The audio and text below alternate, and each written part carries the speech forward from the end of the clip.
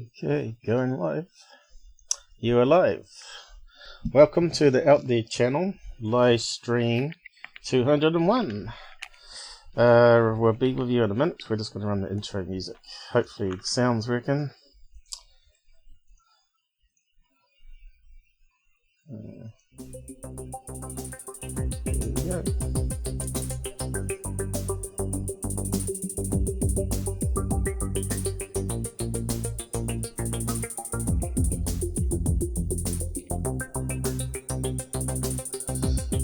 Coming up to the intro. Bill off MUFON. And his witch story. That's a good episode. There's Johnny. There's Mr. Mush. And that guy called Robert.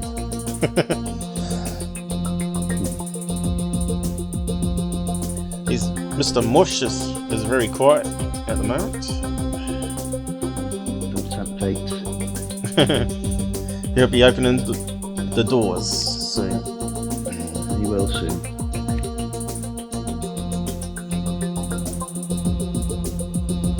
There's the alien grey. Okay, we're going down to the base.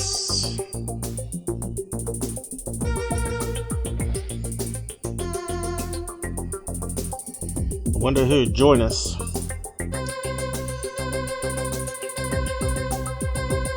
Down to the studio.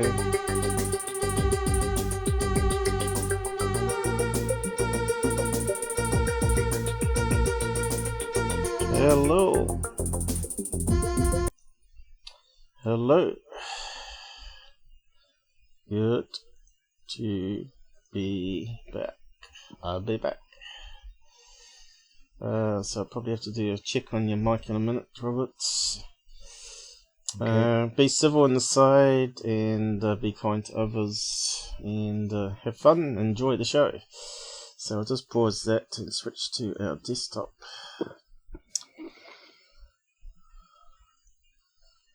And hopefully you sound okay, Robert. I'll just do a check while you introduce what we're doing tonight.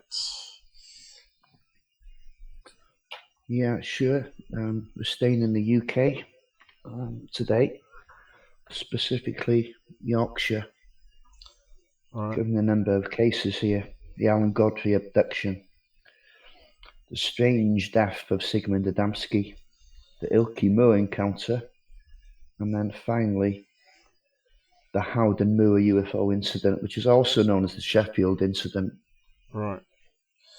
Well, the sound sounds perfect to me, so That's good. This side of the Google anyway, so we'll just know if someone lets us know out there. We had a couple watching, now we're down to one. If there's any problems out there, let us know, and we'll check out the audio. Hopefully it's better than UFO NN. They always have bad sound problems, so that couple. Frank and Chant, or whatever they are called. Yeah, Chant Hammer, isn't it? Yeah, I kind of enjoy their show though. But if they could get rid of those screeching sounds and slurp and drink, and that would be a lot more enjoyable. And of course, the Skype going robotic that they use Skype, obviously, I think. But yeah, I'm pretty happy with the new setup we've got here of the Jitsi meeting. Since Robert's upgraded his ISP, it's been pretty smooth sailing. So we've got some links there, and we've got some images of the first case here. I guess we're talking about this guy here, are we? Godfrey. It's Alan Godfrey. Yeah. Policeman, or cop as they call it in America. And I don't think there's too many pictures. You can see here, this one looks more like his drawing here though. This is kind of strange. So, I haven't even typed the welcome message yet, but we'll just bring this up here. I haven't been feeling too well, actually. I got terrible reflux. You know what that's like when it burns your throat and all that. Oh, yeah. Yeah, not nice. No. So I'll just type the welcome message down here and just check the Zoom. Welcome. If I can type it to the OT channel. No trolling in the side comments. There was a troll last stream, and the moderators got rid of him before I even saw it. So I'm not sure what it said, but it wasn't nice. So 201 UFOs over Yorkshire.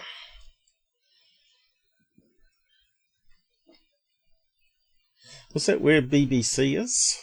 Can't remember the sign. And it has the Thames on it. Is that where they broadcast? It is over that way, I'm sure. I'm sure I was saying Yorkshire on the... Is it the test pattern that comes up or something like that? I can't remember now. It seems to ring a bell anyway. So we'll just carry on here. Better check that it's all... I found a bug in some software. Apparently they emit it and they're fixing it for us. So, but at the moment I found a workaround. So hopefully the audio is going to work for our speech thing. Because I had to redo it slightly to what we're used to having it. Oh, I've got the end set. The Alan Godfrey Abduction, November the 28th, 198. It's actually 1980. Yeah, I missed the end zero there.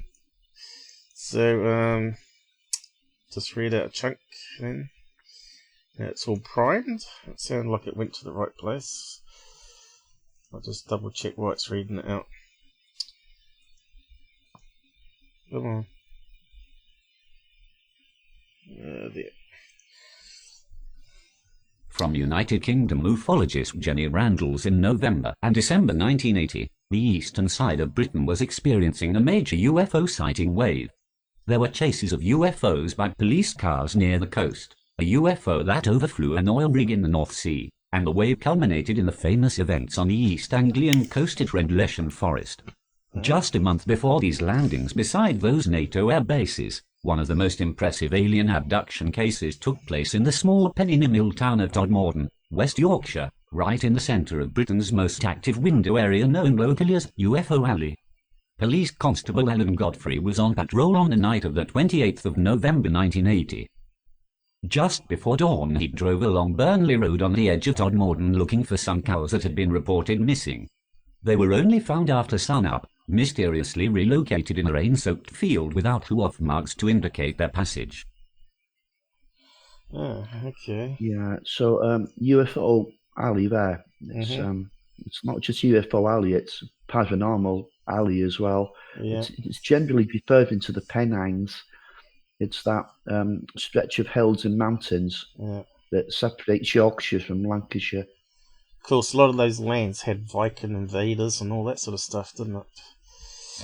Oh, the whole of the UK has, you know. Well, Romans at least as well. You hear a paranormal of troops, Roman troops appearing on the roads and marching across.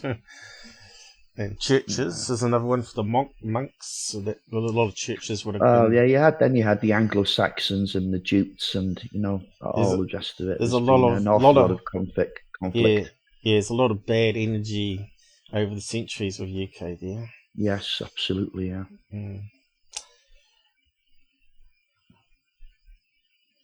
Now you should do a tour and go around all the haunted castles and video. Oh, I've done a bit, Video for the YouTube channel. That would be fun. That would be fun, actually. It would be good. It would. It'd cost a lot of money, though, probably, to travel around.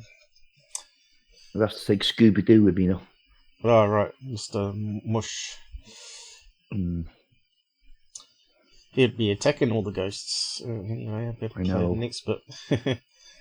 Or running away, more likely. Giving up his nocturnal hunt, Godfrey was about to go back to base to sign off duty when he saw a large mass a few hundred yards ahead. At first, he thought it was a bus coming towards him that took workers to their jobs in town, and that he knew past about 5 a.m. But as he approached, he realized that it was something very strange. It was a fuzzy oval that rotated at such speed and hovered so low over the otherwise deserted highway that it was causing the bushes by the side to shake. The police officer stopped, propped onto his windscreen a pad that was in the patrol car to make sketches of any road accidents, and drew the UFO. Then there was a burst of light, and the next thing he knew he was driving his car again, further along Burnley Road, with no sign of the UFO.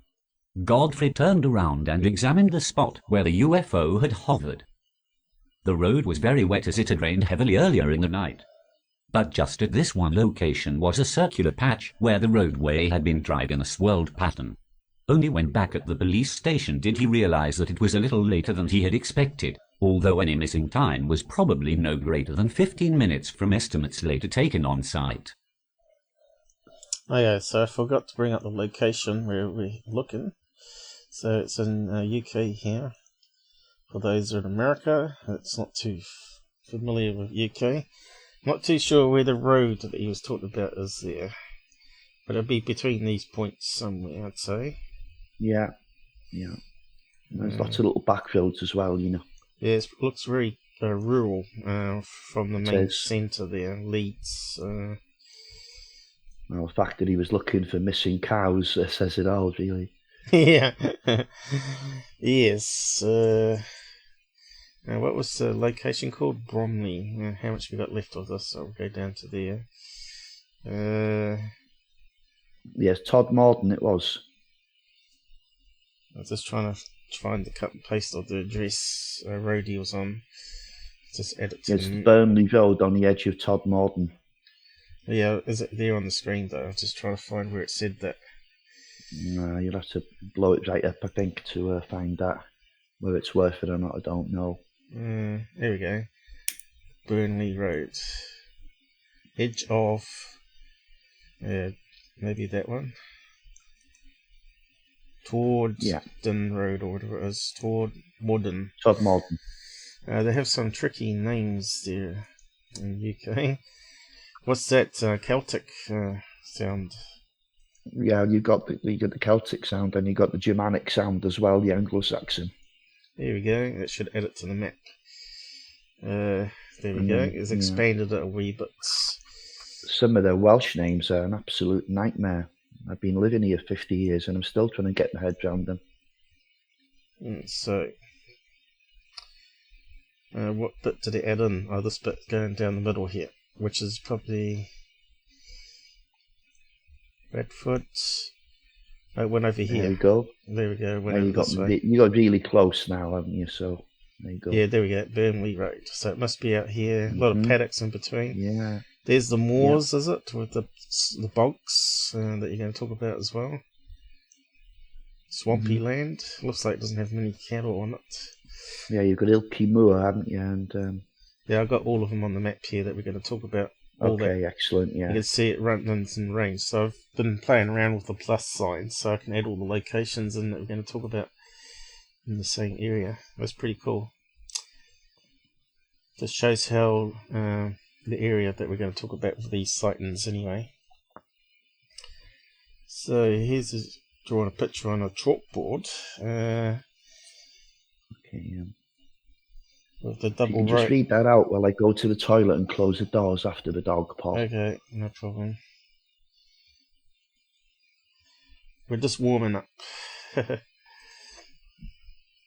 Concerned as to possible ridicule, Godfrey at first chose not to make an official report, but changed his mind later that day when he discovered he was not alone.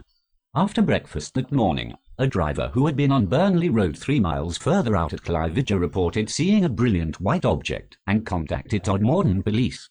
The time matched that of Alan Godfrey's.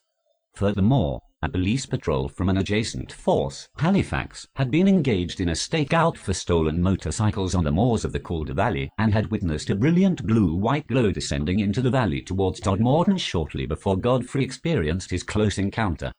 Their story, when it reached Todd Morden police station, formed a second match.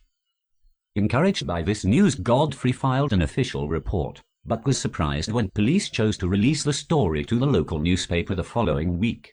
From here, ufologists discovered the case, and a lengthy investigation was mounted by a Manchester-based UFO group. Although Alan Godfrey had no further conscious recall of the missing time, he did have increasingly confused memory of the sequence of events surrounding the sighting, with an unexplained image of seeing himself outside the car during the sighting.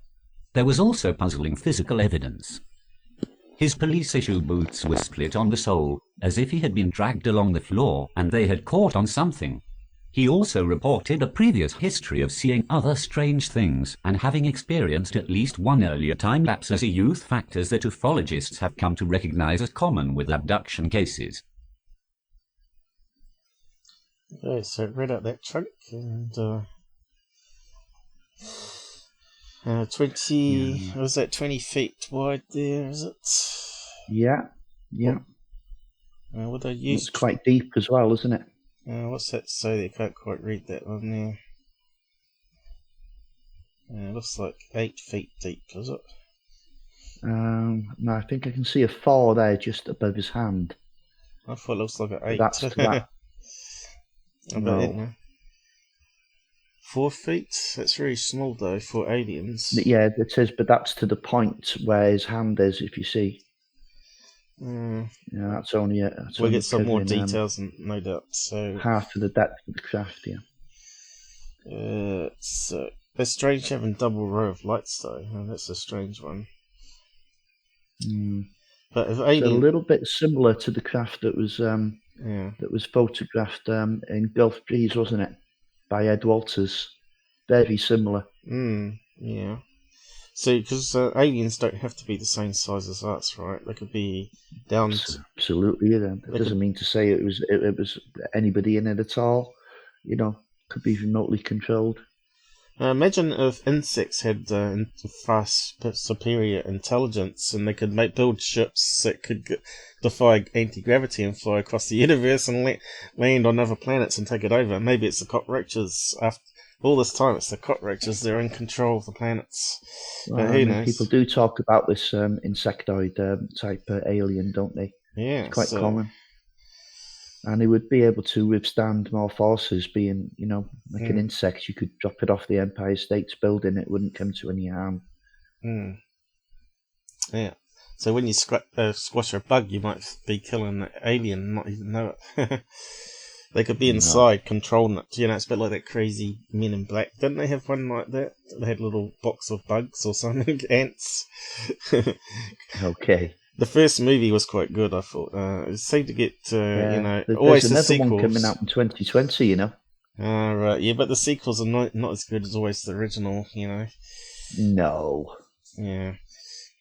So we'll just read out the next bit then. I'll just do check. Good. Did you want to say anything else on that? I will at the end. All right. Is there anything that you wanted to add to it before we move on? No, you can go. When sure that all conscious testimony had been recorded, Godfrey agreed to be hypnotically regressed by a Manchester psychiatrist 8 months after the incident.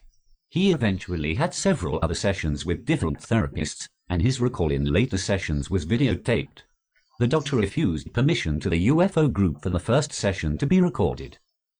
The hypnotic testimony is very odd, and Godfrey was never to be sure what really happened.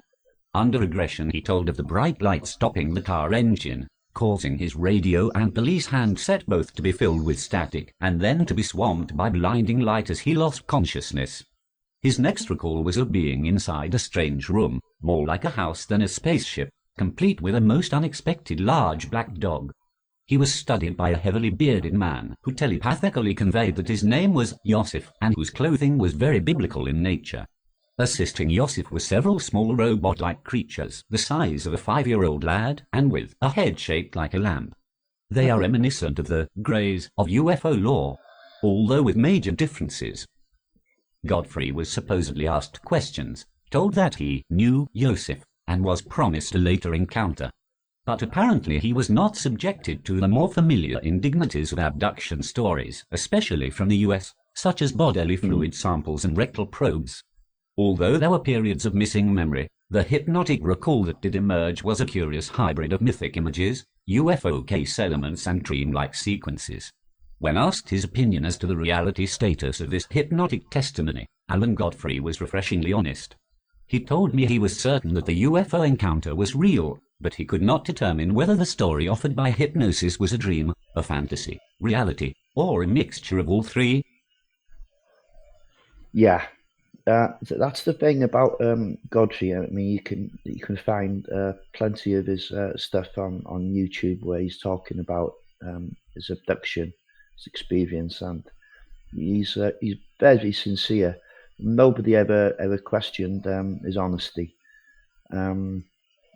Yeah, he's open. The hypnosis, the regression may have easily led to some false memories, but it's like most abductions. The stories are absolutely bizarre. They make no sense even to the abductee. Mm-hmm. I mean, a black Labrador. Jeez. It's not doing about Of course, the you spaceship. got possibly cattle mutilations there too, I guess, or missing cattle anyway.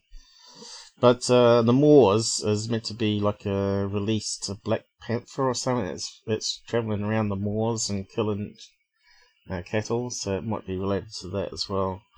Because in the old days, a lot of the rich earls and castle owners used to bring in exotic animals like lions and tigers and pumas and cougars, and instead of shooting them, they couldn't bear it, so they released them into the wild.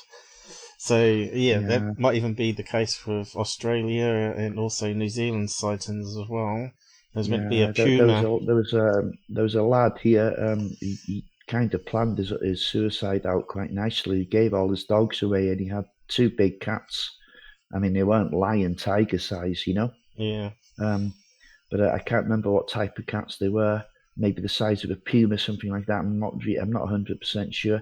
But he let them go off Rocky Coast, which is about 2 miles away from where I live here.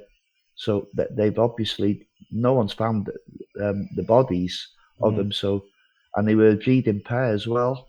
He done himself in, and so that he planned it all out, had it all sorted, made sure the animals didn't suffer, all his dogs and that went to good homes before he done the deed, you know. Absolutely crazy. He was in school with me. Yeah.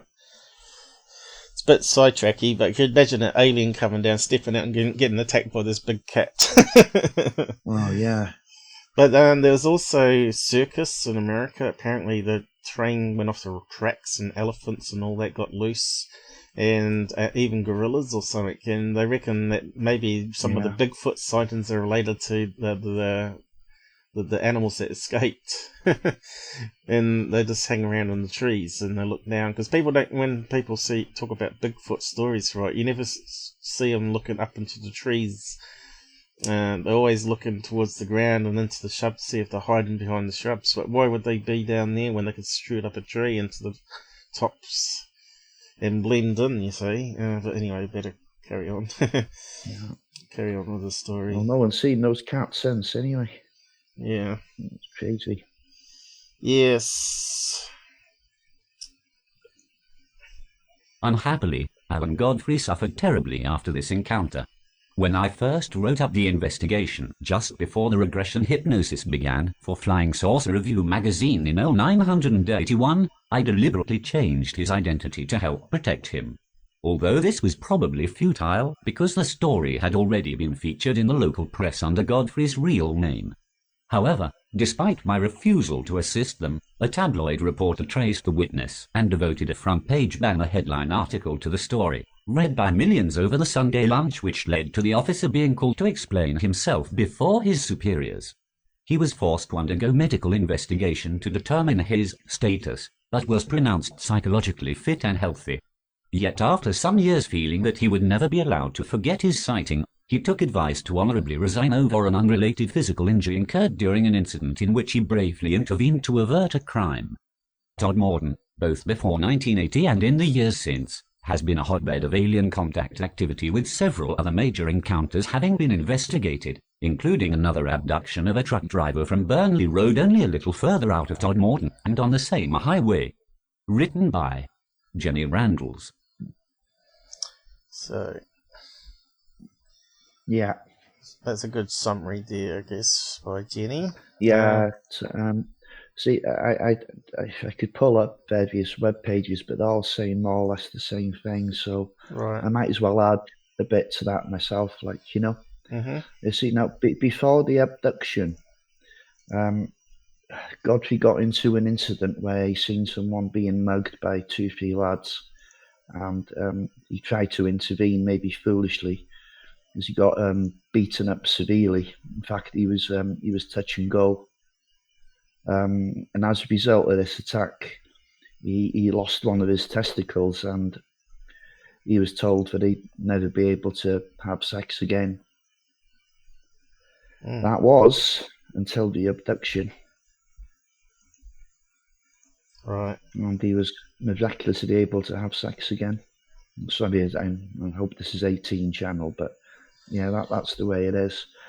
He suffered an awful lot of ridicule, and eventually he was caught in a bar after hours drinking, and they kind of pushed him into a corner there and got him to take early retirement. Right. But a lot of people reckon the police force were on his case, just waiting for an excuse to get rid of him, or because of the stigma attached to this UFO thing that happened. Right. What's that? Is that famous alien? Oh yeah. We get into that. Get into that one. That's another case. Yeah. There's more to that than just the photo. You see. Yeah. It seemed to ring a bell. I think I looked at it in editor and all that as well. And I think I knew you'd be familiar with that case. Yeah. I think I debunked that photo anyway. But yeah. So there's another link, is there, to carry on with here? Yeah, there is. And let me just finish off on Godfrey. He didn't make any money from from the story at all until in 2017. Right. So he'd have been 70 then, and he's 72 now, and he's released a book. And it's on Amazon, and I think it's called "Who or What They Were." Who or What Were They? Yeah, that's what the book's called. Sounds like a tongue twister. And no, it's Who or What Were They? Yeah, so I think I'll actually get that myself. There's another thing as well. Apparently, he actually had a visit late on from a couple of people from the Ministry of Defence who were interested in the story. He didn't say they were threatening in any way or intimidating, but they were interested in his story, like, you know. So that's interesting, and no doubt that'll be in the book because I couldn't find anything online about that. All right. So okay, hold on. Right, let's get you another tab here. Haven't seen any book covers come up while I've been scrolling. No. Yeah, it was released in 2017, I think. Yes, I've heard it over several documentaries over the years, this case, but they haven't added much to it, have they? Well, that's a good thing. Yeah. I always get suspicious when the story's added to. Yeah. Yeah, what happened is what happened, and it should stay the same. You know, the bits get added on over time, then I smell a bit of a stinky one. Cow moo. Okay. Yeah, by the way, you said about adult. We're now forced to list our videos as adult or for kids now. And for kids ages 16 or older, I think. Yeah. Going by BitChute now said it's a 16 or older. So I'm not sure what happens to all the teenagers that probably was watching UFO stuff. But most of the UFO channels would be classed themselves as adult. Else they could be done, you see, by the law, which would be outside Google's hands, apparently. So, yes, so no doubt, you know what teens are like, they'll find ways around it. Of course, yeah. Yeah, it's kind of silly, really, but it's up to them. Really, the parents will probably have to verify it's them logging in or something. I don't know. I'm not sure how it's going to work they're probably still rolling out controls worldwide. Eventually, it'll probably have a to watch this live stream or whatever. Can you prove that you're 18 if you're not already logged in? So they'll probably you just click one button to say that you are. Yeah, I know, it's stupid, isn't it? Yeah, it's daft. But they might have a way of getting around that now. They'll probably get more and more intense on it. So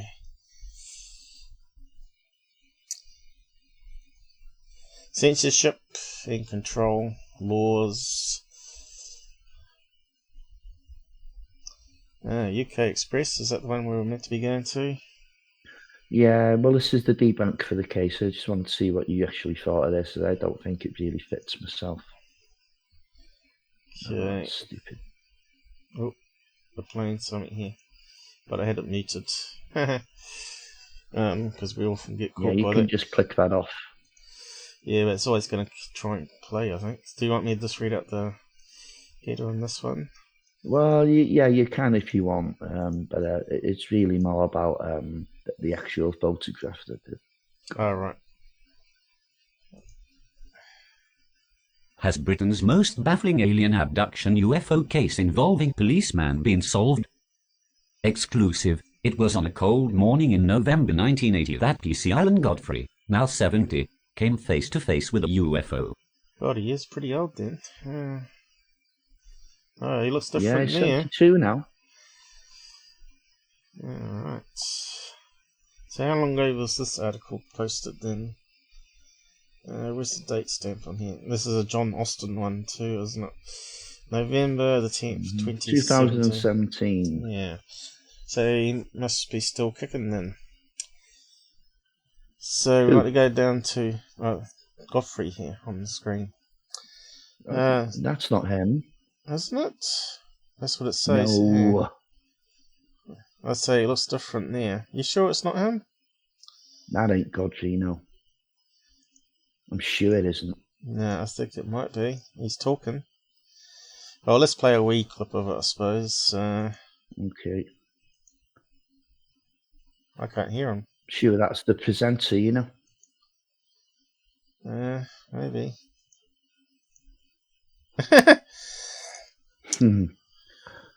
That was like from Flash Gordon. I didn't hear God, I was going to say, yeah. I didn't hear it playing any sound though, did you? I don't know what you've done there. But no, I recognise that. That's just the TV presenter that was introducing that. That is not Alan Godfrey. It's not playing any sound. Is it low or something? Right. I don't know. No, you just clicked it off again now. Anyway, it's not working, Bennett. I thought that was that's some younger. Yeah. Giving an interview. Are we allowed to play that? Yeah. But we can't hear him. There's no sound, Paul. I know. Why? It used to play.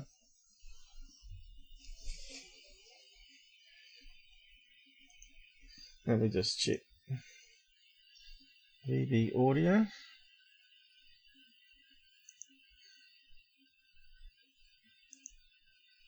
Oh, that one, cool. Next one. Just up it.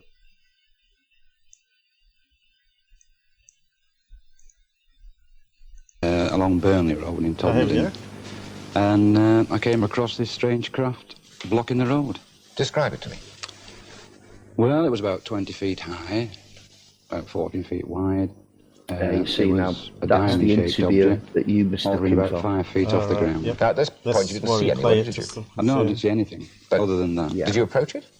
I got within about 20 feet of it. And then you went back to your car to report it, did you? No, I didn't get out of the car. Ah. I didn't want to get out of the car. You didn't? No. So it was only a little clip there, probably for fair use. Some human beings have been... Yeah. So it won't stop playing now. There was a glitch there, obviously, with the browser, so that's alright. Is that paused or not? Oh, I got it muted just in case. Okay, so we want to go down here. Yeah. Well, you just need to kind of show me off my... Alright, sorry. No, yeah, it's okay. I don't know where you're going, but we need to get to this kind of 21st century home. That's the thing there, yeah. You wanted to What's debunk it called? something. The flotilla thing. Right. And Waterside Plastics Limited. That was the debunk for it. So that's the debunk for it, yeah. Really? Yeah, if you go up there, there's some text above that might be worth reading out. I might have to up it a wee bit here. Yeah. It's terrible font. Look at it. It's all mostly ads. It is, yeah. But I could only find it in the newspaper cutting, you see. Yeah. Yeah, I'll just read out a chunk of it here. Is this a Mr. Class debunk with the plastic UFO? It's not very good. It's not the best. It looks pretty bad. For Mr. Godfrey said he saw a metallic disc with a dome and a row of windows at the top. However, he also insists that moments later, as he tried to sketch it, there was a burst of light, and he then found himself driving 100 yards farther up the road, with the UFO now gone. However, Mr. Callahan discovered that since 1971 there had been a UFO-inspired Futura home in Todmorden, and it was still there in 1980. He hit the UFO mania. The plastic-built home resembled a UFO, with several large oval windows around it on the top half. That's all right. What's more, the building was mobile, and was transported around the town on the back of a truck. So they're saying it was on the back of a truck that he saw on the road. Yeah. What's it doing parallel to the road as well? I don't know. I can't. And it's nothing like his drawing with two rows of windows. And it's not going to be rotating, is it? Like Godfrey explained. Yeah. So what else was there? Anything else? Oh, here you go. So that's his drawing there. It's nothing like that. Yeah, you can see there the anti-clockwise rotation. Oh, here we go. It says 14 feet high. So that's quite high. Mm-hmm. So that's like 2 stories, is it? 2-story house? A bit less, but story and a half maybe. Yeah. Anti-clockwise rotation there.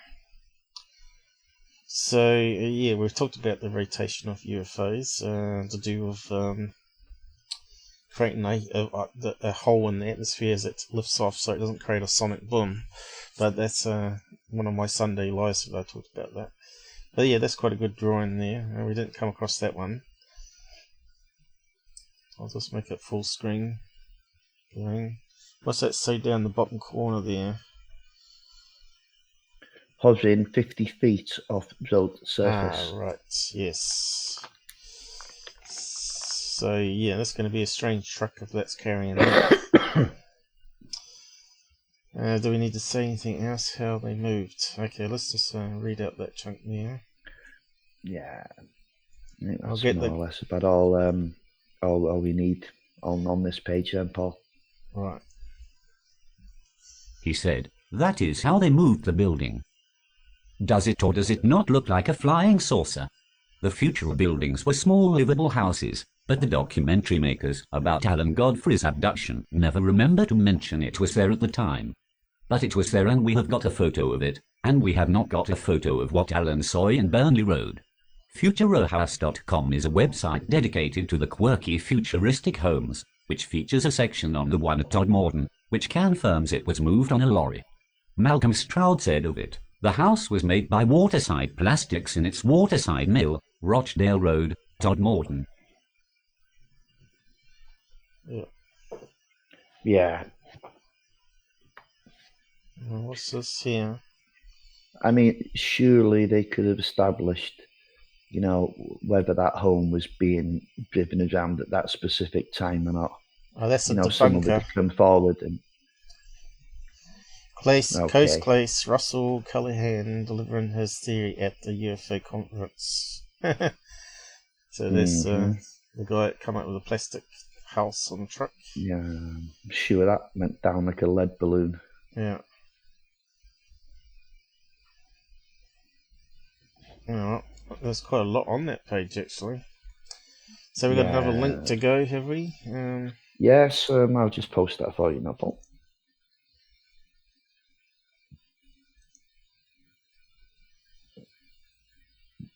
Now, you see, there's a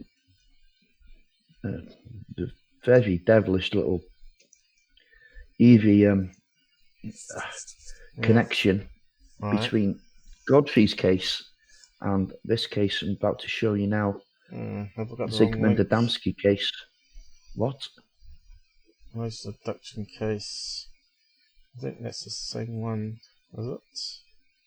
No, I've left you the right link, Paul. Maybe I was too quick. Yeah. I got the old one.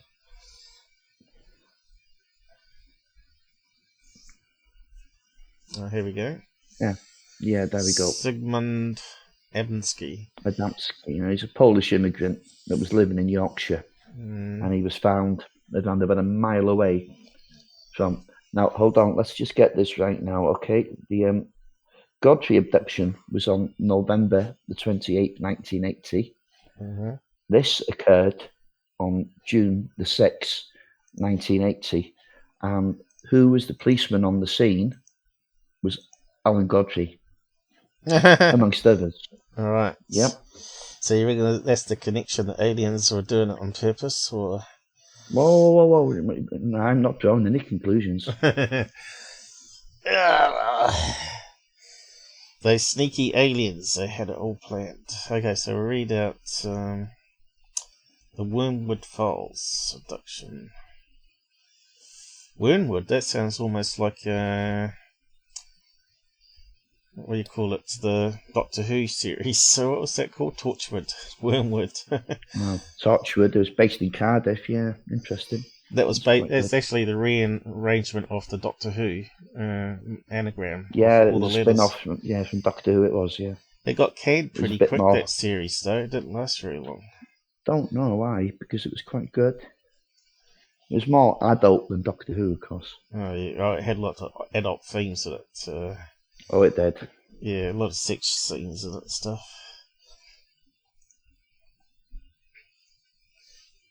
Wormwood Files. The Curious Demise of Zigmund Adamski. Investigation by Dr. Abnormality. Is there an answer to every mystery? Of course. But the trick is finding that answer. In some cases, a person dies a death so inexplicable and so peculiar that no answer can be found. A perfect crime? A freak natural event beyond explanation? Or were powers and intelligences beyond comprehension involved? In the case of the demise of one Zigmund Adamski, it could be any of the above. For 30 years after Mr. Adamski's unfortunate passing, no one yet has come up with a satisfactory explanation of his death. Join me as I take a further look. Wednesday, the 11th of June, 1980, was a dreary, rainy day in the small coal mining town of Todmorden in England's West Yorkshire region. A steady downpour had been falling all day, so it was a glum and bedraggled Trevor Parker who was making the rounds at the coal yard owned by his father. It had been a slow day and no trucks had delivered coal since just after 8 that morning, so Trevor had hoped to quickly be done with his daily inspection and get back inside where it was warm and dry. But just before he finished, he was stunned to see what looked like a man's body resting on the top of a huge coal mound. A man lying completely motionless, facing the sky, prone in the pouring rain. The police were called right away. Climbing to the top of the mound, they found the dead body of a man in his 50s. A man wearing pants and shoes, but no shirt or watch. 50s. The body looked as if it had been in the rain all day, but Trevor Parker did not recall seeing it when the last truck stopped him that morning. The most peculiar thing about the body were the strange burns found on the back of the head, neck and upper shoulders. The top layer of skin had been burned completely off. Sounds painful. Sounds bizarre. That coal heap was steep, you know, and it was quite high as well. I know the trouble that the police had trouble climbing that pit. Yeah, but you couldn't rule out a serial killer or just a one-off killing, could you? Though. Yeah. But there was no evidence of anyone having climbed that pit, you know. Right. Just read out the next bit then. Yeah. Who was the dead man and how in the world did he get placed on the top of the mound of coal? How did he die? The who part of the investigation was solved quickly. The rest has not really been answered to this very day. The body was that of one Zigmund Adamski, a Polish immigrant, who had been missing from his home since June the 6th, 5 days earlier. Now the police began the painstaking work of figuring out just who Zigmund Adamski was and how he spent his last days. What they found out only deepened the mystery instead of making it clearer. Adamski was 56 years old at the time of his death. He had been born in Poland, but had lived in Britain since 1945 and had been a British citizen for a long time. He lived in the village of Tingley, about 20 miles from Todmorden, where his body was found. He had been married happily to his wife Lottie, also a Polish immigrant, since 1951. Okay, so you need to put the village of Tiddley in there. I think I saw it on the map. Tingley. Tingley. Yeah. Just put Tingley in. Or you could put village of. We'll see what happens. Just add it to the list. Yeah, you'll find that it's, I think it's around a mile away from, is it Madolgan, where Godfrey was abducted. Oh yeah, let's add another layer to the map. Just slightly... Yeah, Todmorden. Yeah, Todmorden, that's where, so he's not far away. Is it going to show a village on that map though? I'm not sure it will. I think it was that side it added it. Or was it this one? No. It's got to be here, isn't it? What did it change it to? Village Hotel Leeds. That's what it came up with. That can't be right, can it? No, it can't be. No. Silly Google. How do I change that? We'll just add another one. Or try Tingley. There we go. That's your best bet. Let's edit it down here, I think. Is it added it to the map? There you go. A village. No, not that one. You can see Tingley there. Oh, right there.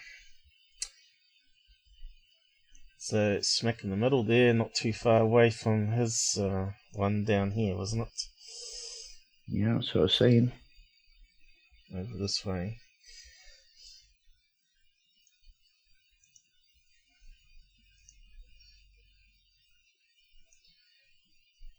So did they work out what caused the burns at all? Or was that covered up? No, they never did. No. Like a soldering iron or laser? No, they didn't know. There was just unidentified burns, and there was also a kind of a green ointment that was left, like someone had tried to treat the burns. We'll get to that. It's very strange. It is indeed. If you were going to be murdered, why would you take a strip of skin off the back of the neck?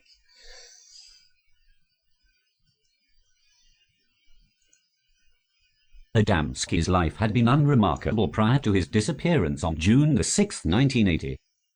He had worked for years at Lofthouse Colliery and had recently applied for an early retirement. Lottie was wheelchair-bound due to multiple sclerosis and was requiring more and more care. The colliery had rejected Adamski's request, which led to disappointment and some depression. But not the kind of depression where Adamski might think of harming himself. In fact, all of the man's friends and acquaintances agreed that Zigmund would never leave Lottie to fend for herself. Zigmund was known to have some health issues himself. He had chronic bronchitis due to a heavy smoking habit and also had a heart condition. But he had never had a heart attack. He had no known enemies and no history of strange behavior. His death seemed to be a complete enigma. Yeah. But why is that linked to UFOs though? I can't see the connection at the moment. Oh, okay. I'll tell you what that is, quite simply. He seemed to be lowered onto the cult from above. But like some cattle mutilations. He was found face down.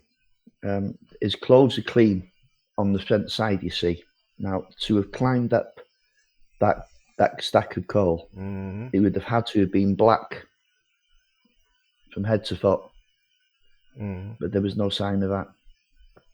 So it seemed as if he was just dropped there, almost like a cattle mutilation. or an abduction gone wrong. Very strange. Very strange. Adamski had gone missing for 5 days prior to his death. On June the 6th, he had had an afternoon meal with Lottie and some relatives who were visiting from Poland. Zygmunt's goddaughter was to be married on June the 7th, and the whole family was looking forward to the event. Zygmunt had left his family shortly after the meal and told them he was going down to the local grocery store to get some supplies for the big feast the next day. He chatted with a neighbor who recalled him as being cheerful and in good spirits. And then Zygmund Adamski disappeared from the face of the earth for 5 days, until his shirtless, burned body was found on top of a coal tip in Todmorden, 20 miles from Dingley. Shirtless. Says there.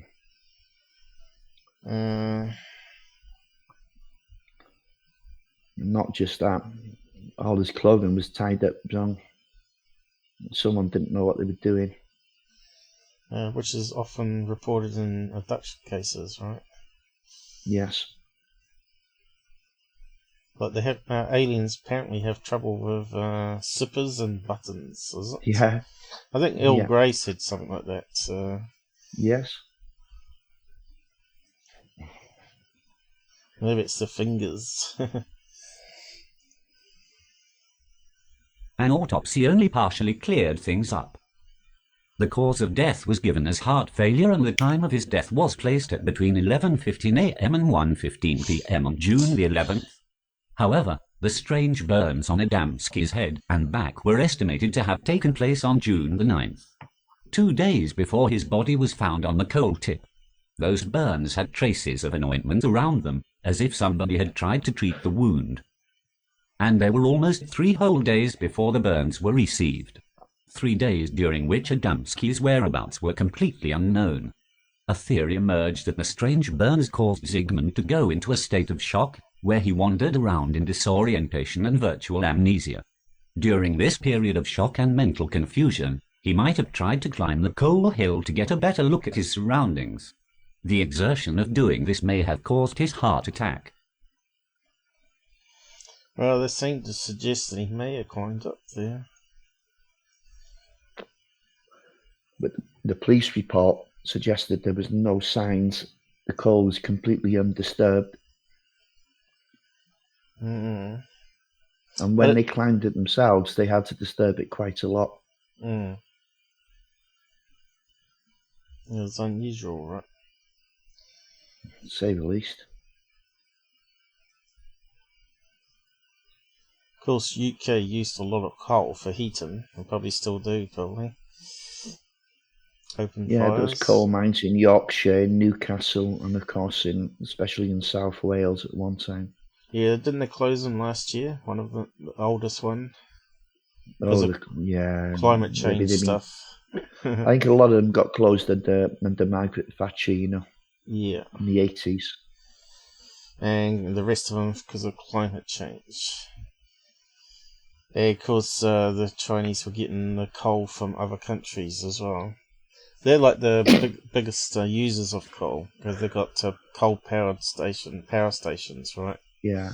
And they're growing all the time there. Apparently, they said they were building one power station every 2 weeks at one stage. That was just crazy. Wow. Yeah, a lot of pollution coming up. You know how they have it on TV now? They're wearing the masks. They can't breathe in their own cities now because it's so polluted. They say it's cars, but I reckon it's probably from everything else as well.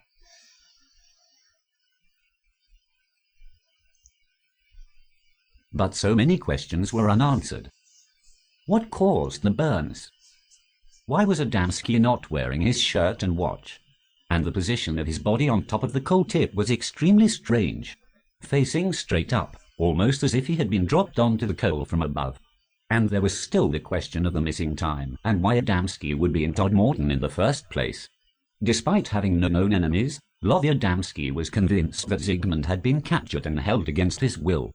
The details of the strange death filtered out of the Dingley area, and the story came to the attention of news outlets. The Sunday Mirror, a tabloid publication, turned the Adamski case into a national sensation by putting their own theory on the front page. Zigmund Adamski had been abducted by a UFO, killed by the aliens, either intentionally or unintentionally, and his body dropped onto the top of the coal tip. Okay. See, that's not even the UFO he saw, was it? Well, hang on. What's this coming up about the UFO? That's a different UFO. Okay. Yeah. Don't take any notice of that. Yeah, we'll read out. Let's see where it fits in, but Okay. it might not be the correct picture for. No, it's not. It's not even a picture, is it? Or rendering. Such a scenario seemed bizarrely reasonable rendition. and would explain many of the mysterious circumstances of Adamski's demise. Suicide was ruled out completely. An abduction by mere thieves or murderers also didn't make much sense at the time. Some theorized that perhaps Adamski had been captured and killed by communist or KGB forces. But he had been living in plain sight in England for almost 40 years. Why would they wait until 1980 to kill him? And why would his body be dragged up to the top of a huge mound of coal in pouring rain in the middle of the day when there were a million better ways to dispose of the body? And there were yet more connections between the Adamski incident and UFOs. Both Tingley and Todmorden were located in the Pennine Mountain range of Yorkshire, an area notorious for high numbers of UFO sightings and strange lights being spotted in the sky. Investigation showed that quite a few spook lights were seen from June the 6th to June the 11th, 1980, the exact dates of Adamski's disappearance. The very name Zigmund Adamski was a link to the UFO phenomenon. For among the first and most famous of flying saucer contactees was a Polish American named George Adamski. George Adamski was the author of popular books in the 1950s detailing his abduction by alien beings who took him on a tour of the solar system. Though the books were sensationally popular for a time, very few people took George Adamski seriously, and he was considered a crank and a hoaxer by many.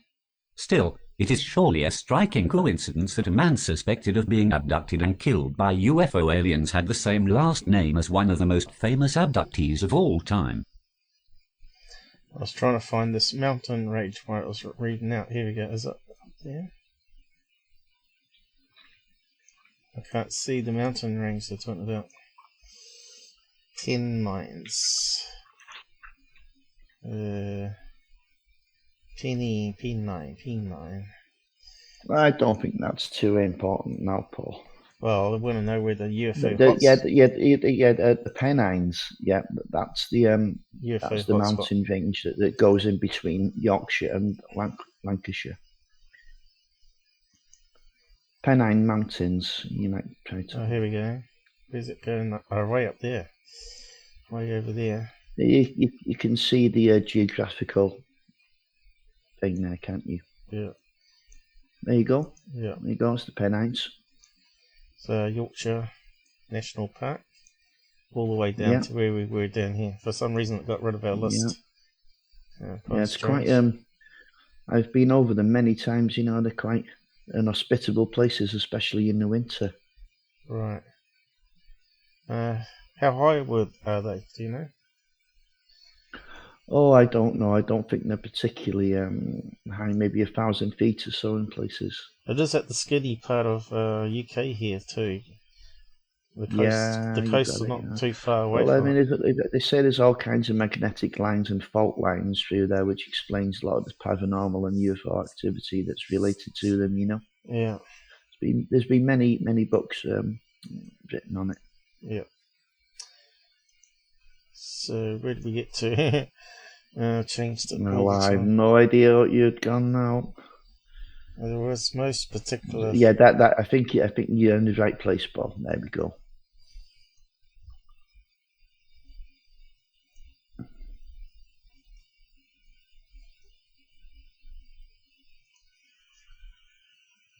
And then there was the most spectacular link to UFOs of all. One of the British constables called to investigate Zigmund Adamski's death was named Alan Godfrey, a respected policeman. On November the 28th, 1980, Constable Godfrey had his own bizarre encounter with a UFO, less than 1 mile away from the coal tip where Adamski's body had been found. Godfrey had been fruitlessly looking for some lost cattle in the wee hours of the morning when he spotted a glow up the road. Investigating the light, he was astonished to see a giant rapidly spinning object with what appeared to be we've been windows over that, hovering over the haven't we? road. The bizarre object was almost supernaturally quiet as it spun ominously. Godfrey later swore to the absolute physical reality of the strange craft. He remembers the headlights of his car reflecting off of it and leaves whirling beneath it. Then things really got Some strange. more details, though. Godfrey's next memory is driving away from the object, on the opposite side from which he approached it. The craft flew noiselessly into the sky and disappeared. The stunned Godfrey checked the time, and noticed that 15 minutes had gone by on his watch, though it felt like a split second since he got out of his car. The shaken police officer made a report of what he saw, risking ridicule and the ruin of a solid career. He became the center of a huge investigation. Psychiatrists used hypnotic regression techniques to try and unlock the mystery of the missing minutes. Under hypnosis, Godfrey related that he had been brought aboard a UFO and given a physical examination by two non-human entities, one tall and handsome, the other small and ugly. He was told to forget the incident and was then put back in his car. Yeah. It's typical of most UFO visitors. So it just pays to read out a second account of someone, just in case it's got some extra details there, and it just verifies that the information is correct. Overall, you know. Sometimes, Absolutely, sometimes they get the dates wrong or something. Yeah, well, you know, I mean... Godfrey's abduction story was typical of most UFO visitors. But he was a respected professional, and his tale began a huge controversy about the usage of hypnosis in UFO cases. The top layer of skin Godfrey's had been burned story is completely worthy off. of its own article, as we don't have the time to delve into all its implications here. And then there was his connection with Zigmund Adamski. Did all the UFO speculation about Adamski's death in the press trigger some sort of elaborate hallucination or imaginary experience in Godfrey? Several psychiatric authorities have suggested it. Or it might just be that the same aliens who were responsible for Adamski's death also picked up Godfrey in similar fashion. The media had a field day with both Adamski's mysterious death and Godfrey's UFO story. The incident was one of the biggest British UFO cases of all time, but there is little doubt that wild exploitation and exaggeration from the tabloid media clouded the issue and pushed more plausible explanations into the background. One intriguing theory proposed that Adamski may have been the victim of ball lightning or some other unidentified atmospheric phenomenon. Ball lightning is a mysterious and little understood natural occurrence that is seldom seen and almost impossible to study. It's generally believed to a sphere of extremely powerful static electricity caused by geological processes. The Pennine Mountains in the vicinity of Tingley and Todmorden are known for many sightings of spook lights. And the mountains are also the site of tectonic activity which could cause ball lightning. So what's the problem with that explanation? Well, ball lightning. Good God! So that's a god-awful explanation for his death, isn't it? Oh, we'd have to pick him up and put him on the pile of coal for starters. Yeah, I know. This ball lightning seems to cover a multitude of sins. So if you don't have a t-shirt on or shirt on, and hello. I'll read out. I'll read out the next. My friend's walking the dog. Okay. His dog's getting excited because he's going out for a walk. His mate takes him out about this time. Yeah, so he didn't have a shirt on, so he would have been covered in coal dust, which would have made him all black. But he was clean on top of the pole, so ball lightning doesn't sound likely, but it could explain why it stopped the heart. Or a lightning strike, right? But then you'd expect to see some burns. But a strip on the back of the neck, would that be explainable for a lightning strike or something? It's good thinking there. It may have just been possible that sometime on June the 6th, 1980, Zigmund Adamski, after strolling in the Tingley area, was struck on the back by ball lightning or some other herb. This would have explained the strange burns on Adamski's back. It may have also caused extreme mental disorientation and even a blackout. Adamski may then have wandered about in a daze for quite some time. He may have torn off his shirt, which could have been ignited. His metal watch may have melted and he might have cast that off, too. Confused, Adamski might have wound up in Todmorden and might have tried to climb the tallest site in the area, the coal mound, to get a better view. The exertion might have proven too much for his damaged heart, leading to his death. It's an interesting idea, but the Tingley Todmorden area, though not very urban, is not so remote that someone wouldn't have seen a dazed, burned and shirtless man wandering around. Adamski had been missing for 5 whole days. Could he have wandered unseen all that time? What about the traces of ointment on his back? Did some person try to treat Adamski after his burns but before his death? Why wouldn't such a person notify authorities? Kind of strange. So he had a green ointment on him.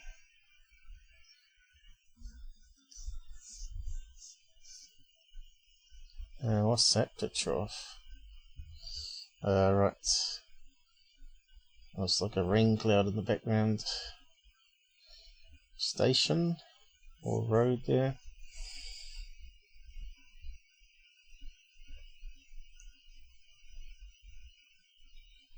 Robert's still away. Right, he's coming back now. Are you back? Okay. Yeah, it still sounds alright here, I think. I'll just do a check though. So, it's saying about the burns created by the ball lightning. That it might have caught fire and he ripped off his shirt. But was he? But there was no burn marks on the shirt. What on the shirt? I mean. Well, no, there was no shirt. He didn't have a shirt on. We never did find the shirt. Yeah, that's what I mean. The shirt is a mystery there, and of course they said who put the ointment on him. Unless he put it on himself. I don't know if you've got to the bit now, but the ointment was analysed, and it was unidentifiable. Really? It was no known substance. That's the conclusion they came to. Really? It's there in black and white. You know, don't take my word for it. Oh well.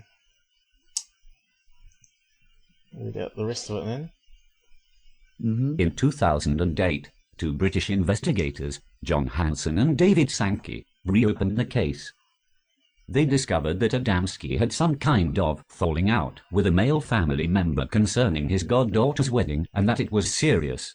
Lovie Adamski's first thoughts upon learning of Zigmund's death was that he had been abducted by someone related to this other family member.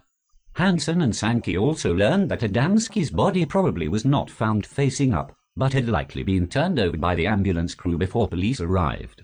They conclude that Adamski had been abducted by a family member, likely confined in a shed where he somehow came into contact with some kind of acid, and then later died of heart failure before being placed on a coal tip. But Hanson and Sankey admit they do not know what the composition of the ointment on Adamski's neck and back was. They speculate that certain strange marks found on the body might be due to a folk remedy for pain called cupping, but can provide no proof that cupping caused the marks. In the final analysis, Hanson and Sankey provide a thoroughly investigated and less far-out guess at what happened to Zigmund Adamski. But a guess is all it remains. The mystery has never been solved, nor is it likely to be. The term death by misadventure applies to Adamski's demise more accurately than almost any other death one can think of. Speculation about UFOs, herbs, foreign agents, family feuds and other causes abounds, but unless someone comes forward with rock-solid proof, it remains just that. Speculation. Oh, guess what? We've used up the reader time already. 20 minutes. Oh dear. That's right, we go to the American voice now, I suppose. Did we get to the end? I think we did, didn't we? Or close enough anyway. This is Dr. Embley in near Multi. Turning out the lights. I think it got to there, didn't it? But, yeah, pain called cupping. Cupping? Remedy. Old folk. Yeah. Well, they must have been able to analyse it in the spectro. What is it? Spectro. What's it called now? What's the term for the machine? It analyses the atoms and they can work out what compounds are in there. Oh, it's ISO spectrogram or something, isn't it? I'm not sure. No, it's the other way around, I think. Is it? Spectro something or other. ISO something or other. But maybe it's too costly back in the 1980s. Yeah, I think it's costly even today to do that. Normally they take a sample, right, and they ionize it and see what the atoms come off it, and then they can count how many atoms it is. And then they can work out, due to bonding of the atoms, or what molecules are in there. It's quite clever, really. It's quite complex. So we're moving on to the next case now, I guess. Also in the same area. Yeah, we're still in Yorkshire. Yeah, I'll just go back down to here. So we're down to the moors now, which is more over this marshy area over here. Ilkey Moor. Whereabouts was Ilkey? Ilkey. I think it was over here, was it? That's the other moor. Where's the other one? Good question. Should be on the map here somewhere. Oh, here we are, up top. So we're heading to that location. But it's almost parallel to the other one, isn't it? Different other sides, each side of the city here. Yeah. Which is interesting. And that's where they get peat from, isn't it? The moors that they used to burn. Which is like, it's not like coal, but it's sort of like dense, rotten grasses and stuff. It burns like coal. And they dig it up and sell it. Looks like you can't get to it though, you have to walk. Right, it's got no roads because it's marshy. So, next one. Yeah, it's a bit off limits on sometimes of here. Yeah. I know there was some serial killers that used the moors to hide the bodies in. Oh, good God, yeah. Oh, yeah, Myra Hindley, that kind of, I don't really want to talk about that, actually. Here's that famous picture. Right.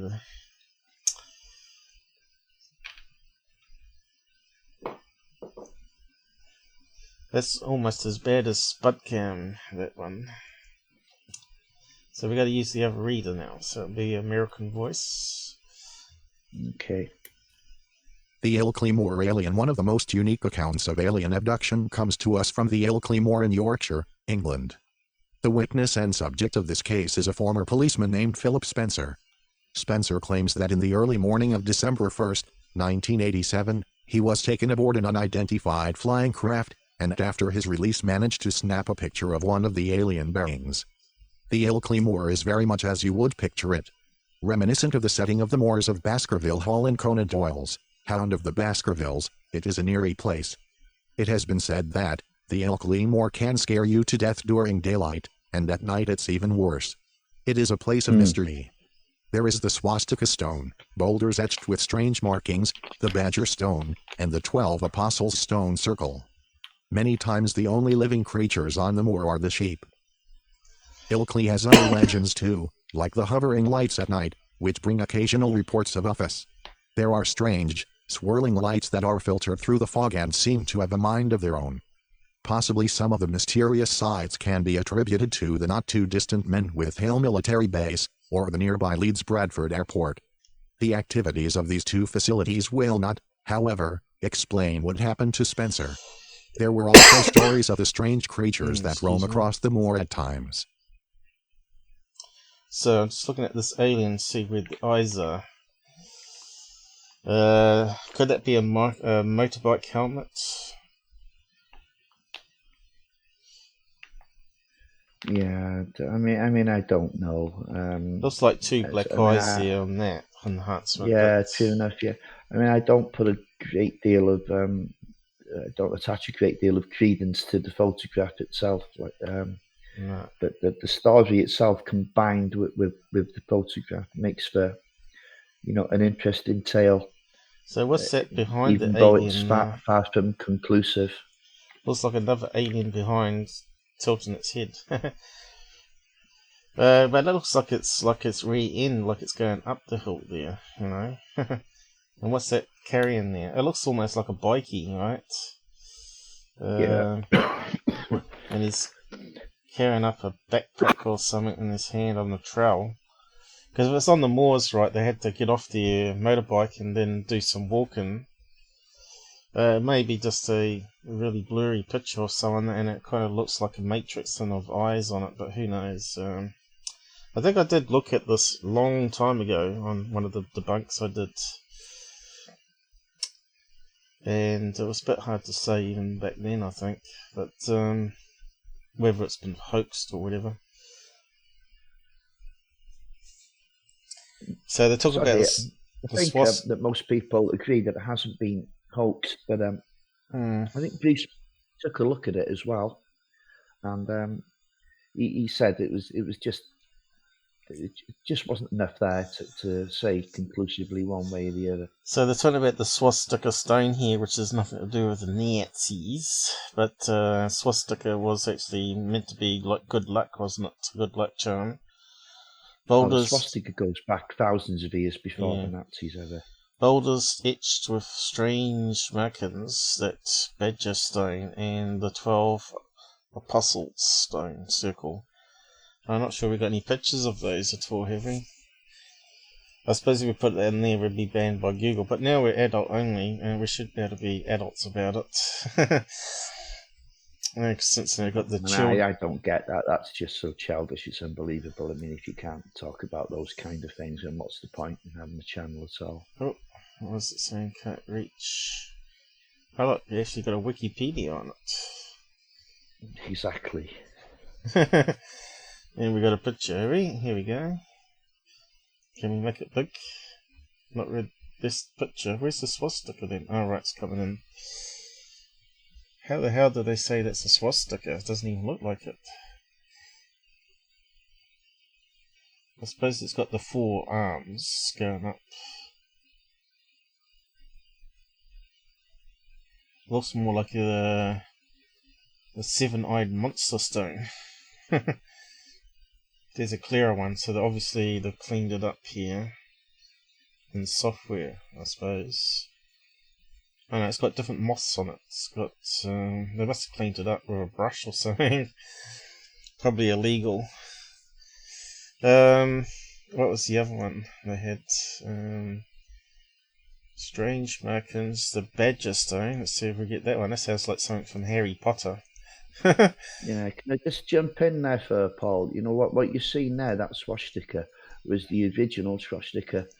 I mean, what the Germans did was they cleaned up the lines and turned it into a more uniform, mathematical looking type thing. That's all. Right. And that's the badger stone. Why is it called a badger?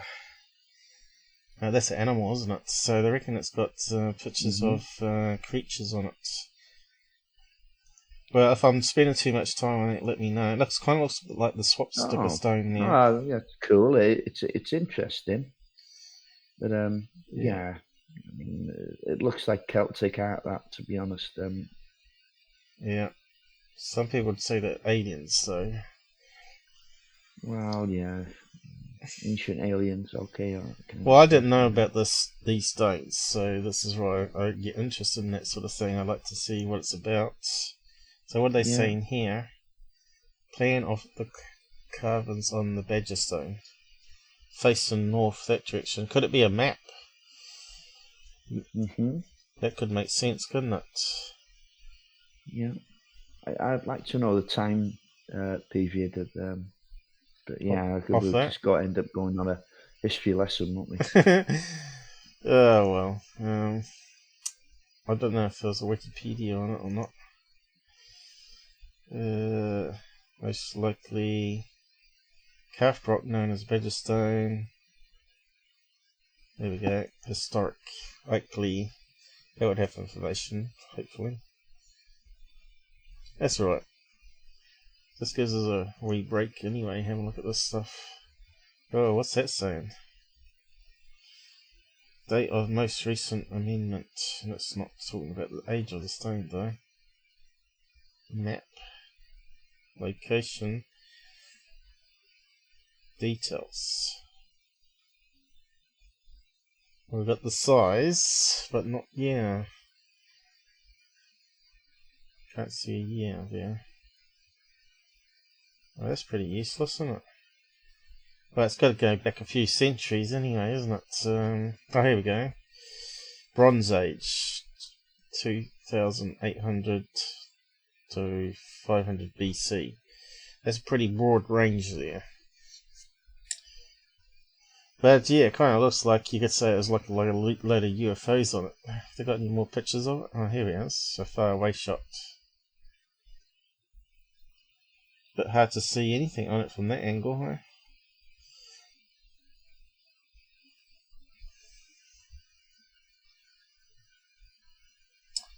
But I'm pretty sure they used a lot of these things for star maps, you know, and when to plant things. And so now we've got this one here too. Last one on the list here.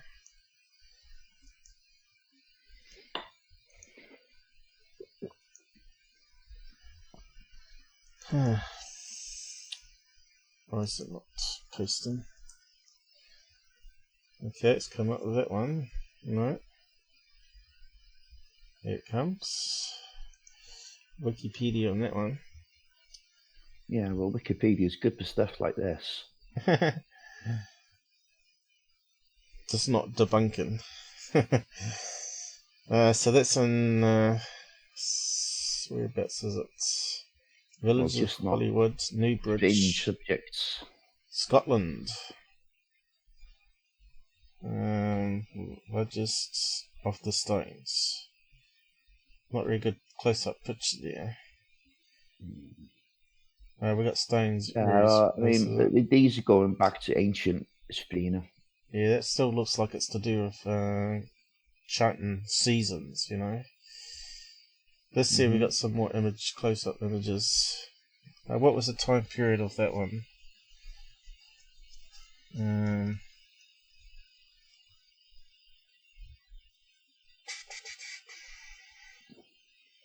It was removed in 1800s. When was it carved? Well, it's got to be before Christ anyway, isn't it? Exactly. It's ancient. You're talking maybe 10,000 years ago. And we've still got no close. I mean, how old's Christianity now? Around 2,000 years Christianity, isn't it? So you're going well past that. So there's the circle, I guess. Yeah, there we go. It looks similar to like an old version of Stonehenge, really. Yeah, exactly. But we've gone well off subject now. Yeah. We've lost all track of this case now. Now we're talking about this alien creature here. Yeah, it's an interesting diversion though. Yeah. Hi guys, we got Frank on the side here. I don't think we're seeing you around here, Frank. It's good that you join us. So yeah, I'm not sure. Frank before. Have we? Hey, pal. Yeah. Strange swirling lights. So where did we get to? I don't think it was that. I will just read out from there anyway.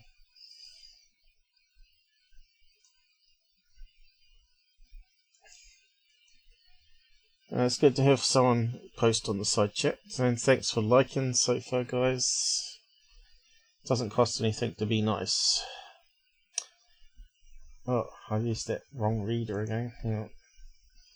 I used the American voice. Many times the only living creatures on the moor are the sheep. Ilkley has other legends too, like the hovering lights at night, which bring occasional reports of UFOs. There are strange, swirling lights that are filtered through the fog and seem to have a mind of their own.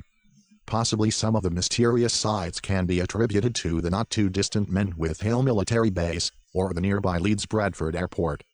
The activities of these two facilities will not, however, explain what happened to Spencer. There were also stories of the strange creatures that roam across the moor at times. After 4 years of being a policeman in another city, Spencer had moved his wife and child to the Yorkshire area to be closer to her family. He was walking across the moor on this December morning heading for his father-in-law's house, and on the way was hoping to get some photographs of the strange light tricks of the moor. To be able to get the images he desired, he was using a high SA-rated film to compensate for the poor light in the area. Unfortunately, the picture that he took was somewhat blurred, but there was no doubt that the creature in the photo is a one-of-a-kind being which basically resembled the small greys. Along with his camera, Spencer also took a compass to navigate through the fog before sufficient daylight shone through the moor. As he was searching for some photo angles, suddenly he caught the sight of a strange-looking being in the slopes ahead of him. He aimed and snapped a picture of the creature, which seemed to be gesturing for him to stay away. It then ran away. Spencer gathered his wits and took off in pursuit of the being. Today he says he doesn't know why. It was just an impulse reaction. He arrived just in time to get a glimpse of a flying craft with a dome top rise up from the moor and disappear into the sky. Atop the dome was a whitish square. He was not able to get a photograph of the object. There was silence now. When he saw nothing else of the being or its craft, he began to walk to the nearest village. This walk took about 30 minutes, and during this time, a couple of things became apparent to him.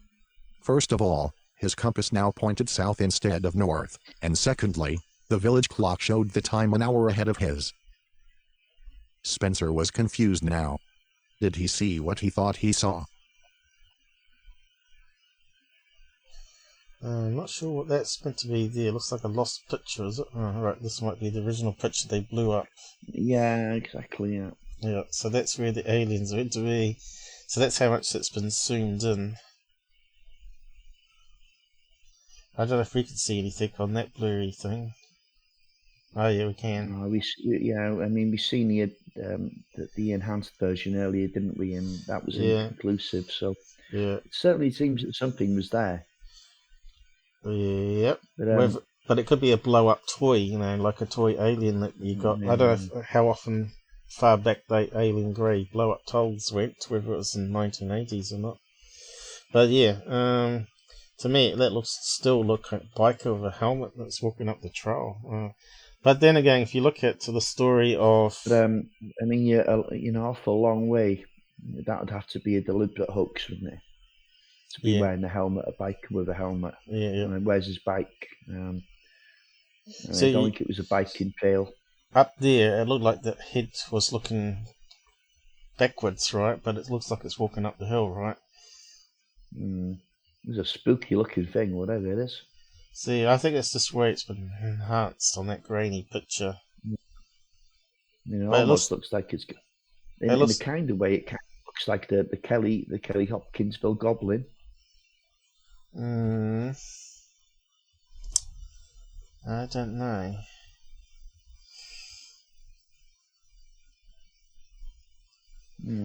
It does look like it's got a badge this side though, doesn't it? But it does look like that foot on the hill is stepping up the trail, running away, right? But it looks like the whole body's turned around looking. It's like it's twisted in the middle. So it's running up the hill, but it's turned around, which doesn't make any sense. And that almost looks like a white badge on the shoulder there. But I don't know. Is that like a doubled, like a head, like a question, like a heart, a heart symbol? I think it's just the way it's been enhanced there. So if you look at that one there, the original, before it's been mucked around with, that background has become part of his head there. You see that in the enhancement? Yeah. That's the problem with using filters and stuff. You can add in what's not really there. So if you look at that one there, that's got to be the back of a head of someone that's running up the trail.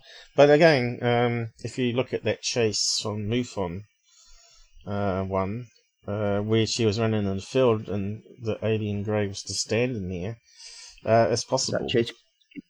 Yeah. It's possible that there's an alien grey running up towards where its ship is. Maybe it's got too far away from the craft. So I don't know if there's any more to the story. And it's reported that a humming sound, didn't he? Which is typical of UFO. Can we see any UFOs in that picture? You know, where does the trail go up? The trail looks like it's going up to the left here, is it? Goes to the right slightly there. And then it goes up there. Yeah. But it could be over the hill, you see. So we don't see it. Can't just debunk it from that anyway. It's interesting. It's anything legit from that either. You know, it's just one of them. Yeah. Still interesting though.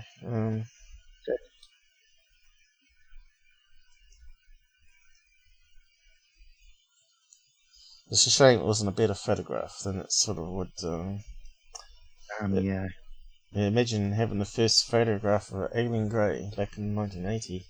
It would have been certainly famous. Oh, that's the wrong one again, is it? Oh, no. To answer this burning question, he headed by bus to the nearest town with instant film development. Sure enough, he had a picture of the creature. It looked to be about 4 foot tall, and had a blue-green tint to its skin. He knew he had something of importance, or at least, he thought he did. He found the proper channels to contact UFO investigator Peter Huff. Huff knew what he was hearing was a too good to be true case, and it worried him, but after meeting Spencer, he was convinced that he was a man of integrity and was not seeking fame or fortune for his picture. There was no reason to not believe what Spencer had told him. Huff began a thorough investigation. The film with the alien picture would be the first thing to undergo professional scrutiny. The alien picture was first looked at by a wildlife photography expert. The object in the image was not an animal of any known kind. It could not be determined either way if the figure was animate or static.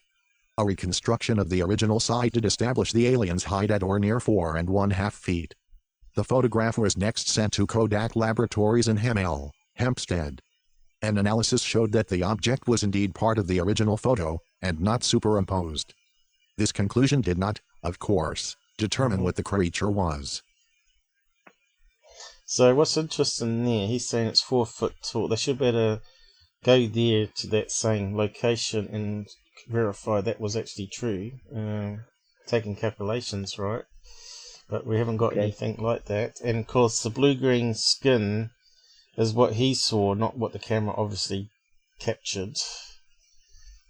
So it definitely wasn't that, was it? So just read on the next bit then. How much we got on this one? That's it. Just that last bit.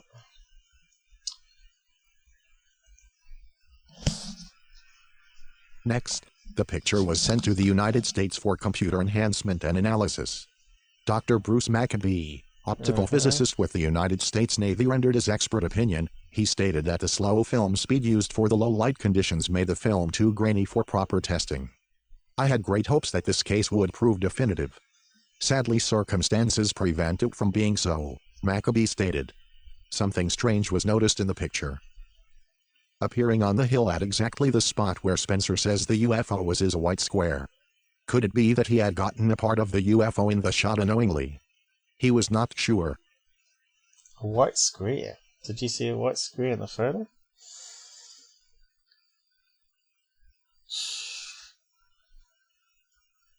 Can't see a white square unless it's just behind him there. That's a very small UFO if it is.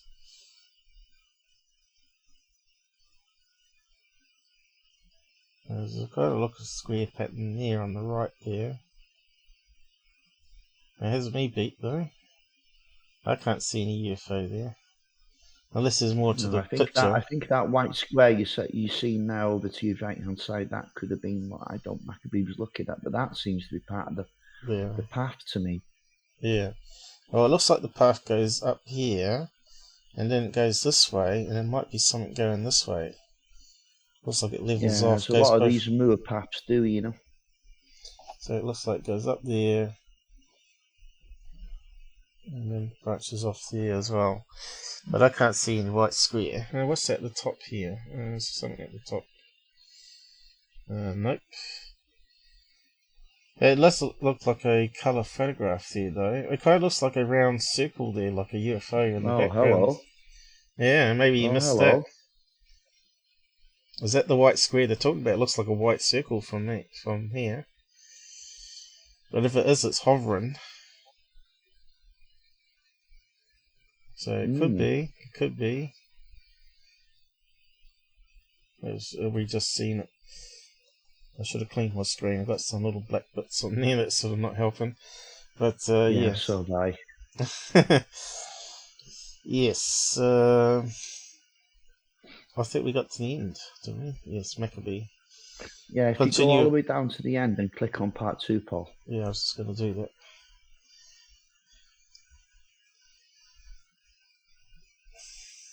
Oh, the print's gotten smaller. Yeah. So, quite a lot of reading there, so where do we want to go? Looks like a transcript of an interview. Yeah, it's exactly, yes. Oh well, carry on. We just don't want to bore two people too much. Yeah, well, I mean, I know that, but I can do the reading if you like. Yeah, the readers I find are quite easy. Yeah, of course, Some people don't. The Ilkey Moor alien, part 2. The final outcome of the investigation of the alien picture. There is not a way to prove hoax. There is also no way to prove that the strange creature on the moor is alien. I must state here that opinion on the authenticity of the picture is pretty much split among interested parties. Some UFO enthusiasts are hopeful that more evidence will emerge to substantiate the claims of Philip Spencer. There are those who do not believe that the figure is alien. Why? Since there is not definitive proof either way. Because they don't want to. The picture taken of the creature was in color, and what is mostly available on the net is a cropped, black and white photo. We have a scanned copy of the large color photo and a large version of the black and white film. See them both here. Let's see what it's coming up. Oh, that's better quality. So that doesn't look like black and white to me. That looks like brown and white. No, just the chip in here. Down the years, people have always said, "Oh, little green men." This is probably the only case that I've seen of thousands and thousands of occupant cases where anyone's described the being as being of that colour green. See, it doesn't look as good now. So that one looks like it's been filled in, and this one looks like the original here. Yeah. Again, it still looks more like a sort of a headdress, a hat of some kind. And some kid running up the hill, maybe, I don't know. It's got skinny legs there, though. Grainy as... Yeah, but it's a strange place for kids to be running up the hill. It's right out in the middle of nowhere. It's a bit strange. It's very early in the morning as well, It's a bit strange they didn't enhance that UFO thing we're looking at, though. It's a bit of a shame. Oh, there's no doubt that's been it's been attempted, Paul. I mean, Maccabee would have left. Yeah, but you think about 1980 technology, right? If they got the negatives again scanned on today's technology with 4K scanners and stuff, I reckon you could probably do a lot better image reconstruction now. Yeah, but there's an old saying, you can't polish a turd. Well, actually you can. I think Mythbusters proved that you can. But I think they had to bake it first or something, really dry it out, and then you can actually polish it. Okay. Yeah. And it depends what you eat as well. As the Mythbusters actually did it, crazy enough. But on with the show. Huff's next step in his investigation was to look at Spencer's compass. There was no doubt that it would have had to be subjected to a strong magnetic field to alter its direction from north to south. Huff discovered that a magnetic resonance scanner would duplicate the effect. There was also the fact that there was no way to prove that the reversed polarity of the compass was accomplished at the alleged scene of the event. To perpetuate a hoax, Spencer may have affected the magnetic change before going into the moor. Huff was not done yet. He utilized a university to do radiation tests at the scene. No radiation was found. He also had Spencer tested by a psychologist. In his opinion, Spencer was telling the truth, as he knew it. Spencer had begun to have strange dreams of starry skies, and was still puzzled by the missing time he experienced, so the final test would be subjecting him to aggressive hypnosis. The session was conducted by Dr. Jim Singleton, at Arthur Tomlinson's home, on March 16, 1988. Also there were Peter Huff, and Matthew Hill, a journalist friend of Huff who was to operate the 3 tape recorders. Here is a transcript of the session. JS, I want you to cast your mind back to the 1st of December last year when you set off across the moor. I want you to clear your mind back to that, and I want you to re-experience that. I want you to tell me what you experienced. Spencer, I'm walking along the moor. Oh, it's quite windy. There is a lot of clouds. Walking up towards some trees. I see this little something. Can't tell. But he's green, it's moving up towards me. We later found out that John had took the photo after his abduction and the creature was waving goodbye. Oh. I'm stuck, I can't move, and the creature's still coming towards me. I'm stuck and everything gone fuzzy. I'm floating along in the air, I want to get down. He later told us he was levitated 2 feet off the ground and the creature was in front of him like a child pulling a balloon on a string. I still can't get down and I don't like it. I'm going round this corner. And this green thing is in front of me. Oh God. I want to get down. Long pause, breathing faster. There is a big silver saucer thing, there's a door in it. And I don't want to go in there. Worried sound in his voice. Sigh, everything gone black now. Pause. JS, you say everything gone black? So this is a transcript, obviously. Yeah, obviously it's a transcript of the interview. Yeah, he sounds a little bit disturbed there, doesn't he? Disturbed as in he's afraid. We haven't got the voice recording. recording. The experience. We haven't got the voice recording of this one. Have we got the voice recording of this by any chance, so we can see him on camera? No, I mean, I couldn't find anything on. I didn't look for anything on YouTube because I knew we couldn't play it. You see. Well, you should be able to play the interview or the hypnosis session pretty okay under fair use. And it is like, 50 years old now, isn't it? So, or longer, is it? Let's see, 49, is it? But anyway, just carry on. Well, I mean, no, I mean, the Ilkey Moor encounter was 1987, so... All right. I'm not sure how old that would be 42, now. 42. I'll just carry on. Yeah. Spencer, I can't see anything, like I'm asleep. Can't hear anything. Short pause. There's a bright light now. Can't see where it's coming from. I'm in a funny sort of room. I can hear this voice saying, don't be afraid. I don't feel afraid anymore. I can still see this green thing, but I'm not afraid anymore of it. I'm being put on a table. I can move now if I want to, but I don't feel frightened anymore, and there's a beam like a pole. It's above me. It's moving up toward me. It's got a light in it like a fluorescent tube. It's coming up from my feet. I can hear that voice again saying, we don't mean to harm you and don't be afraid. Makes me feel warm as it moves up me. It's coming up over my stomach towards my head. Close my eyes. I don't want to look at it in case it hurts my eyes. It's gone. Pause. There is something, my nose feels funny, shows movement of nose. That's gone as well. I'm standing up now. I don't know how I got stood up. I can see a door. There is one of these green creatures motioning for me to come with him. Don't really want to go with him. I'd rather stay here. I don't feel afraid in here. Pause. JS, can you tell me what's happening now? Spencer, I'm walking towards the door. There is still a bright light. There is light all around. Want to know where it's coming from. It's just bright all around. Walking down a corridor. There is a window. Oh. God. Sounds shocked. Is that real? Deep sigh. Pause. Sounds afraid. Don't want to be up here, want to be down there? I can hear that voice again saying you have got nothing to fear. It's pretty though, didn't realize it looked so pretty. What John was looking at through the window was the Earth seen from high in space, just like the Apollo astronauts saw. I've gone past the window, now I'm walking down a corridor. Long pause. JS, what's happening now? Spencer, come to the end of the corridor. There's a hole opened in it so I can walk through. I'm in a big room, a big round room. I'm on a raised platform against the wall. My camera and compass are trying to get away from me, going towards the ball. It's difficult to pull them back down again. And this ball's moved round with strange, it's got some blocks on it. He says we can't stay in here too long, he wants us to go out again. The hole's closed in the wall, it's gone strange. He says I've got nothing to fear. But I'd still like to go home. Pause. It's got such big hands.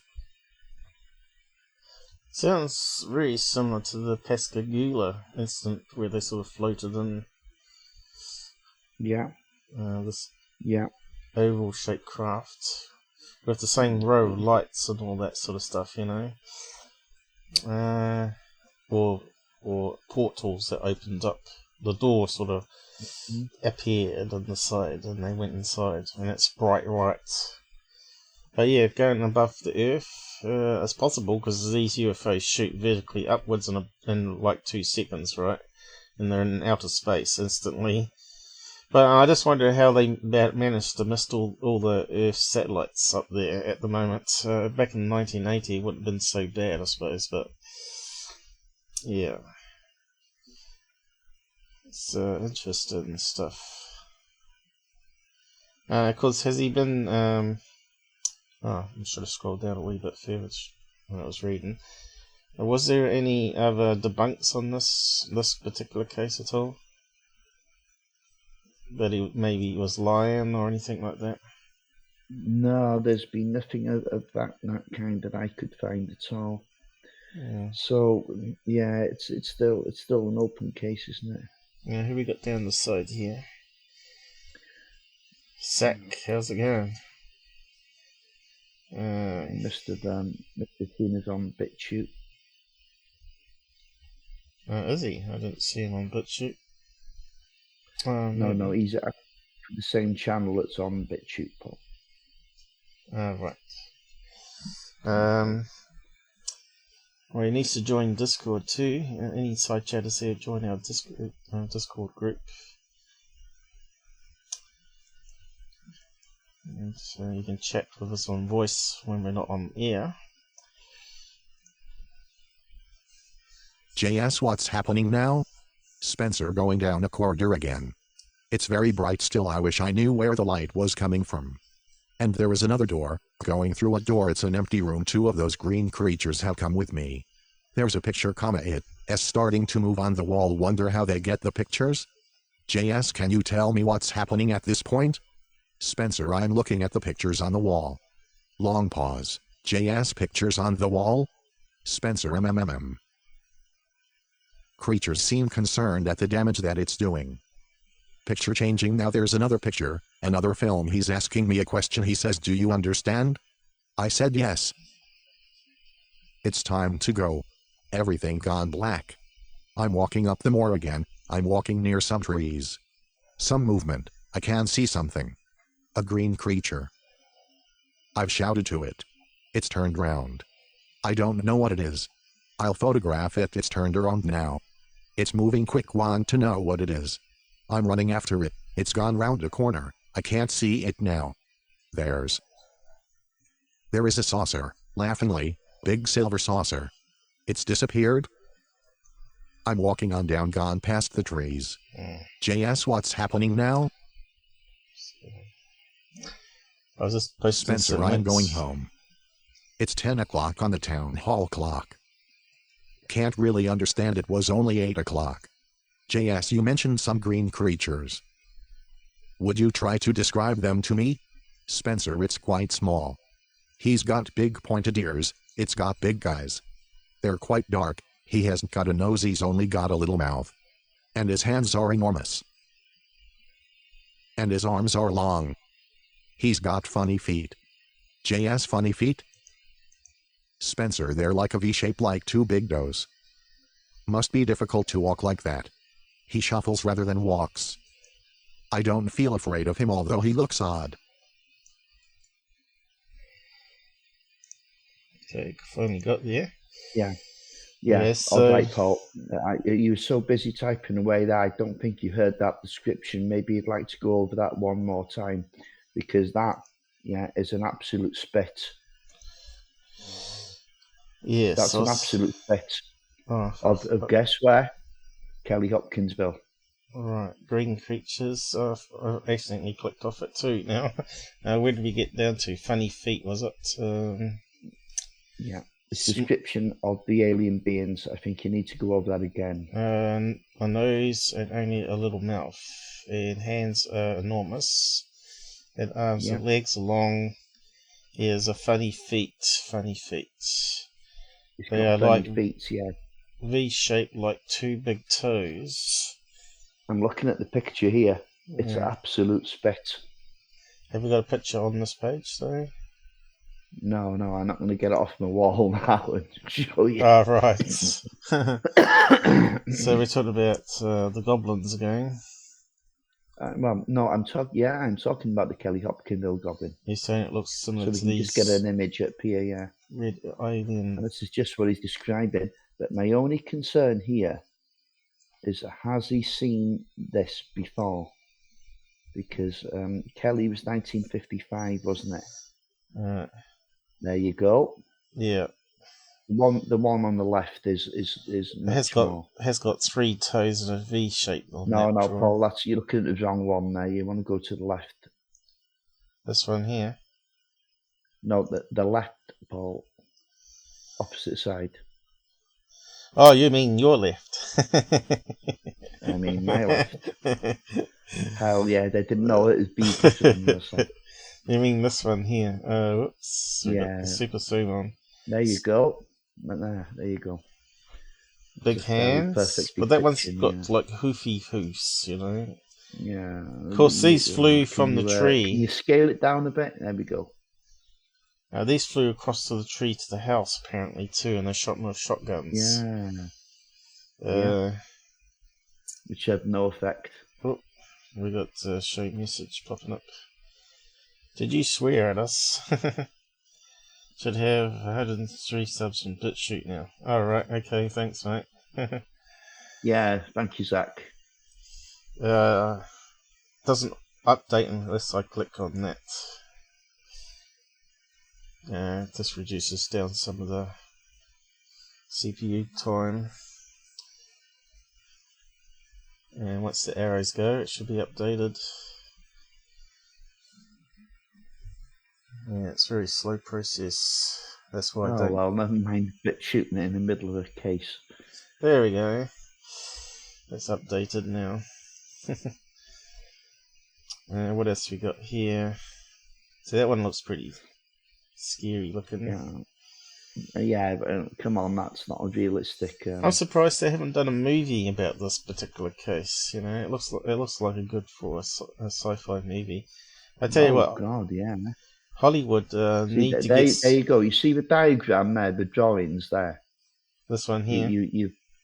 No, go back now. Click off that one. You're a wee bit behind me, obviously. Yeah, I know. I understand. Yeah, the diagram there, the two drawings together. Go down. Scroll down. These ones? No. Yeah. Not that one. Not the coloured one. Not the coloured one. The black and white one. There. It's a wee bit small. That still wasn't the right one. Still not the right one? No, it was the one of the two together, but in exactly the same format as that. There we go. There. Hey. That delay's a nuisance, even though it's only 2 or 3 seconds. Oh well. Yeah, you see, because they're the actual drawings from the encounter, because the rest are just artists' illustrations, aren't they? So we can't go off them. So the question was there any drawings on this Ilkey Moor 1987? Well, no, we only had his description, but of course, if he'd done drawings as well, we could have made the comparison and put them alongside. Well, let's just That's a plug it shame. in and see what comes up. Because I don't think I searched for images. I suppose it's all going to be this one here. So that exactly, you're just going to get those same old. Oh, here we go. We got something here. What's Oh that? no, come on, that's not it. Large cloven feet. Green skin. Yeah, but the guy was describing something with big ears, and this guy hasn't got any ears at all. No. They've taken it off the photograph, you see. And the photograph doesn't... Exactly. The photograph doesn't show no. any ears there, though, which is kind of strange. Mm-hmm. No, there's no other drawings here, I don't think. Same old rubbish. We should have drawn it ourselves, so. So let's go back to the article. So where was the big ears mentioned here? I must that. Big sausages. Well, that's good. Big sausages? He's talking about the fingers, I suppose. Don't make me hungry now, Paul. Ah, yeah, sorry about that. Baked beans on toast for lunch. Oh, you love it. I've only had a sandwich. Oh. Where's all those girlfriends? I should be around there serving you while you're on a live stream. Oh, yeah. They kind of leave me in the middle of the night, you know. After they've been satisfied. Anyway, enough of that. JS, you mentioned some green creatures. Would you try to describe them to me? Spencer, it's quite small. He's got big pointed ears. It's got big eyes. Yep. They're quite dark. He hasn't got a nose, he's only got a little mouth. And his hands are enormous. And his arms are long. He's got funny feet. JS, funny feet? Spencer, they're like a V shape, like two big toes. Must be difficult to walk like that. He shuffles rather than walks. I don't feel afraid of him, although he looks odd.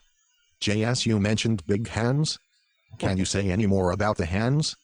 Spencer, it's got 3 big fingers, like sausages. Big sausages. They're just very big. Bigger than my hands. JS, about how tall would you say these creatures are?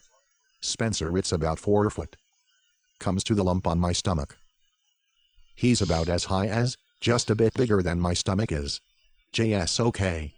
Now I wonder if I can ask you another question? You mentioned a film? Spencer, there were 2 films. JS, 2 films? Spencer, one was lots of scenes of destruction like on the news. Can see lots of waste going into the river, and people like Ethiopians who are starving. It's not very good, it's not very nice. JS, want to say anything more about that film? Spencer, it's much of the same thing, only different. JS, what about the other film then? Do you want to tell me about it? Spencer, I'm not supposed to. JS, I'll leave that up to you entirely. Do you want to say anything about that? Spencer, I'm not supposed to tell anyone about the other film. It's not for them to know. JS, is there anything more? Spencer, no. Okay. Yes, see what's going on here. Yep. I'm just trying to see where it got to the scene that Spencer and that was down there, was it? He's a little bit of a visit. He claims he's had the visit. Ah.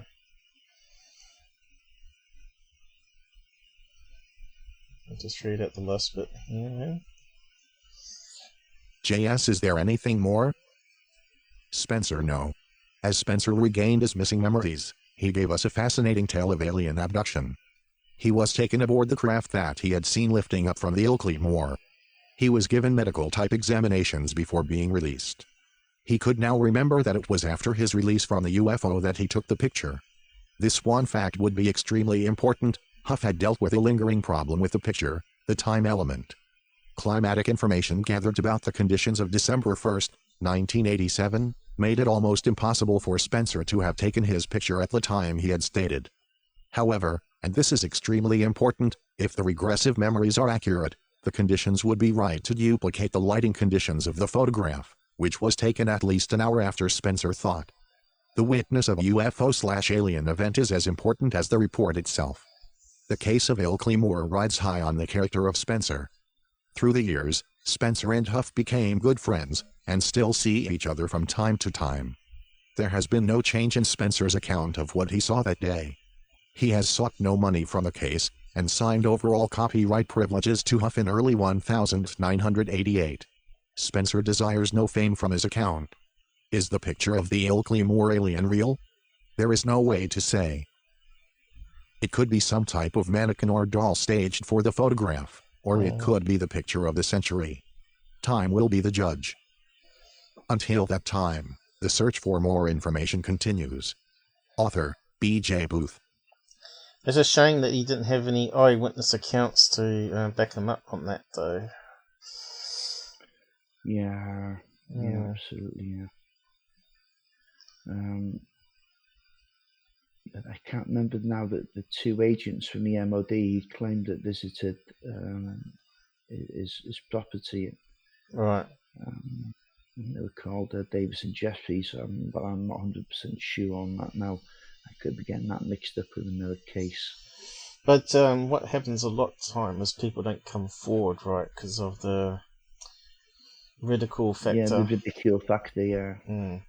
So maybe now it's less funny that people, if they're still alive, may come forward. Say, yeah, I can back up that I did see it that day. And I've got a picture. Who knows? They might have it hidden in a drawer somewhere. They tell the kids, and maybe they put it up on the web. But yeah, what's interesting about this one, that he hasn't profited from it. So that's really rare. So he's not like a Travis Walton. Absolutely, absolutely Zeville, and then he's out of the limelight altogether now. There's no sign of him. He's more credible than Travis Walton to me, anyway, because of that factor. Yes. That's why I like looking at these lesser-known cases, because they're less publicised, and the less publicised they are, I think, the more likely they are to be sincere, or to the best of that person's knowledge, at least. So we got another. And anyone who makes profit off their experience, I start seeing red flags. Then doesn't mean to say they are bogus, but it does introduce that element of doubt. There's no question about that. So we're heading off to the other side of the city now, or we've still got some more? Howden Moor. Well, yeah. Hold on. I wouldn't go on.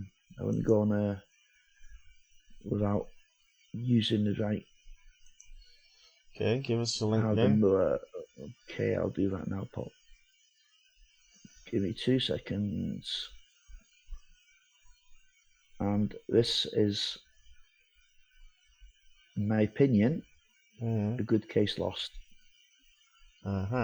So if you're going to spend quite a bit of time on this, I don't think you've posted it yet. See, it's no, I haven't. It's there you go. It's not just that. It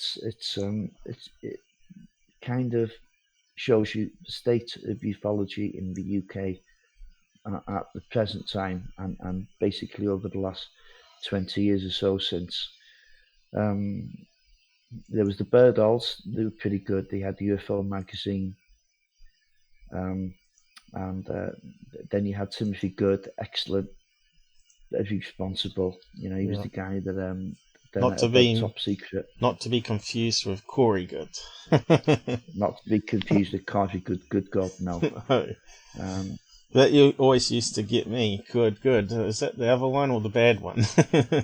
Yeah. But, the Blue Chickens. Since then we've had like Beforza, which is British UFO reporting agency. They're a bit of a joke, and a lot of people think they've got people on the inside in the MOD there as well. Not a lot of people trust them to report the cases to. And outside of that, you've got these little localized groups all over the UK. I tell you what, you try and get in touch with them. It takes them like a month to get back, and then they're a bit negative, They've got no so people slate MUFON here, there, and everywhere, but at least they're active and doing something. I just don't like I just don't like how the databases, they like have a little secret database, and they doesn't go public until they close the case. Yeah, how? I mean, none of us like that, do we, Paul?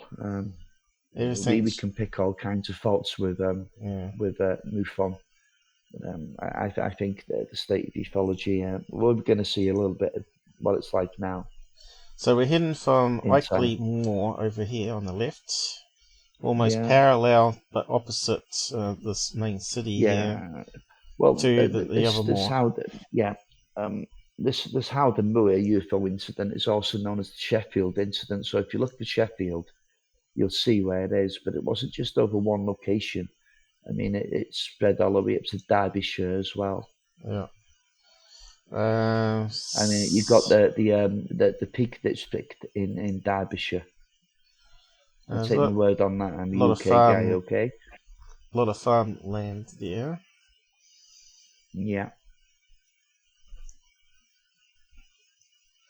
Doesn't look more like a moor there than the other one. The other one looks more like a remote place, but here it looks more like just paddocks. Oh, I know. Just looking, you can see it's all really fields, and there's built up areas in between. It's a green land. It's not as what do you call it? A bog. It's not like a marshland. No, it's not marshland. No, nothing grows on marshland, does it? These are like agrible areas. What's the definition of the meaning of moor? Exactly. Moor. Moor. Ooh. Yeah. You put me on a spot now. I'm just looking it up. I'd say it translates something like kind of wasteland, you know. Yeah. Let's see. To upland, yeah. Covered with heather. A tract of open, uncultivated upland, typically covered with heather. So what's heather? Yeah. Heather is it's a low growing kind of shrub kind of thing, which grows in the wild. So all these things that we have to understand. Heather doesn't generally grow more than a few feet tall. 2 or 3 feet tall. There you go. So that's some nice pink flowers on top of that one. Smooths are like windswept, so anything that's highly windswept is not going to grow more than a couple of feet. Otherwise, it's not going to survive. No.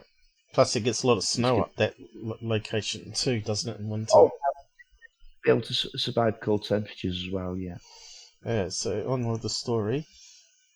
Yeah. So from the top, fractionally, you can't get that. Yeah, this is quite a story as well. There was multiple incidents here, or could it all be one incident combined? But anyway. I haven't heard about it, so let's go through it and see what we find out. Okay. You're sort of breaking up there a wee bit, but it might be alright on YouTube. Not sure why. Is it okay now? Yeah. It's just fading In out our for some article on reason. the ghost plains of Derbyshire, we looked a little at the Howden Moor UFO incident of 1997. It is a case not only surrounded by mystery but a certain predetermined murkiness that achieves nothing more than enticing one's attention. Perhaps the fact the incident happened during the much-anticipated Hale-Bopp comet appearance ensured there were more pairs of eyes looking upwards than usual. And what's more, these eyes by and large knew the difference between a meteor, a comet, and a nuts and bolts craft. Okay, what was Zach saying about Travis Walton there? Oh, yeah. Well done, Zach. Can't be bad he's calling him. Yeah. Can't trust anything. He's been outed now by the TV channel anyway. Yeah. He'll always find an outlet for someone, Yeah.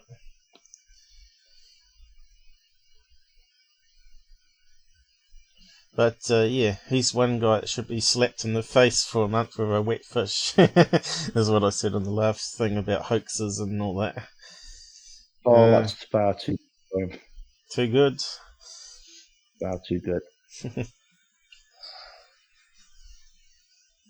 As well as the connections to the phantom plane sightings are accusations of a monumental cover-up, recovered craft, and alien entities. There is even the possibility, as we will look at in due course, that the extraterrestrial claims have provided a shield against top-secret military tests, themselves a conspiracy.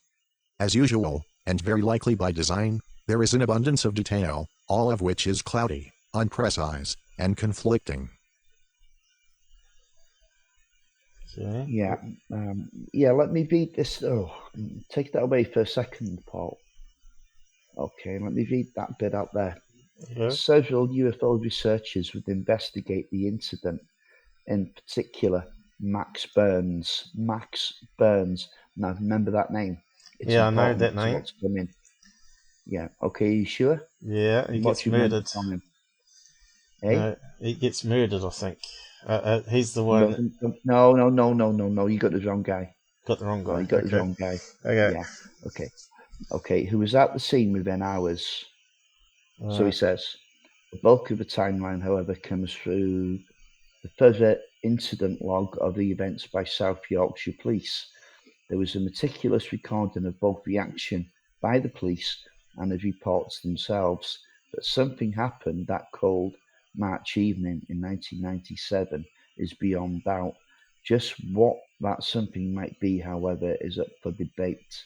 Okay, you can get the read on the rest. I think the guy I was thinking of was... Just remember the guy now, Max Burns. Max Burns. I was thinking of Max Spears, I think. Not Max Burns. You were thinking of Max Spears, yeah. So we just do a correction there. But I talk about Max Spears on Strange Deaths of Ufologists. If you haven't watched that episode, then find it on my channel. Yeah, I'd like to have been on that one. That's a shame I wasn't on that one. Oh, that was one of my mini documentaries that I put together. So it wasn't actually before I even started doing live streams. So it's a pretty good episode. It's very condensed, and it goes through quite a lot of ufologists that had strange deaths. But just carry on then, reading it. Sudden surge of reports from Bolsterstone. The normally quiet Ecclesfield police station would explode into life shortly after 10 p.m. on Tuesday, 24th of March, 1997.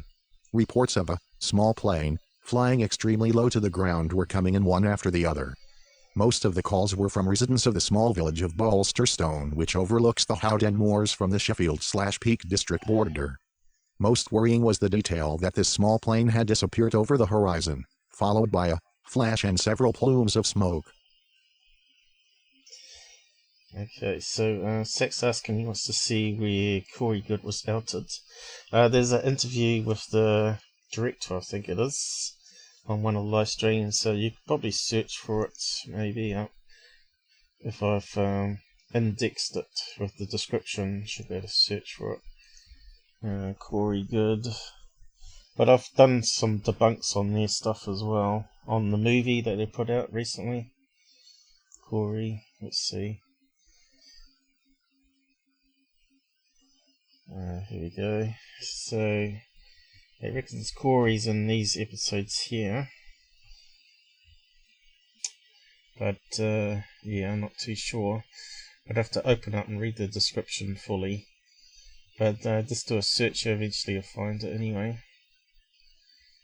But there's a little interview clip and a link to the full interview normally in the side chat.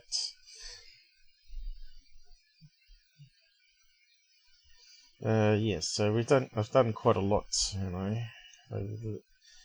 Must be getting up to 450 videos now. But if you add up all the time, it's probably triple what Secure Team's ever done.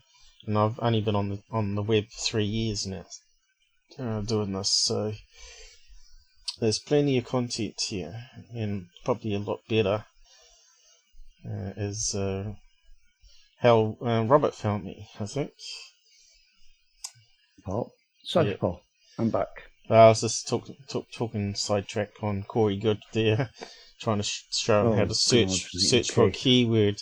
Because on YouTube it has a search thing next to the about thing, which searches only the channel's videos, which is really handy.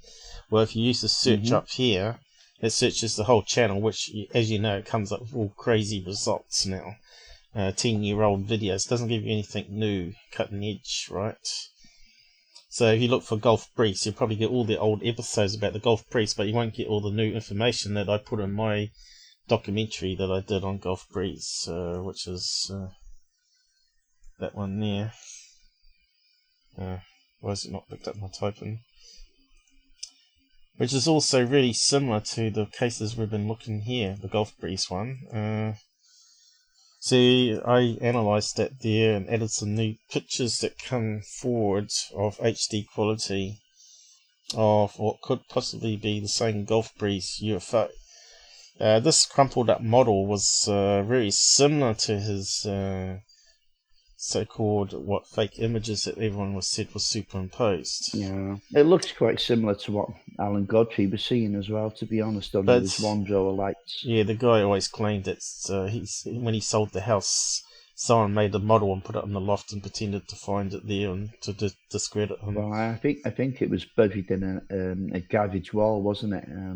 Yeah, but it was something like that. It doesn't really matter. I thought I read loft, but of course it's an old case now, and information gets changed. Okay. Sudden search of reports. We got down to there. Just do the next bit here. I don't want to continue. You missed a bit, Paul. Missed a bit there. We got down to the bottom of this one because you were away in the toilet. But I don't want to repeat it again because you weren't here.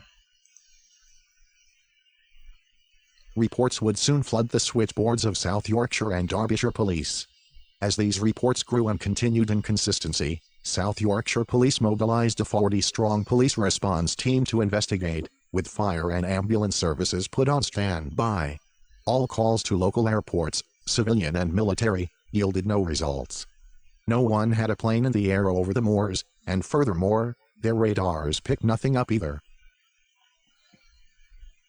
Okay, so it's radar hidden. Well, so they say. I mean, just because they said they didn't see anything to the police force or to members of the public, doesn't mean to say they never picked it up. Yeah. The radar technology was a bit more cruder back then. And less range. Again? Yeah, Paul, it was 1997, you know. What's this one? This incident. Okay. Yeah. I forgot which one. 87. Oh, yeah. You didn't actually put a year. You didn't actually put a year number on the information here. I didn't notice that. I think I did. I should have done. Yeah, I'll have to edit the episode after. That's all right. Yeah, it's okay. It's only minor. South Yorkshire Police's Chief Inspector, Christine Burberry, was in charge of the search. Rightly convinced by the surge of sightings, and with no cooperation from her opposite number in Derbyshire, she would persist with the search efforts. West Yorkshire Police would deploy their search helicopter to scour the moors on their side of the county border. Despite circling over the area several times, they would report no signs of any crash or disturbance. Shortly after midnight, an RAF Sea King helicopter would join the search. They would also patrol the grounds from the skies above. A full-scale operation was now underway. Okay.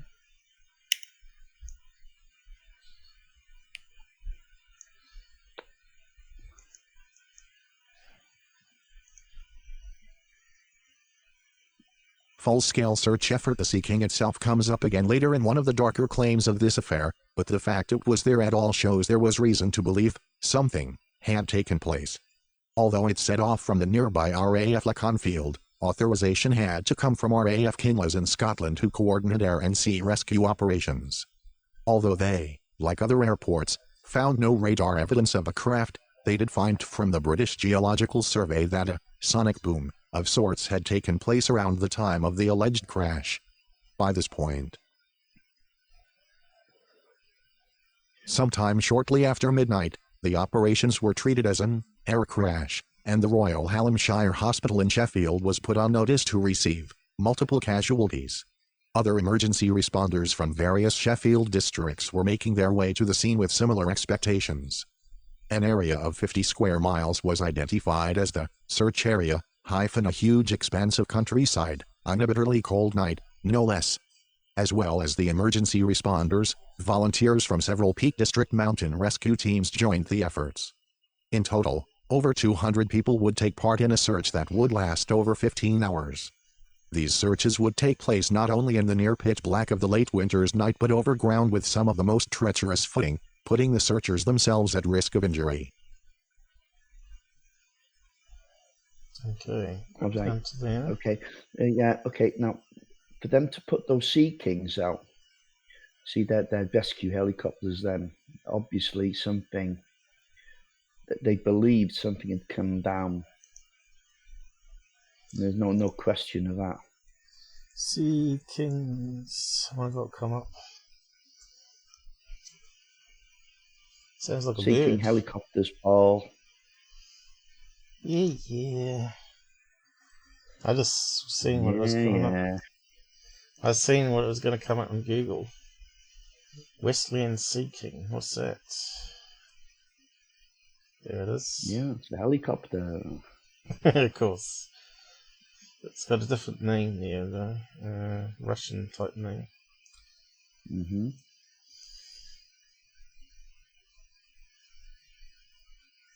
Yeah, they use them around here quite often, you know. Yeah. They used to use them. They used to use the Wessex ones, the big yellow ones, but they had a little bit of a habit of coming down, you know. I'm not sure if they're still using them now. Did they paint them orange over there so they're easy to spot? They're yellow over here. Oh, yellow. Yeah, high visibility yellow. Mm-hmm. Along with the emergency responders and rescue volunteers, were many off-duty officers and the Search and Rescue Dog Association. It would ultimately turn into the county's largest rescue effort for a small aircraft on record. Unable to cope with the continued volume of phone reports still coming to the switchboards, the police would set up a specialist phone line. Reports continued throughout the night. Yeah. Yeah. There's no question that something's happened here. Mm-hmm. But just what is it? You know, there's a military operation gone wrong. Right. You know, there was reports of. See, the thing is with this, there was reports of these triangles. You see, this is where it became a good case. And I've listened. I mean, I haven't just picked up a few over the last week. I've just picked up. Paul, listen to me. I've just picked up a few websites that, you know, to do this live. I've listened to hours and hours of YouTube video, you know, to try and get my head around of what's actually happened here. Yeah, there's at least 2 or 3 witnesses that have come on a stage and said they've seen these big black triangles as well as jets, as well as helicopters. It's all a bit of a mess because it stretches from Yorkshire across the border into Derbyshire, into the Peak District. Anyway, carry on from there, Paul. When was the Belgian wave again? Belgian wave was 91. So that was 6 years before. Yeah. Before we continue, me and Rob are thinking of moving the time slot from 11 a.m. to 9 p.m. at night for UK time. The only thing is, Paul, with a Saturday with me, that's a little bit. It's not really practical for me. But if you'd like to do it midweek at that time, that's no problem at all. Yeah, but the weekend is when most people come on, though, right? I don't know, because most people won't be working, and the only thing is we're going on at that time. We'll be looking more on the American audience than we will, you know, our European audience, and it'd be a shame to let them go as well. Well, it's 9 or 10 p.m. UK time. Yeah, that's not bad. And the weekend, you know, people stay up late. And then that means you getting up so early, doesn't it? Bloody time zones. Yeah. But that's all right. I can manage to get up early for it. But yeah, that would mean in USA it'd be more people up on Saturday. That would be you know, for me to do it Saturday, it's not really fair on you or myself, because I'm going to have people knocking. Right. You have to put a do not disturb sign. Broadcasting. Do you think they're gonna take any notice of that on a Saturday night? No, I don't think so. 10 p.m. What time do you go to bed on Saturday then? I tell you what, they're all warmed up for Friday because I have to get an early night, you see, so we can do it on this Friday night, which is weekend. Well, how would people feel that we switch to midweek though? Because they'll be working, right? If you do it at 10 p.m. at night, they're going to be going to bed, right? For work. We could do it on my time Friday. Yeah. And started around about, I don't know, 9-10 p.m. Yeah, Saxon. We'd get the American audience and we'd get some European guys. Yeah, Saxon, it's 7 a.m. where he is. So he must be in America. Because 4 hours would be like 6:30 California. Mountain time would be 7:30, I suppose. Yeah, but is Zach saying that's what the time is now? Or is Zach saying, is that what the time will be if we switch to live? No, if we switch to live, it would be more in the afternoon for America, which would suit them, and late at night for UK.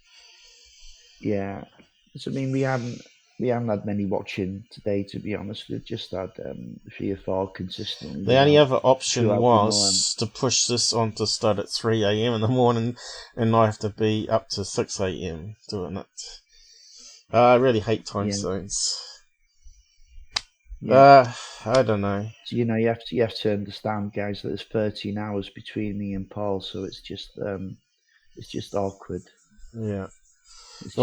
So right now we see Zach is saying right now he's in Oklahoma and it's 7:20 a.m. I mean, not many people up at that time in the States, you see. Yeah, most of us. We're missing the United States audience altogether, aren't we, at this time? Yeah. That's the problem. Unless I get up really early, which means it would be evening for you.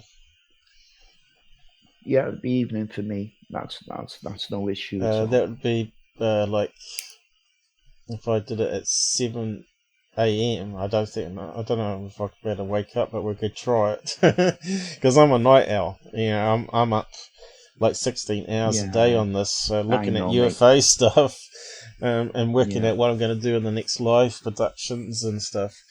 But we've had a few people bitching to me all the week long saying, we can't handle more than 10 minute live streams. You never get anything done in 10 minutes. I want 10 minute episodes. I said, you can't learn anything in 10 minutes. It's just crazy. No. You can't read out the witness transcripts and all that sort of stuff. Some of these people must have a concentration span of a gnat or something. Do you know what I mean?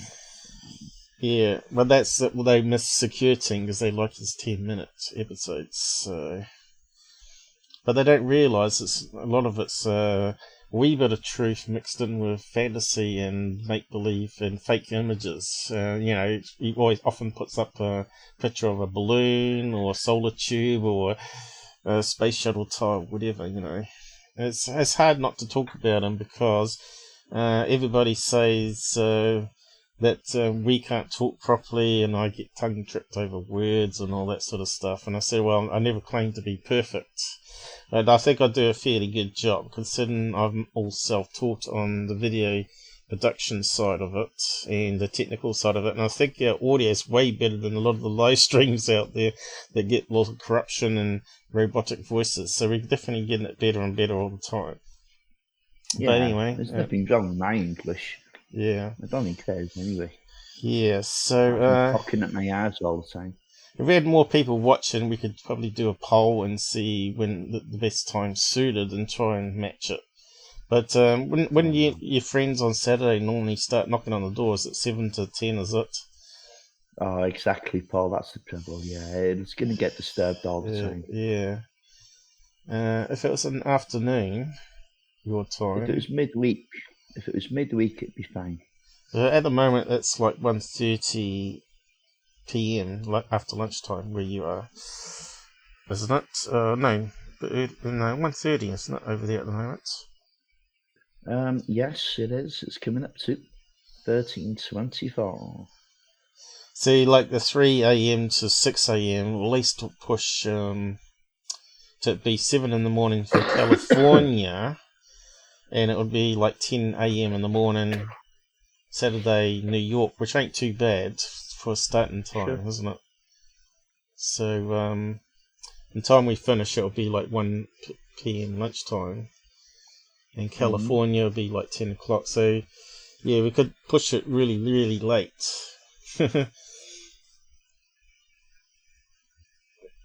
Yeah, oh well, we'll figure out something, I don't know. Or we can just keep the same time and just hope that more people from UK and Europe join us, because it suits their times a wee bit better. We'll try midweek one. We'll sort something out anyway. Come on, bang on with the case. Yeah, or unless we push it on 1 hour extra, maybe see how that goes. And that means more will join on halfway through the stream, maybe. Yeah. Complicated stuff. It is. Dangerous flying zone. Despite the hours of searching, on foot and through the air, no injured people were discovered. In fact, there didn't appear to be even an indication of a crash at all. However, despite this, at 7 a.m. on the morning of the 25th of March, the RAF would set up a 10-mile radius, dangerous flying zone. This would prevent any aircraft, including news helicopters, from entering the airspace over the believed crash site. Although this is standard procedure for a crashed craft, many raised an eyebrow that it should be done when following 7 hours of searching the official signs where no crash had taken place. The effects of this no-fly zone were quite significant. Manchester Airport, for example, had to stack their planes for several hours at increasingly high altitudes until the restrictions ended later that evening.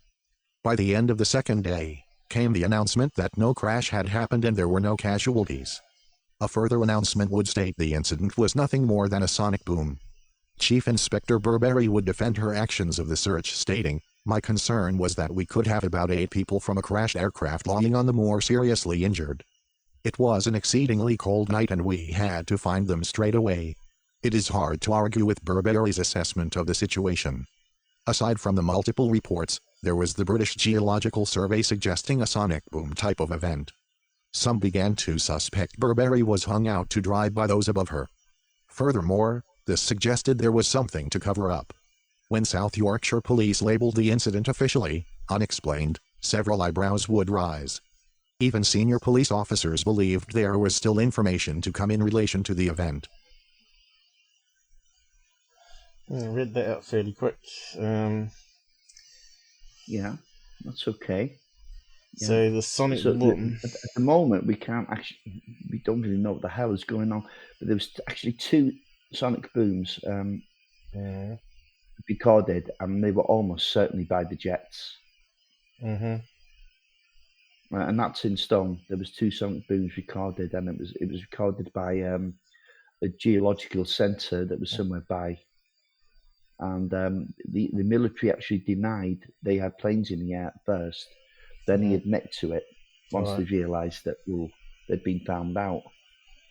And then they claimed they were just looking for a damned small aircraft, because there was a little bit of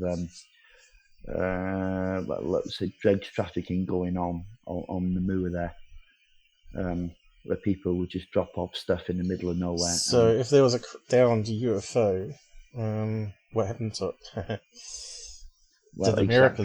Did Americans take it to Area 51? No, there's no sign of American involvement as far as I could see on this. And I remember I've spent a week looking at this now. I'm looking at all the parties involved to try and get a handle on things. I think probably the English. Look at hours of YouTube. Paul, I've had to listen to hours of YouTube video, so I can be able to talk on this with any kind of authority at all. I think English are able to keep secrets a lot better than the USA anyway. Especially, I think they are, mate. Yeah, but the MOD are the most secretive people I've ever come across. Yeah. I suppose Nick Pope had a say on this one too, did he? No, but there's a little bit about Nick Pope later. All right. Oh, we can't wait for that. Just rumors? Or conspiracy? Various rumors began to swirl around the small village communities and the wider Sheffield and Derbyshire regions. Reports would surface of visits from men in black, as well as burnt, scorched areas of land, apparently covered over on the moors themselves. Other rumors would speak of low-lying trucks removing covered-over objects out from the moors, as well persistent surveillance from unmarked black helicopters.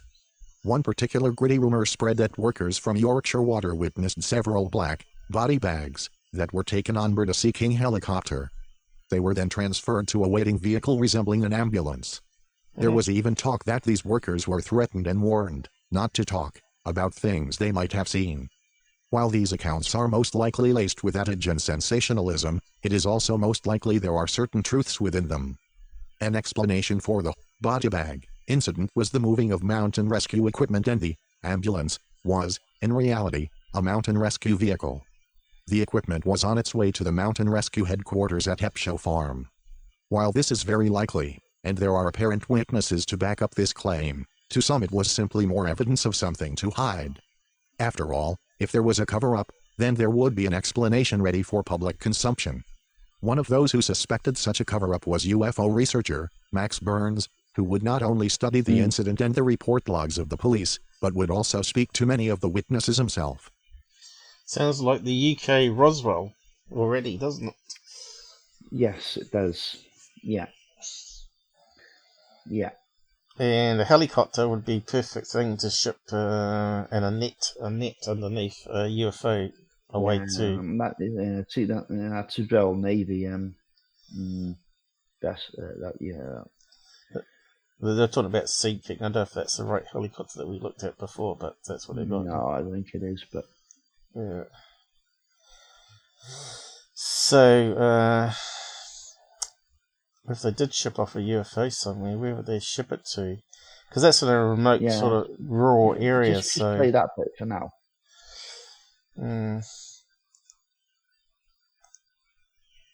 We'll see how we go. We're running out of characters. Many reports from the public. Many of the reports that evening makes interesting reading, some of which come in several hours before the explosion on the moors. For example, a West Yorkshire resident, Brian Haslam, was travelling from Sheffield train station at 7:40 p.m. As he was approaching Barnsley, he witnessed a triangle-shaped object with lights all around it. Just short of 2 hours later at 9:30 p.m. a radio journalist for Hallam FM radio sat in his car, overlooking the Peak District. He was there to report on the Hale-Bopp comet. Suddenly he could hear a loud humming noise over his vehicle. It would last only seconds before fading away. However, seconds later, it returned, hovering slightly longer before moving on. Although it isn't her real name, Emma Maidenhead would recall 2 military jets passing low over her house. She heard the humming noise and went to her bedroom window. There she saw a triangle with its corners cut off, flying over the street below. She would recall it having pink lights on the front and blue lights all around it. Emma would report her sighting directly to Burns. The pair of them then ventured out towards Derbyshire. A police patrol would stop the pair near to the Ladybower Dam. Each would later state they could see several helicopters searching the moors. Just after 10 p.m., an 81-year-old pensioner would report a cigar-shaped object over the moors that glowed brightly. She claimed it was heading towards the nearby Strines Inn. From then, the reports would increase dramatically and continue well into the following day. While the reports would vary as to exactly what people saw, all would report something low flying. So we've got cigar objects now, which are generally said to be motherships where the other craft come from. But how big were these triangles? So they're talking about a humming sound. Well, one witness, this is going back to YouTube stuff I listen to now, okay? Said it was absolutely huge and it was extremely low. Size of a couple of football fields. So humming sounds is very common with people seeing being abducted, right? In the bedroom window here. And also like a transformer-like sound. That's common. Yeah. Ringing in the ears, like a triangle with corners cut not off. A typical sounds jet like engine sound. It's not a usual triangle though, it's got corners cut off. Are there any pictures drawn by these witnesses at all? Well, if you look at the Belgian lights as well, the corners were cut off on those triangles, you know. Were they? I thought it had... Yes. But the fake image didn't have it though, did it? If I remember right. Yes, it did. That had the rounded corners, and it like they were cut off. Refresher. Let's see. Belgian triangle. Did I type it in right? Probably not. Oh yes, but always spelled Belgian wrong. Belgium. Triangle UFO. Google Images. You need. Yeah, there you go, pal. You reckon the corners are cut off? Looks like the corners are there to me. No, look, they've been smoothed over. They're not like, it's not like an apex, is it? See what I mean? Oh, you mean rounded corners, right? Yeah. But they're not really cut off though. Not cut off, but I think that's what she's implying. Oh, this guy's got sort of curved structure one. Yeah, I don't know what case that was now. Yes, okay. I suppose I see what you mean now. But was there any drawings of this one though? No, I don't believe there was. Well, let's see what we can find. I'll just do a quick search here. That was called Sheffield incident. That would be quicker. I reckon. I was just going to try. Yeah, it's generally known as the Sheffield incident. Yeah. On the melt triangle. Okay, try that. Try that first. So that's the one we've got coming up here. That's not hardly a triangle. No, it's not at all. But there's something here. UFO sightings, United Kingdom. No, that's United States. Is it United States? I've read it. Oh, right. United something. Yeah, doesn't look good. Plane crash riddle. I can't believe there's no witness drawings, This is the frustration I have with these old cases. Not very well documented, right? That's almost the thing is, it's not that old. It's not that old at 1997. And taking into account as well, 1997 with triangles was also the year of the Phoenix Lights. You'd think someone would go and see if they get a new interview of these people. Now we're sort of like 20 years on or whatever.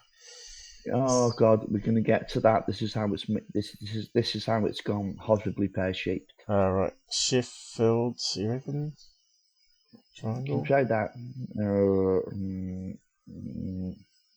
I probably spelled it name wrong, have I? Sheffield. That's close enough, Nope. Sheffield incident triangle, Paul. Looks like it's a shape of a building over there.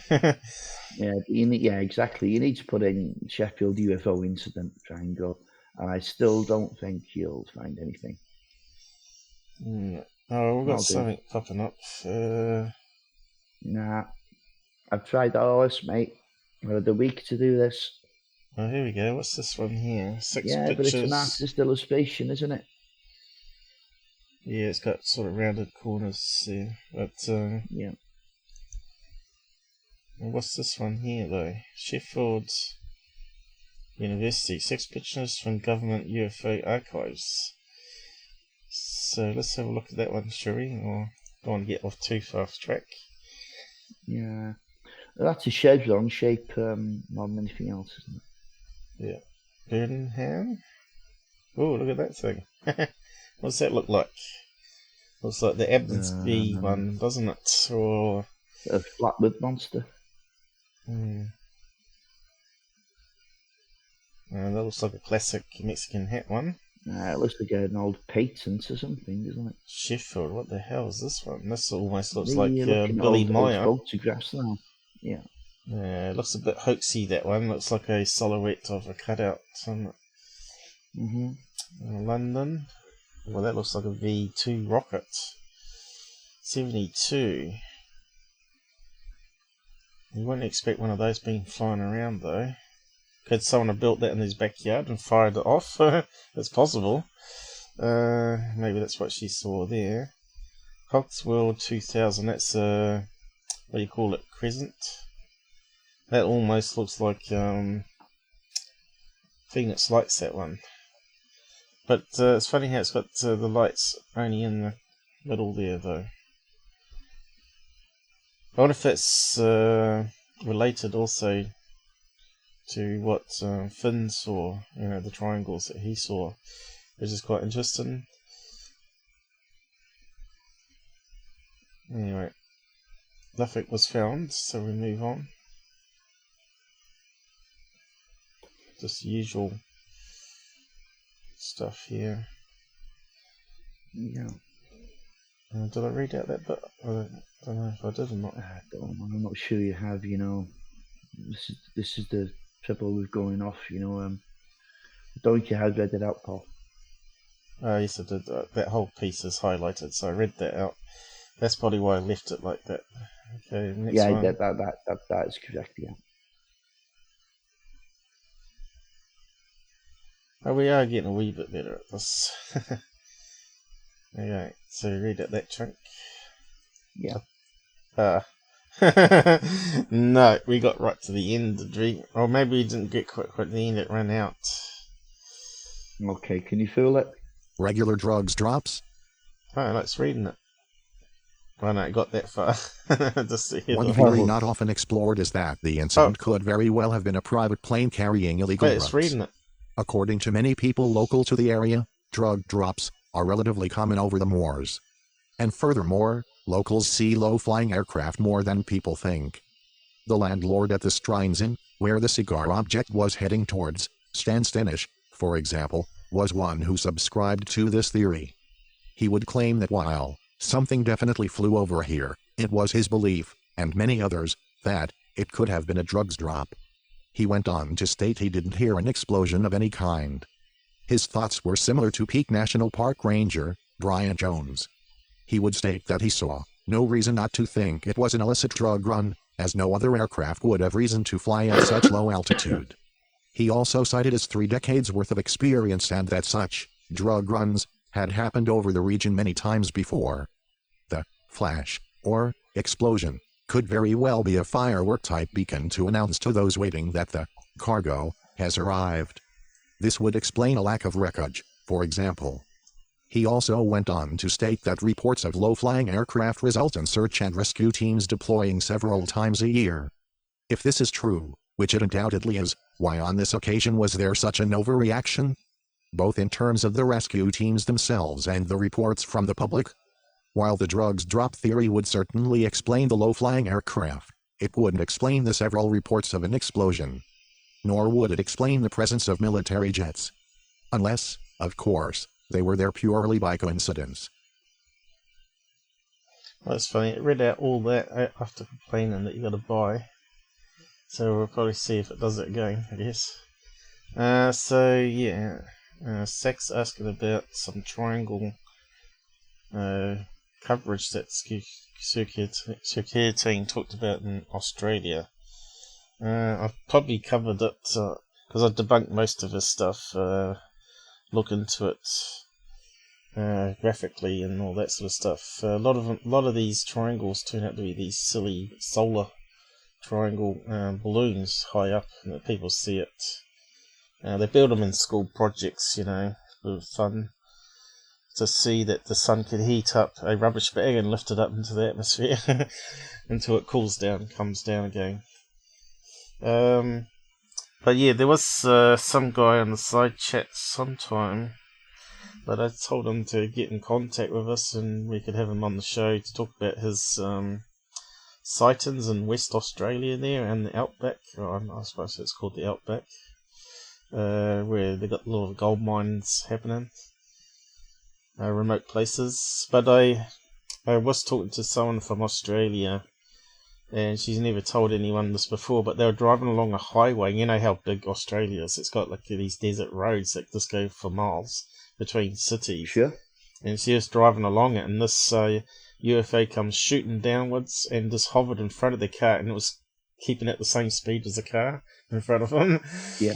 And that's all she remembers, and then it took off again. So I said, you may have been abducted, but don't even realise it. So yeah, missing time and all that. So yeah, but apparently she had a lot of health problems, heart problems, but she was a fairly big lady. And she was on the Yeah, operating. did those health problems come in after the incident, or they were there before? She didn't want to talk too much about it, like most people. But okay, yeah, it's a bit like Jim Bezos, really. I mean, he had yeah. that heart murmur. It was only after the sighting, wasn't it? Yeah, I was He talking was on regular medicals because of the obviously the job he was in. Yeah. It was way before I started my UFO channel, so Yeah. I just brought up a story that I heard about the school. I think it was the Bristol school, and she says, "Oh yeah, I've seen a UFO." And I said, "You're lucky." And she said it was a classic, it's flying saucer, So yeah, I think she's privileged, but apparently she was on an operating table. And they stuffed it up, and she almost died on the operating table. I think they even left something in her or something. Anyway, she ended up suing the hospital for hundreds of thousands of dollars and bought a pub. And she was making like $10,000 a week from the pub. So she was doing okay. But yeah, I'm not sure. Okay, pal. Hey, listen, pal, we've got a lot to go through here now, so let's get on with the UFO stuff, yeah? Yeah. Well, it was about UFO. I was just talking about the lady that she had health problems, but let's see if it will carry on again. Yes, we might have to read it out. Or use the horrible thing. Military mission? There we go.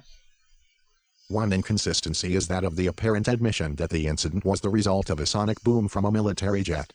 If this was the case, then why were South Yorkshire police not informed of this at the time?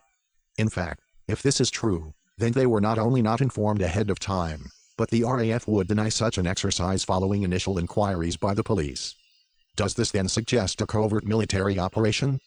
Veteran police inspector Jack Clarkson certainly believes so. He would state the sheer volume of reports from the public was enough in itself to instigate a search. He would then go on to say quite clearly that he believed the incident to have been caused by a low-flying aircraft which belonged to the RAF. Clarkson would also move the blame for the perceived wasted hours in searching to the RAF. This could have been avoided by the placing just one phone call to us.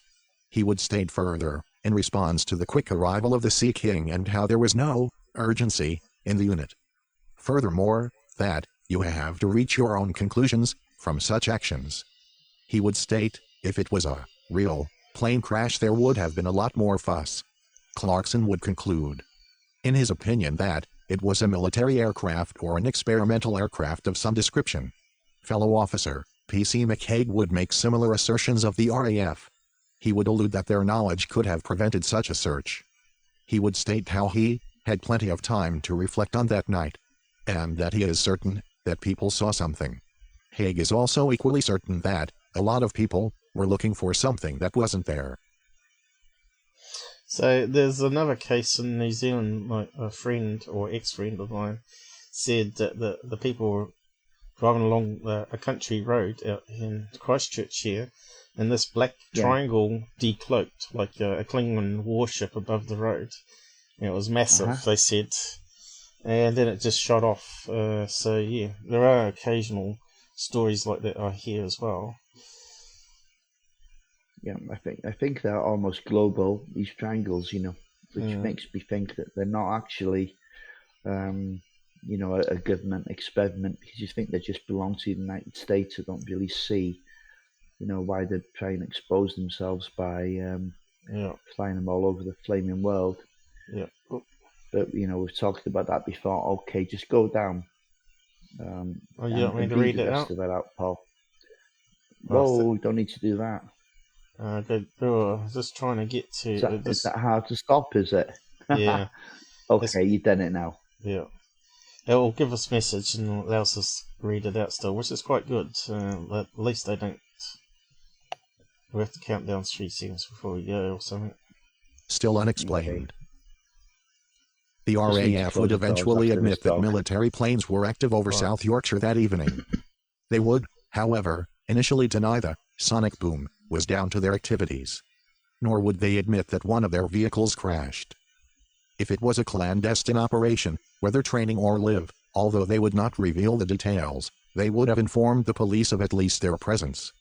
Although many are critical and even skeptical of Max Burns, these RAF denials almost inadvertently strengthen his case. Burns believes the military scrambled jets to intercept a UFO that evening. Furthermore, a battle ensued, resulting in a crash of one of the vehicles, most likely one of the RAF jets. For example, Burns claims to have confirmation of a radar sighting from an insider at RAF Linton upon use. According to Burns, this operator confirmed to him a sighting of an unknown craft at 9:55 p.m., which remained for 10 minutes before suddenly disappearing. In response, RAF Linton upon use would state that their radar facility was not operational that evening. And even if it were, its capability is not enough to be able to track an object over 100 miles away. Was it an extraterrestrial craft that crashed somewhere on the Howden Moors?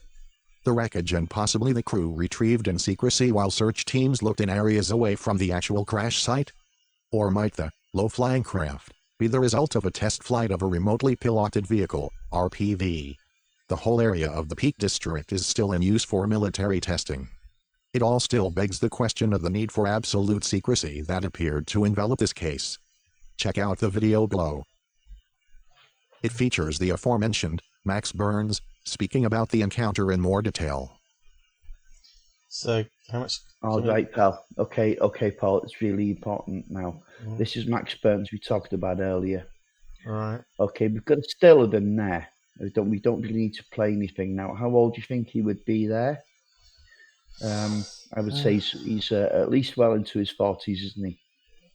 Well, he's a boarding guy, a bit like yourself, so 40s, 50s, but it does look a wee bit younger in the face there, so you're going to tell me he's actually 20, aren't you? Well, no. Let's have a look at the video itself, and we can see what time it was produced. You mean play Let's go back and have a look down. No, have a look down. I was just going to skim it. No, we need to find the date of this exopolitics. I think I have to open it. Shouldn't be hard. Yeah, I have to open it up on a separate window, unfortunately, to do that. Okay. A proper window, like. Should be able to play some of it though. 2012. Yeah, okay, but that's when it's published, so that doesn't mean to say. Hold on, let me have a look at it. There we go. 1997. No. There we go. Right there. Let me have a look. Let me double check. On in this lecture, he's saying in this lecture. It doesn't say that's when he was given it. It doesn't say. Non-profit and activism, so that means we should be able to play it then. Yeah. Can't see why we can't. It's quite long though. Is there anything here that's worth? You can't. Well, no, not at this point. No, but this is Max Burns in action. We'll play a wee bit of it. Just take a chance, I suppose. Make it okay. Here's some of the actual newspaper cuttings from the incident. I think it's a bit low though, Moor's isn't plane it? crash riddle was one of the headlines, as you can see. And there's two more here. Most of these were all written by Dr. David Clark. Yeah, I'm trying to. In his capacity as a journalist for the Sheffield Star. Now, I got accused of being an X-Files fantasist. And don't get me wrong, I like the X-Files. But if you can just make out at the top of this, the X-Files style crash riddle. Now, that was David Clark's writing, not mine. So, let's see where we're going with this now, okay. I got hold of the police log of the incident. This is it here. Now, the official story is nothing happened that night. And as you can see, that's Brian Haslam's log. He says, yesterday, while travelling back home on a train, he states around the Barnsley area, he saw a triangle-shaped object with lights all around it hovering. He does not think it was a plane. He thinks the police are wasting their time. Now, we saw that at 20 to 8, just outside of Barnsley in the evening. Now, what happened was there was explosions the night before, that night, later on, and the following morning, Radio Hallam and the local newspapers put out a call for anyone that had seen anything. So naturally, a lot of people called into the police. And then the police log became available, and half of Sheffield had called in to talk about the incident. Just, oh yeah. As you can see at the top of the map, that's where Brian Haslam had his sighting. And you see at the bottom of the map, you'll see someone called Emma Maidenhead. Now, there we go. That's a slightly better one there. Now, Emma Maidenhead The FT witness. Emma witnessed a UFO over Dronfield on the evening of the 24th of March. She rang me at 10 o'clock to report what she had seen. She lives in Dronfield. Now, what I'm going to do now is I'm going to play the audio recording of Emma's interview, and she was interviewed by our very good friend up there, Miles Johnson, who independently interviewed Emma. And this is the testimony of Emma Maidenhead. Emma Maidenhead. Emma Maidenhead? Yes. Right. So Emma Maidenhead, what happened? Well, basically, I was sitting in the lounge with my husband, and I heard two jets going over, and I just wanted to go and look out the window. So I went to look, and there was nothing there. And I just stood there for a few seconds to see if I could see anything. And this huge thing just sort of came straight over the house, really. And I just stood there and, had a good look at it. And it certainly wasn't a plane. Right. It certainly was not a plane. So what time of night was this? It was around 10ish.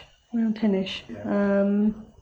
Like I said, my husband and I were watching television, but the year before we'd heard some jets, and then we went out the next evening, and my husband and I both saw something a bit sort of strange in the sky. So when I heard the jets this time go over, I just went to be nosy, really, just to see if there was anything. And How many jets? There was it sounded like two lots going over, but it happened 3 times, all within sort of a few seconds of each other. So I'd say about 6 jets went over the house. What sort of height are these?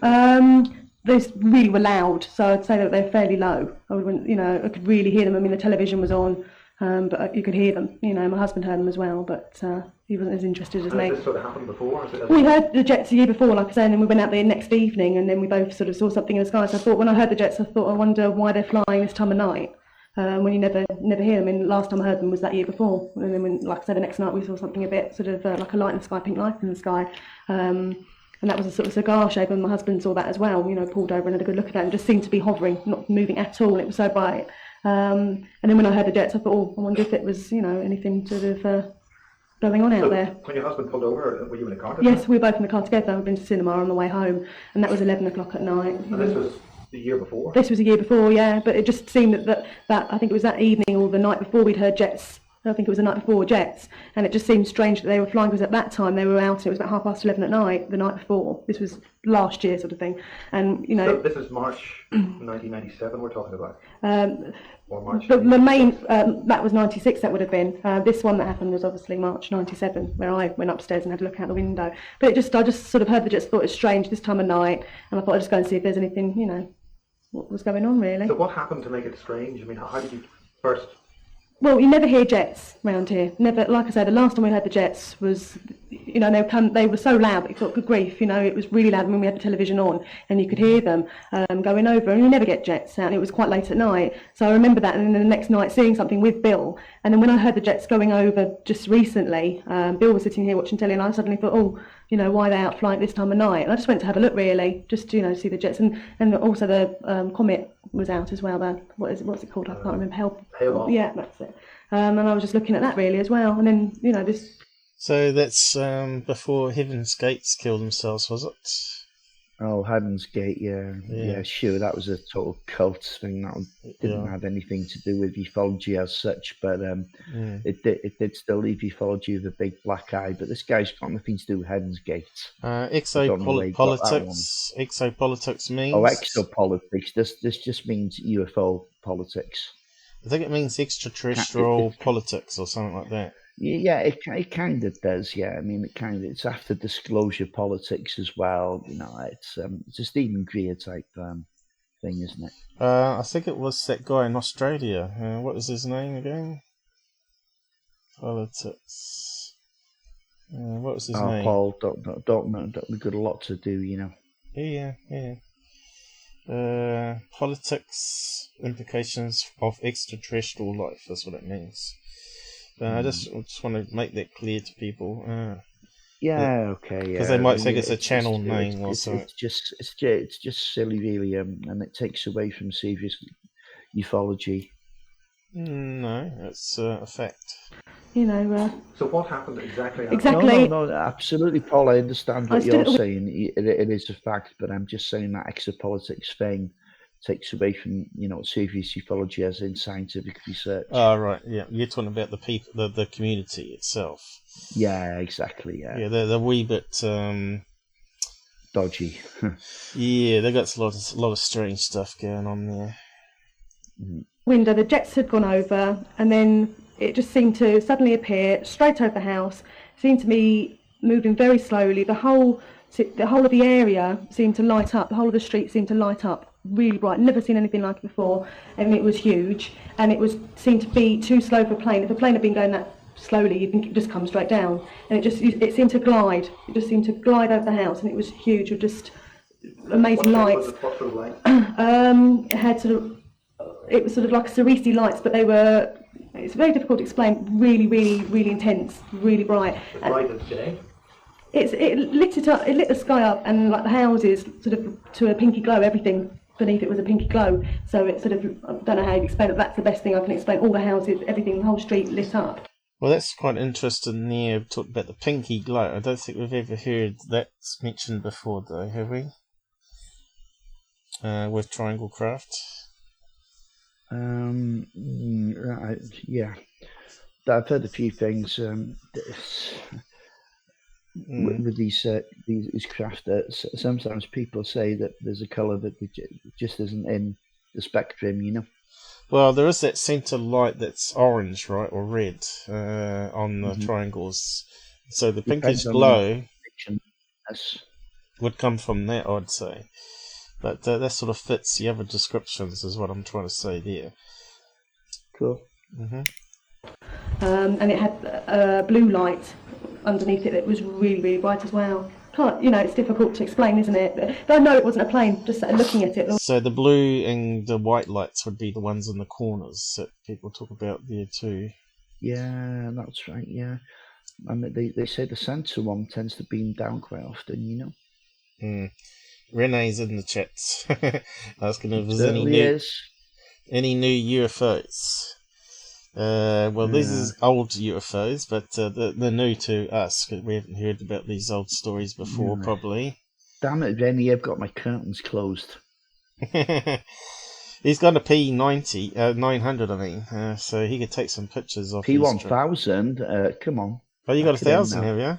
So you're P1000, yeah. You could outdo Tyler from Secure Team with your camera, then. No, he's got one too. Yeah, but you could actually take some footage and bring it to the channel here. So that's what I'm saying.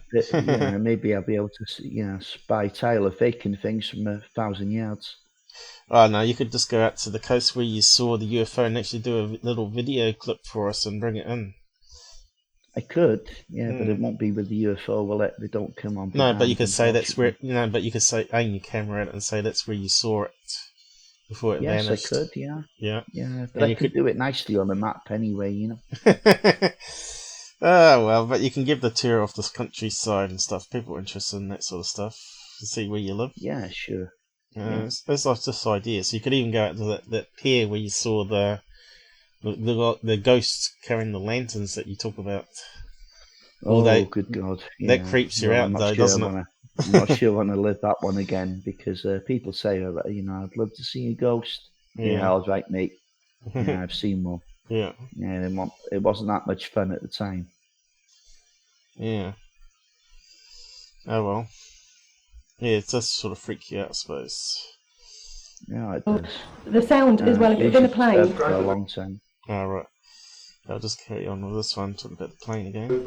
It was literally, I was at a bedroom window and I was looking at it, it just came over my roof and it was going away from me and it was just like a slow glide, but there was a humming, very, very loud humming, but if it had been a plane, it would have been, you'd have really heard, a plane. I mean, I used to live near Heathrow Airport and you hear planes and they're high up. So how many of the triangles had humming sounds? Quite a few, haven't it? Yeah. There's a huge military presence. There's sonic booms. There's explosions, or there's two explosions. So something is happening. So again, if it's alien technology, though, not, I don't think alien technology would have a humming sonic sound. Booms are obviously made by the jets on afterburners, weren't they? Yeah. And they were picked up. There's no. You can't deny that because they were picked up from. So they're talking about experimental. They're talking about experimental craft. Maybe this was experimental craft, but she ain't talking about any vents or pipes underneath the triangle so far. So we'll just carry on. you know, and if it had been a plane, it would have been extremely loud. But it wasn't like that. It was just a very, very loud humming buzz, sort of like a electric station, really, really loud. And it wasn't. It was just gliding along, and it was fairly slow. It appeared to me to be fairly slow. Okay, now Emma's interview goes on for another section, but we're going to run out of time today if I play that third interview. But Miles is here, and she continues to say it was the width of the street, it was 300 feet across, it was almost like it was on top of the houses. So we've got Brian Haslam in the police log of the incident, which I've got a copy of, and we've got Emma Maidenhead, and then we get people like Clark and Roberts saying that nothing to see here, move along, the usual suspects. You can read about what I had to say about Clark and Roberts in Larry O'Hara's Notes from the Borderland magazine, but also you can download the Usual Suspects article from the exopolitics.co.uk website. Yeah, I was just answering Renee inside. Renee was talking about Third Phase has put out a thing there where they claim they found a USB stick. And it's got all these UFO videos on it, and I'll talk about it Sunday. Yeah, okay. Now, Mr. Burns here is talking about, can you just replay that? Can you just go back a couple of seconds there? Mm-hmm. And replay that, because we're missing stuff here. And if it had been a plane, it would have been extremely loud. But it wasn't like that. It was just a very, very loud humming buzz, sort of like a electric station, really, really loud. And it wasn't. It was just gliding along, and it was fairly slow. It appeared to me to be fairly slow. Okay, now Emma's interview goes on for another section, but we're going to run out of time today if I play that third interview. But Miles is here, and she continues to say it was the width of the street, it was 300 feet across, it was almost like it was on top of the houses. So we've got Brian Haslam in the police log of the incident, which I've got a copy of, and we've got Emma Maidenhead, and then we get people like Clark and Roberts saying that nothing to see here, move along, bang, stop move along, the usual. Yeah. Clark and Roberts, okay. Mm-hmm. They were members of BFORSA at the time, yeah? British UFO Reporting Agency, I believe so. Okay, so you can carry on from there. So remember that, that's important. No. The usual suspects. Do we need to look at more of this? Because we've played a fair bit of this now. I don't think we need to look too much more at this. Let's see. Is there any other bits in it? Yeah, we don't upset people because we're using their footage. But he's got these terrible slides, and I don't know even if you better read that on 720p. But yeah, you got the link at the side there, guys, so you can go and watch it all if you want to. I think it was important just to hear eyewitness account there. That's all. Yeah. Yeah. So what's the next thing that we're going to cover? Because I think that was the end of it anyway. Yeah. Okay. Sure.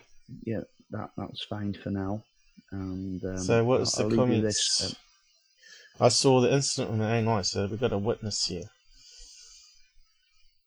When I was 12, I'll just zoom out a bit.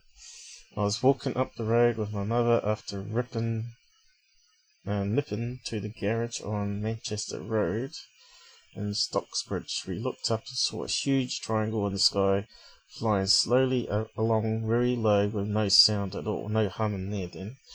As it got further away, we heard the instantly loud noise in the sky. Then out of the nowhere came a pair of fighter jets. This is what you're saying. I've never seen anything like it, especially as it was so late at night. My mother said that jets shouldn't be allowed to fly in public areas so late without a good reason. Well, obviously there was a good reason. It was the strangest thing I've ever seen. I think he means thing I've ever seen since this day. So what's interesting here is, sounds very similar to what Finn saw, right? 300 foot wide across the street. Now we covered Finn on the triangle case ones that we did 3 lives back, I think it was. Go and check it out if you missed it. So did anyone actually reply to this guy? Nope. This shows this one's not very well known and a lot of people don't watch it. 6 years ago we're talking about here. How many views did it get? See, 6 years ago, it's only got not even 5,000 views for this one. And only 25 likes, so I better give it a like there. So yeah, we've got another link, so let's move on. Yeah. Okay, now one of the arch debunkers of this case is Dr. David Clark. So we need to have a little bit of a look at him, okay? Okay.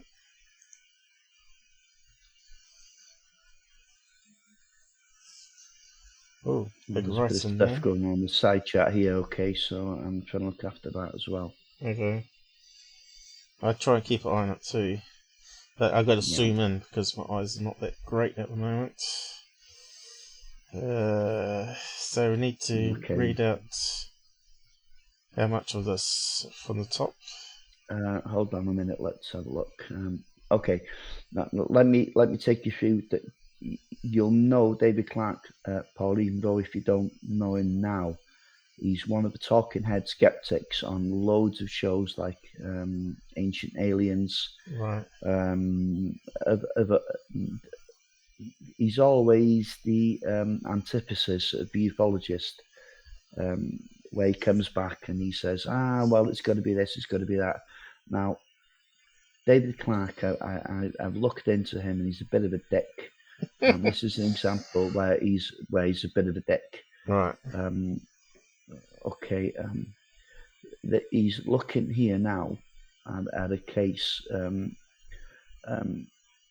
from, to my great shame, Anglesey, which was Amloch Anglesey, which is only about 7 miles from me, and it was one of those cases where it was children were involved.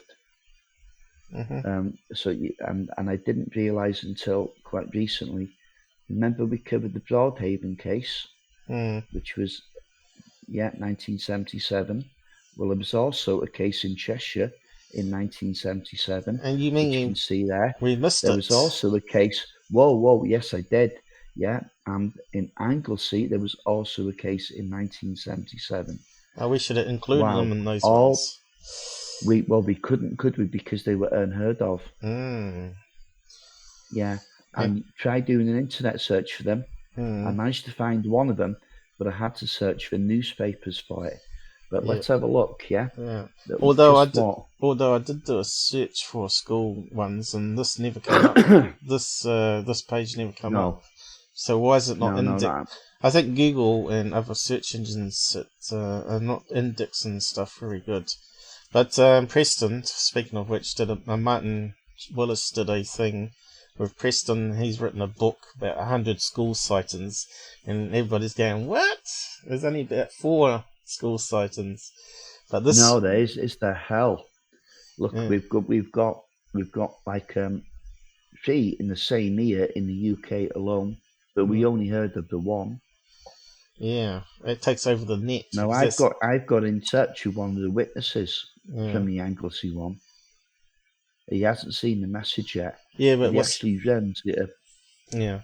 Go on, Paul. But what's interesting is he talked about New Zealand school sighting with 400 students in it, and I would have heard about that. So you should have heard about it. And it should have been repeated on various other shows to do with New Zealand UFOs. I've never ever heard of that case before, so I'm not sure how he come across it. And he phones up the people still alive. I'll tell you how he came across it. He searched through newspaper articles, which is the only way I could get the Anglesey one, which I'll show you now. Yeah, but if you do microfiche and just New Zealand papers alone, going back years to 1950s, you're gonna talk about thousands and millions of hours going through all that. So I don't think you can do it even from your own country. You'd have to come and visit New Zealand and actually go to the archives. And so yeah, I don't know how he did that. I think he got a lot of help.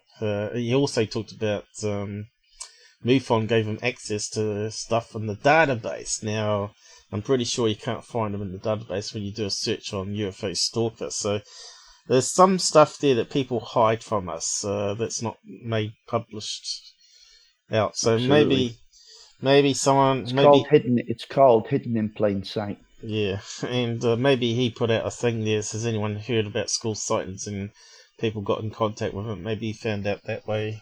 But yeah, it wasn't too clear. I'll probably play a clip of it in the weekend, Sunday, and go over it a bit more. But yeah.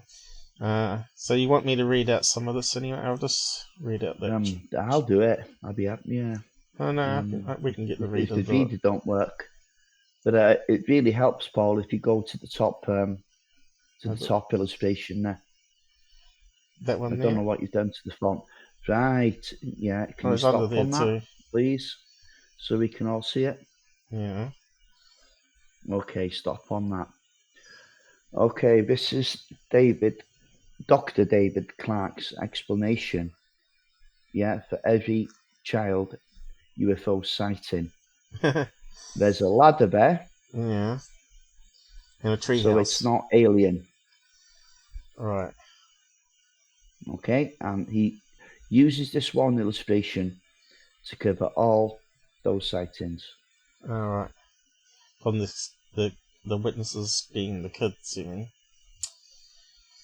Yeah. Do UFOs have ladders though?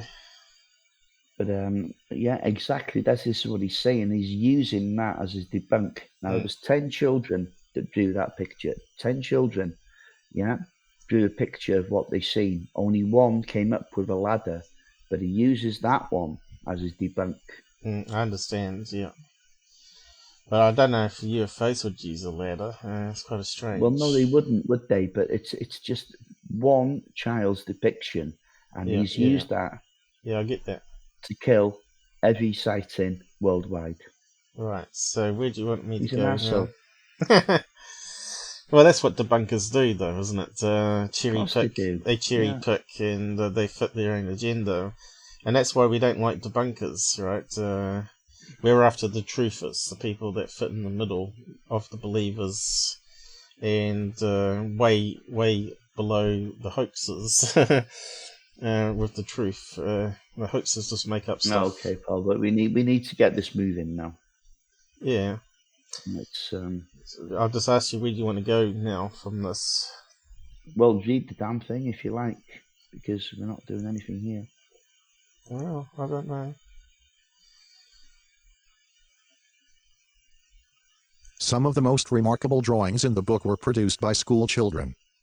For example, one lunchtime in October 1977, 10 Cheshire youngsters, aged 7 to 11 years, saw an elliptical UFO hovering in trees beside the playground of Upton Primary School in Macclesfield, before it rose into the sky and vanished. Their teacher, Mrs. Hindmarsh, ushered the children inside and asked to draw what they had seen, separating them to ensure that no copying took place. The youngsters used pencils and colored crayons to produce the images that ended up in a MOD file. Their drawings are so clear and striking that I selected them as one of the highlights of the book. In this case, their teacher passed the dossier to Cheshire Police and the Misc UFO desk. In his covering letter, the police officer said there was a remarkable similarity in these sketches with regard to the UFO and its location between two trees. What's interesting, though, it's very similar to what they saw in this other school. Yeah, exactly. But Dr. David Clark doesn't see it that way. He sees a ladder and says it's all... He reckons the kids made it all up. Right. Well, that one's got a ladder on that one too, you see. But none of the other ones have... that's the one he's picking on, but he doesn't pick on the fact that it's hovering. No, this is the Broadhaven one that we covered. Broadhaven one, yeah. Yeah. And that one's obviously you from can call this it a one. ladder. Yeah. What was this one called again? How the kid interprets it. Cheshire, yeah. Yeah. I can't find nothing on that in detail. But Right. I've asked a couple of people to see if I can get some more on it. Yeah. It'd make for a good live if we could get some decent material on that, you know. Yeah. What, you mean you'll be outdoing James Fox's movie? Yeah. Let's see if we get to read out some more. But this was just one example from a series of sightings made from schools during 1977. Another file contains drawings and letters sent to the MOD by youngsters and their teacher from North Wales earlier in the year. We were playing at netball with Mrs. Williams in the yard and she was showing us how to throw the ball into the net when I saw an object high in the sky. In immaculate handwriting. 10-year-old Wower Jones reported her UFO experience in a letter addressed to RAF Valley and North Wales. Her letter, endorsed by the teacher, arrived with a collection of drawings showing an identical flying saucer, produced by her school pals. I shouted at the others and they looked up and saw it. The account continued. It had a black dome on top and a silver cigar-shaped base. It was traveling smoothly across the sky in a northerly direction. It remained in our sight for about 3 minutes. Then it went behind the only cloud in the sky and reappeared again for about 1 minute. Then disappeared. Wower was one of 9 youngsters, aged 8 to 11 years, who saw the silent object from Russell School in Anglesey, North Wales, on the afternoon of Wednesday, 16th of February, 1977. Their teacher, Mayor Williams, told the Western Mail, it was a really bright afternoon and the object was flying very high towards Bull Bay. I took the children back into school, separated them and then told them to draw what they had seen. It was really astonishing. Their drawings were all similar. I never believed in these things until I saw this. These extraordinary stories were among dozens that reached the MOD's UFO desk. S4, Air, in 1977. A covering note, from RAF Valley, adds single quote, we can offer no positive explanation or identification. Viewed in isolation, this story would appear much like the other 435 sightings logged by the British government half a century ago. But with the benefit of hindsight, it is just one of a previously unnoticed cluster of eerily similar experiences reported by small groups of unrelated school children, in the space of 6 months. Yeah, it's interesting, isn't it? All in 1977. Wow. You know, if you can't find the correlation, well, you know, I think it was all within a few months. And if you look at Broadhaven, if you look at Cheshire, and you look at Anglesey, really, you know, as far as like UFOs are concerned, it's just a stone's throw, really. You know, you're talking a couple 100 miles between, nothing more. See, so why would UFOs approach children? Maybe because they see them as threatening, because they're not they're the same height as them, right? 4 foot high, sort of thing. Is possibly why. And another thing, Paul, that we covered, Dr. David Clark also came to the conclusion that the children had been inspired by their parents to draw these things because of the Welsh triangle. Right. Now, remember we covered that, didn't we? Yep. So we did a 3-part and live. Their parents were talking about it. Their parents were talking about it. So they went to school and draw all these pictures themselves. Yeah. Because Mum and Dad were talking about it. Well, I don't think that's really the case. I mean, that's a hell of a grasp, that. Yeah. So we got a few more people dropping on here from USA, I think. They must be waking up now. Yeah, cool. Countdown minutes, but we know we're at 3.5 hours, so 3 hours, 20 minutes. So. I know. Are we going that long, are we? What on earth, or off it, was going on? What sparked off this mini-flap? What inspired youngsters of a similar age, from across the UK, to look into the sky and see unidentified flying objects moving above their schools and playgrounds? The arrival of Steven Spielberg's science fiction epic Close Encounters of the Third Kind, released in 2017 to mark its 40th anniversary, was a whole year away. The original Star Wars movie opened in UK cinemas in December, some months after this mini-flap. I was 10 years old in 1977 and my introduction to ufology came not from movies but from the TV screen. In May, BBC One ran the Hugh Burnett documentary Out of This World in a primetime slot that was my first exposure to flying sorcery. Burnett's program included interviews with UFO witnesses and contactees plus classic footage from around the world. Elsewhere on TV the year opened with the 4th incarnation of Doctor Who, Tom Baker, grappling with the robots of death on a distant planet. But I suspect a more immediate inspiration for the spate of playground UFO sightings came from the children's peers-via mass media reports from the so-called West Wales Flap, or Welsh Triangle, as it was dubbed by the tabloids.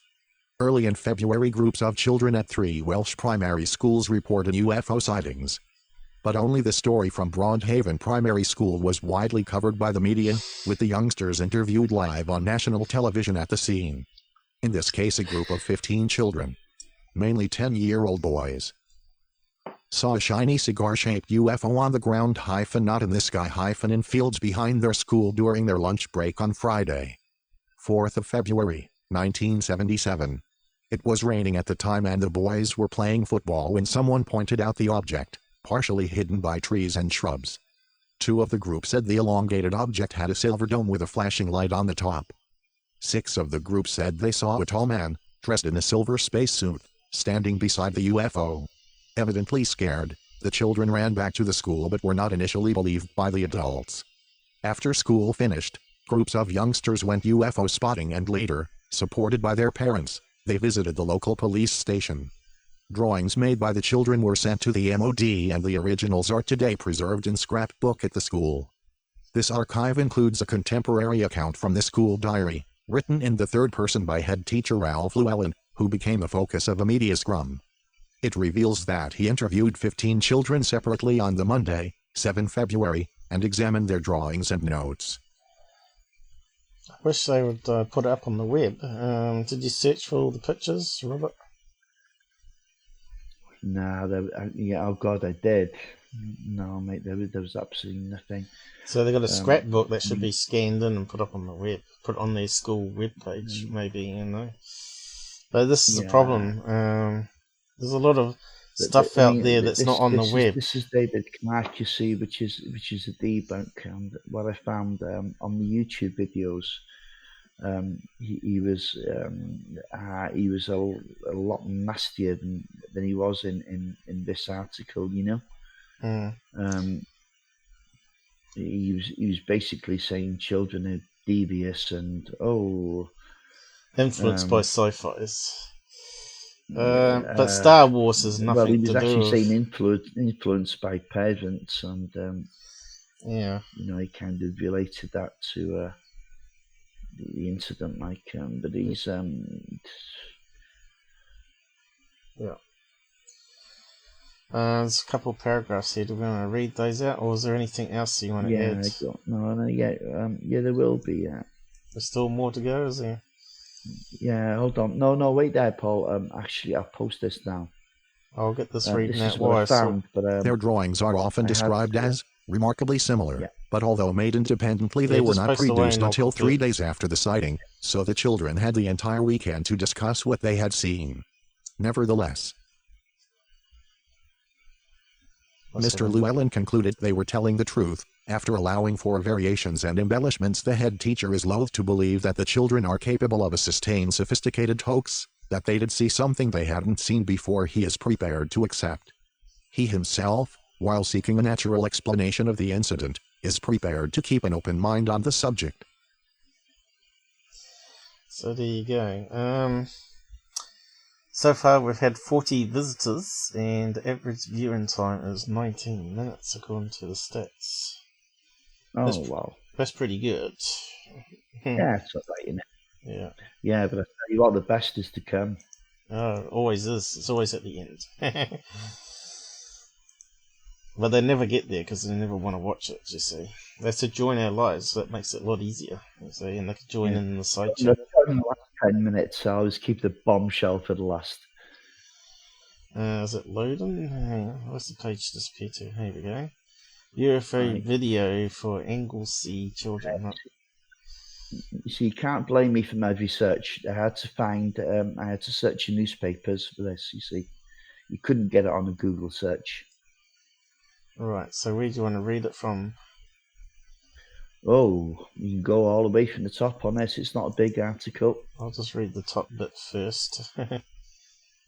Yeah, this pause is annoying, but... UFO riddle for Anglesey children. It was a day a group of pupils from Anglesey will never forget when science fiction became reality. Yeah, so down here it carries on. Yeah. Oh. The thing is there, Paul, before you read it out, yeah. S4C, the documentary. Okay, S4C is a Welsh channel, and it only puts stuff out in Welsh language. Ooh. So it's out there, but I've lived here 50 years, yeah, and I've only got like 2 words. What they call? Oh God, what they call dipping back. Very little dipping back and like very little Welsh. I think my dad knows quite a lot actually.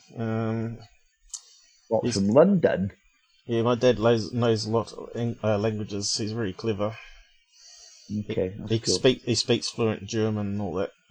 He learnt it when he went over there for his RAF job. Yeah, and he did some things for NATO and stuff. Radar installations. Celtic languages. Yeah, but yeah, Scottish and Welsh. But he always goes on about the English different accents here. Some of them he's saying he's now finding it hard to tune into them, but so high, yeah, it's so diverse. Yeah.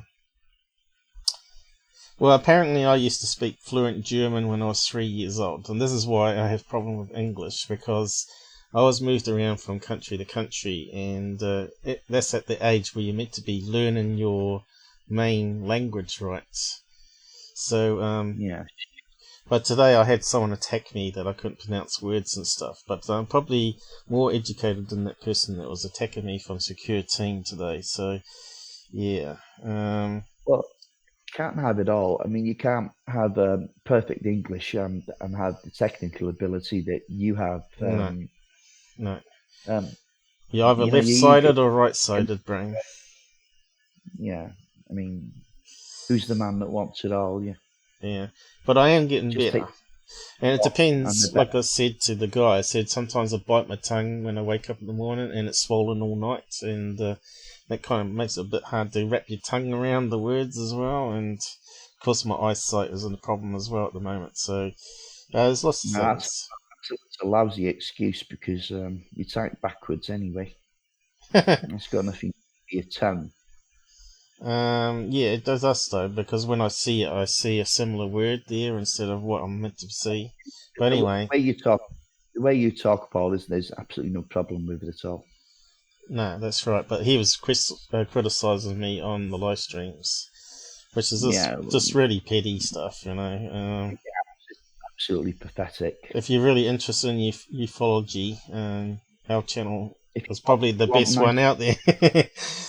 Not to be ego. Yeah, go to ST10 and Tyler Wibb's Lisp. Lisp, yeah. Yeah, he's not perfect, and he can't pronounce, what was it, Mayan? He was calling Mayans or something, and what's the other words he had? So, yeah. But I had a guy saying that the leaker exposing stuff was April's Fool, and it's not April's Fool, so I printed out some screenshots for where the video was on his channel, because he's deleted it, and it has a clear date on there of November 2014, Mr. Ken, so it definitely wasn't April Fool's. So I'll just carry on with this reading. At the end of the day, you're shrinking Violet in this game. You're just going to be a total snowflake and give up. Yeah. So we better get on to your best 10 minutes anyway. Get the truth out there as best we can, that's all. Yeah, it's crazy, the UFO field. It's got a few nutcases in it. It's got plenty of hoaxers and liars out there. And then you got, like me and you, that are more interested in the UFO topic, and we just do it, and we don't even get money from it and all that sort of stuff. And we have second income, so we don't rely entirely off the web. So, entirely off the web. Entirely on second income. S4C, Thursday, 9 p.m. IT was a day a group of pupils from Anglesey will never forget when science fiction became reality. The spotting of a UFO above Rossibble Primary School caused a sensation at the time, and it's a memory that will be brought bang up to date on S4C, S-Series, Layeth Power. The series traces the story behind a particular photograph, and aims to recreate that photo today, with the help of some of those in the original picture. In the first program of the new series, which starts this Thursday, 42-year-old Wow Bell will attempt to trace her fellow pupils back in 1977 who all claim that they saw an UFO hovering above their school playground. A picture was taken for a local newspaper of the pupils with a model they made of the UFO. I remember that it was a cold winter's day, and that the sky was clear, says Gwalwar, who was then aged 10 and whose maiden name was Jones. We were having a netball lesson with our teacher Mrs. Mayor Williams on the schoolyard. I was looking up as I was shooting at goal when suddenly I saw something moving across the sky. We all saw it. We went back into school, and we all made a picture of what we had seen. We did them individually, and when we studied them we realized that they were all remarkably similar. The object traveling across the sky had a shiny base with a dark dome top. Later, we also made a model of what we saw. Our headmaster contacted RAF Valley to check if there had been low-flying aircraft in the area, but there hadn't been. There was no explanation for what we saw. At the time there was a lot of interest in the sighting, both in the local and national press. Gwalwar, who together with husband Steve now owns and runs the Pili Palace butterfly attraction on the outskirts of Mene Bridge, said, TV cameras came to the school and I remember that our story was featured in the Daily Mirror. I didn't worry about what I'd seen that day. But sometimes if there's a nice clear evening sky, I'll look up and wonder if there's something out there. Back in 1977 we hadn't heard of UFOs and had no preconceived idea of what a UFO would look like. I just drew a picture of what I had seen. For the program she tracks down those pictured all those years ago to pose again for the camera. Although she enjoyed making the program, she is not looking forward to seeing herself on TV. She said, I won't watch it live. I think I'll record it and watch it when there is no one else around. Amongst the other photographs featured in the series are a group of young Tarzans from Transfinid, the retinue of Bethesda Carnival Queen, and a group of young dancers who performed the Dawn's Flower Dance at the Anglesey Steadfod in 1969. Working on the series is a challenge because of the hours of research that we have to do, explains series producer Gwen Griffith. It's also very rewarding, especially when we succeed in tracing everyone in a particular photo. It's a huge team effort. Over the years North Wales has built a reputation within UFO groups as a hotspot for sightings. One of the most controversial was the Berwyn Mountains incident happened on January 20th, 1974. That evening the people of Llandorfale and Llandrillo villages in the Berwyn Mountains near Bala sat down to that evening's TV. But the quiet was shattered by the rumbles of an earthquake, registering 3.5 on the Richter scale. As people ran from their houses, fearing another tremor, they witnessed a blaze of light on the mountainside above.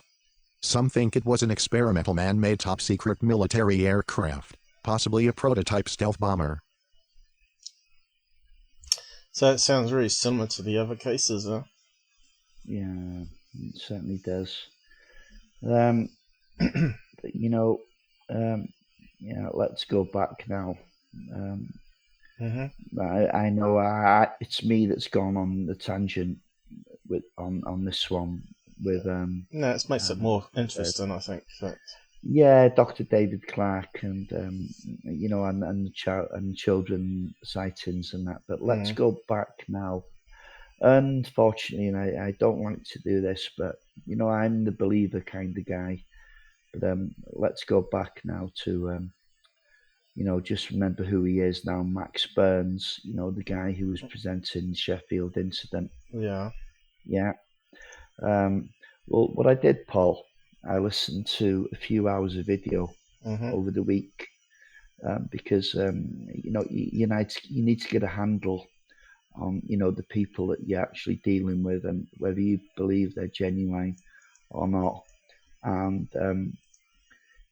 as for this Max Burns, I was starting to see a few red flags flying, and they were right in my face, to be honest. I'll give you a couple of examples. He reckons with the Sheffield incident, there was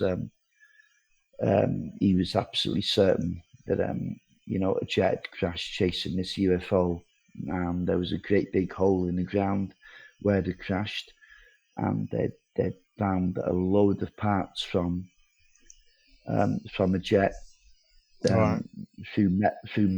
via metal detectors, and he'd sent them off to Rolls Royce.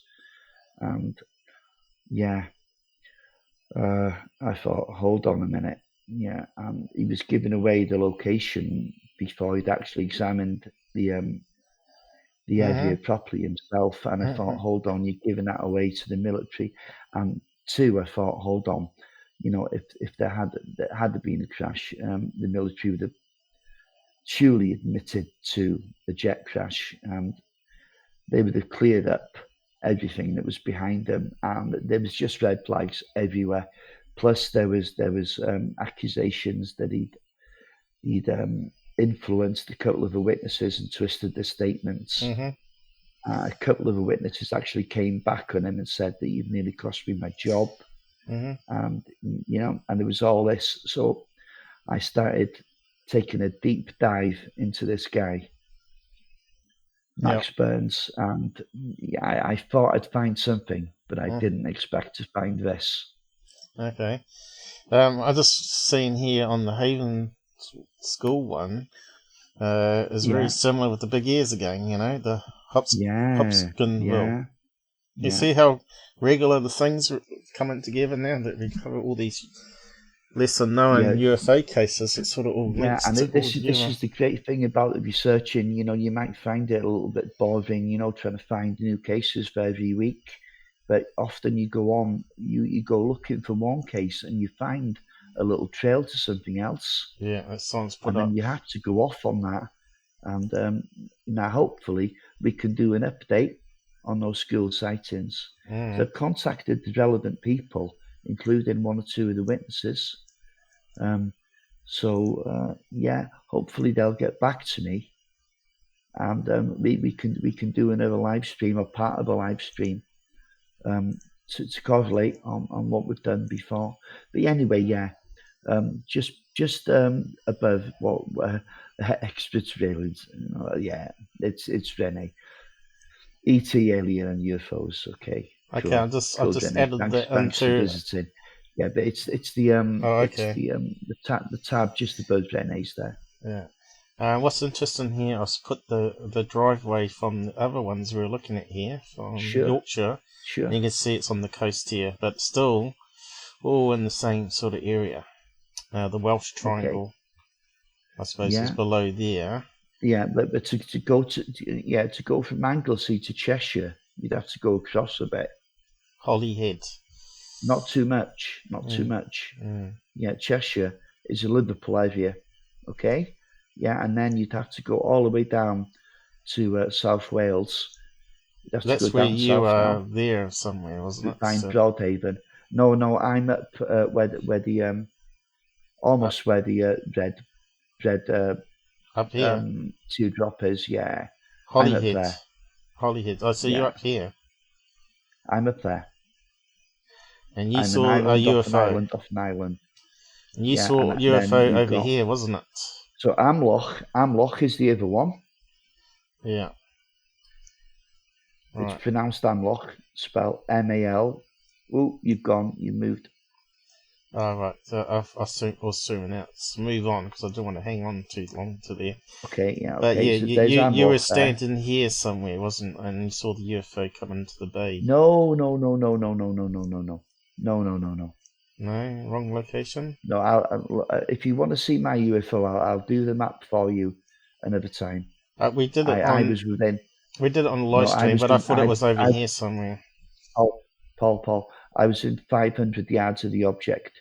You're going miles away here. Llandudno is like 40 miles from Holyhead. I was in 500 yards of that object. I've measured that on a map myself. I thought you were fishing in one of these coves here somewhere. No. You need to hit Holyhead and get right in close. Right in here, is it? Yeah. Right. I could do it for myself, but to show you how to do it now would be quite difficult, you know? Yeah, you said it was out on a peak somewhere. I thought it was like over here somewhere. No, that's Anglesey. I'm on Holyhead. You're on Holyhead now. Yeah. Holy Island, they're calling it there. Holy Island. It'd be great now if I had control of that mouse, like, the cursor even. But then, I can't do that. I'd have to have a double screen setup, like, What you could do, though, is you could do a screen share on this, maybe. I haven't tried that. I can do that if anyone's interested in my But we sighting, have covered Robert's story before, and you can find it on a live stream, and we have got a map where we go over on the map. We've been over this before, but it looks like I'm off track again a wee bit there. So we've got another link to cover. Yeah, unfortunately, I'm afraid, yeah. Where's the link? I didn't see it. It's just above Rene's. Oh, right. There we go, that's the. So we're going back now to Max Burns, the guy who was promoting the Sheffield incident. All right. And I didn't expect to find this, Paul. We'll see. I haven't seen it yet. UK ufologist Max Burns convicted on drug charges.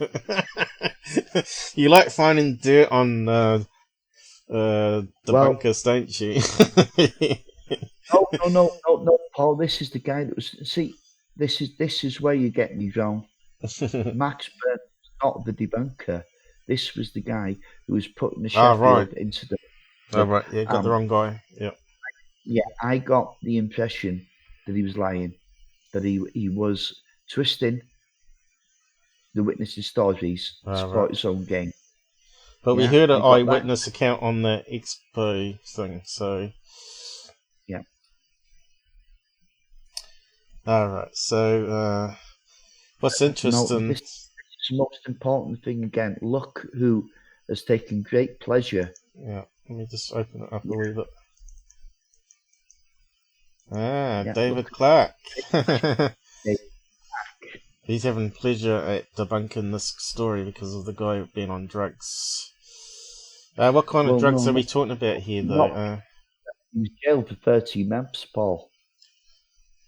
Max Burns was jailed for 13 months, but that could be what? Cocaine, is it? Or no, it was 30 months.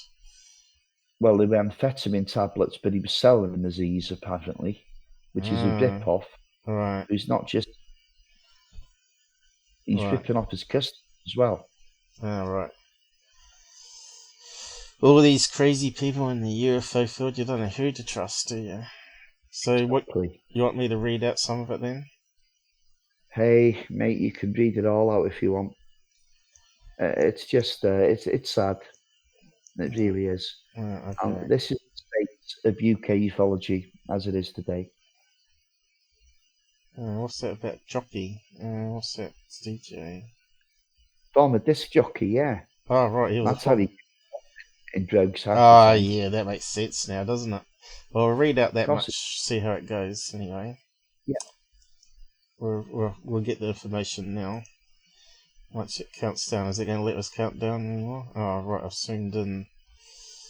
Looks like I have to reduce it a bit so I can see the bottom. Actually, I can. What? No, it won't let me do that. It's okay, I'll read it. For those following the trial of British UFO researcher Max Burns comes the news of his jail sentence. Judge Robert Shaw at Sheffield Crown Court has described Burns not only as a drug dealer, but someone quite high up in the drugs-dealing fraternity. Note Burns' earlier claims on UFO updates that he had never taken or dealt in drugs in his life. The trial has shown once and for all that Max Burns is a criminal, and someone UFO research can well do without. Those who have supported Burns with his lies and fantasies over the last 2 years should reflect today on how easily they had the wool pulled over their eyes. If they can be so easily taken in by this man, what does this say about their critical faculties when it comes to assessing UFO cases? Despite informal warnings from myself and others including Andy Roberts and Tim Matthews, our fears were ignored by Buffar and a number of well-known British ufologists whose silence in the wake of these revelations is deafening. They should read the following story very carefully and reflect on this whole sorry saga. From the Sheffield Star, September 24, 1999, jail term FOR drugs dealer XDJ locked up for 30 months. By Roy Emery, a former disc jockey who was caught with almost 1,000 amphetamine tablets was jailed for 30 months. Maxwell Burns was sentenced after being caught in a car bringing the drugs into Sheffield. Had he not been stopped, the drugs would have made a sizable contribution to the nightclub scene in South Yorkshire, Sheffield Crown Court heard. The 36-year hyphenol was described by Judge Patrick Robert Shaw as a wholesaler who would have sold them on to retailers. He told Burns, "You were some way up the hierarchy." Burns, of Ferrars Road, Tinsley, was convicted earlier this week of possessing the drugs with intent to supply, and supplying 50 of the tablets to Suzanne Bradley, a passenger in the car. During the trial, the court heard that Burns picked up the drugs in a carrier bag just off Junction 29 of the M1 motorway. Well, yeah, I think it's going to read more, actually. Yeah, but Paul, have a look. Go back now and have a look at his age when he was convicted. Where was that?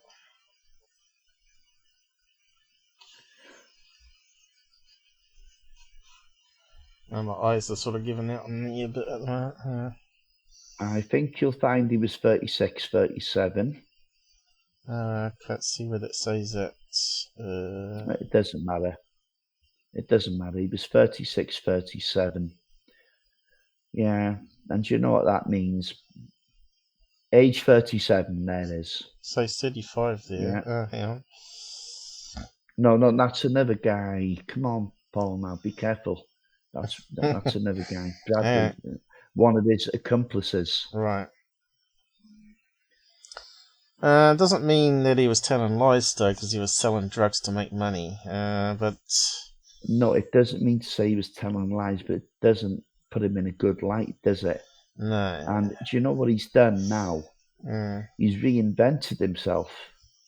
Right. Because he's saying the government set him up. Ah, right. Yeah. That sounds like something secure team would say. Like he's saying those 30 years in prison. Yeah.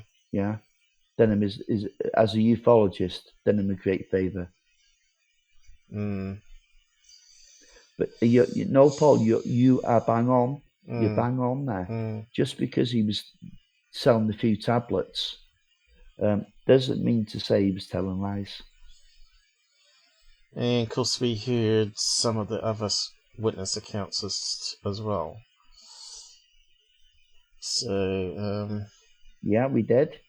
Yeah, but this is a perfectly good case, spoilt by a bad deed at the end. And Before are quite unwilling to look into anything that's government related. You know, they're an absolute farce. They make MUFON look like gods. Honest to God, they are so MOD type. They're unbelievable. But yeah, you could easily say the police planted the 1,000 tablets on him and whatever. Well, that's what he's done. That's what he's done. But I don't like the guy. He's nasty. You can see him on an interview. Right. He's on Bitch Planet, Richard D. Hall. Right. You can find him there. The Sheffield incident, Richard D. Hall. Yeah. Go and play that for yourselves. It's in 4 parts. It's still there. Yeah. You have a look at it.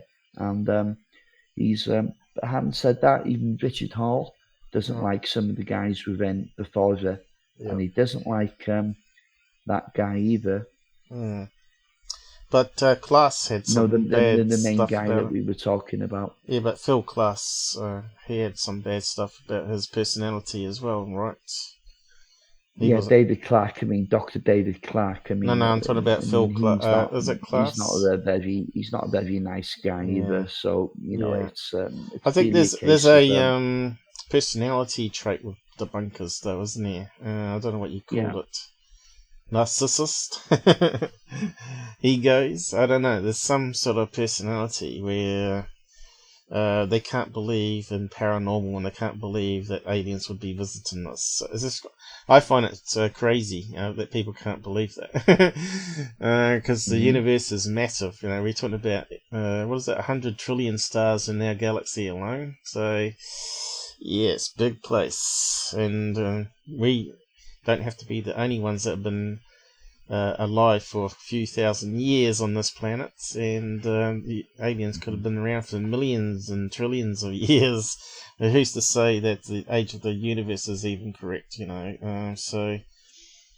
But yeah, I suppose that's the last bit on this case then, is it? We better start wrapping up. I know people are starting to join us now and starting to take an interest. That's what I mean about moving on. It's kind of funny that kind of this time it's been on the last 3 lives. Now we get more watching, which is now coming up to like 3 p.m. my time. Yeah, more coming in. Yeah, and it's impossible for you to stay up. You know.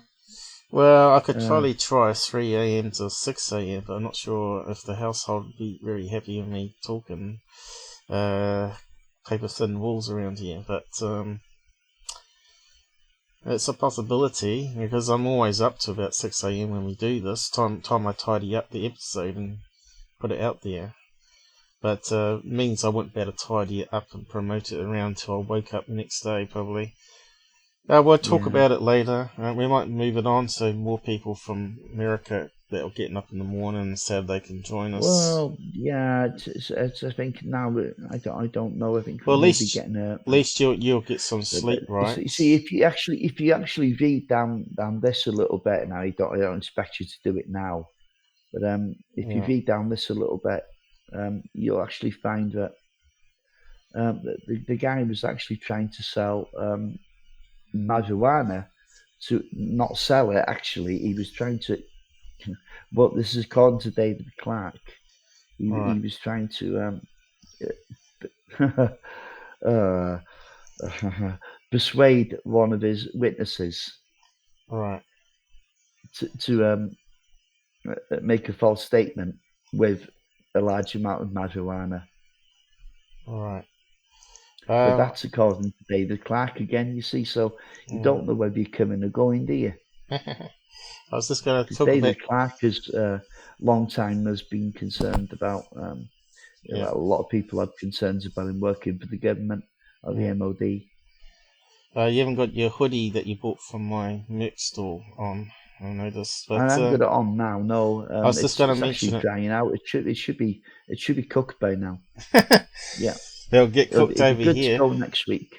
You can only see my talking head on here anyway, so you're never going to see that. Hey, my goat is going well there.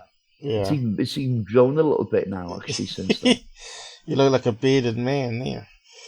I find beards are horrible because they're always itchy. Oh, no. I don't like beards. I don't mind a goatee, but not a full beard like a corbell. Well, apparently only 14% of women in the whole world like guys with beards, so if you want to find females, best not to have a beard, by the sounds of those stats. But yeah, we've got a Merc store if you want to check out what we got there. It's in the About tab. And we've just created these ones with, not Robert, but with John, where we created a back thing. So I'll see if it opens up here. See, I don't normally plug my Merc, but yeah, it's 42 US. I haven't got it. But we created this logo using Earl Grey's. He's a bit of an artist. He does all these computer artist drawings here, and I've added my logo with the Men in Black at the bottom of it, and the Discord join group there at the bottom as well. But also we created this back page for the back of it, which is quite cool. You can do front and back now. So that's only come out about 4 months ago. So I just said they're a crew member of the Out There channel. So yeah, I'm going to buy one of these myself, because originally I designed the Merc store to be more to buy stuff for me to advertise as I walk around. Well, the one I've got on now, it's got a little alien head on the left hand side, and it cost me like UK delivery like £18. And I know, that's ridiculous. Yeah, you get ripped off there completely. Look at that, $42. Jesus, man. US, yeah. But it is good quality. But over there, they only pay like $3 shipping, right? So they get it for under $50. Yeah. But me, I'd have to pay, like you, I'd have to pay $20 just to get it posted out to New Zealand. Yeah, from the States, yeah. See, they almost need like shops in each country and produce the same thing. That's really how they need to expand. They need to, I don't know how they're going to do it, recruit people worldwide. But I'll just post the link there anyway if you want to go and check that out. Was it going to go? Oh yeah, it has done. Yeah, but we got lots of things. So you can go to all designs here and you just flip through all the different images that we've got here. Now, I was meant to edit this one to say it's a back logo. For some reason, they modified the site and it lost the crew logo. That one's got the crew logo, so you can have that on the front, just with the men in black. And you also got the alien code one, done by ex-member in Ireland. He's not with us anymore, but alien code decoded. Please contact us at Discord. So these have got to also whether it's got the logo on the back. So I need to edit that one. So this front one. So it says crew member logo. Well, you guys just got the one with the front one. If you just want the front one. But yeah, you got all the channel logo art there. You can pick from some of the older stuff too. Yeah. Can I just mention there before we go, like, if you're interested, Paul, for yourself, like, and everyone that's still listening, check out John Greenwald's show with oh my God, what's his name again? It's Chris Marks, Chris Marks, and he's talking about Skinwalker Ranch, and he's saying some pretty interesting stuff there, you know. Yeah. I'll send you the link. I'll put it to the group. I will, Paul. Yeah, I was listening to that. Join 6 hours ago as well if you like. Yeah. Just come and join our Facebook group, and we post all the links there, and also on Discord.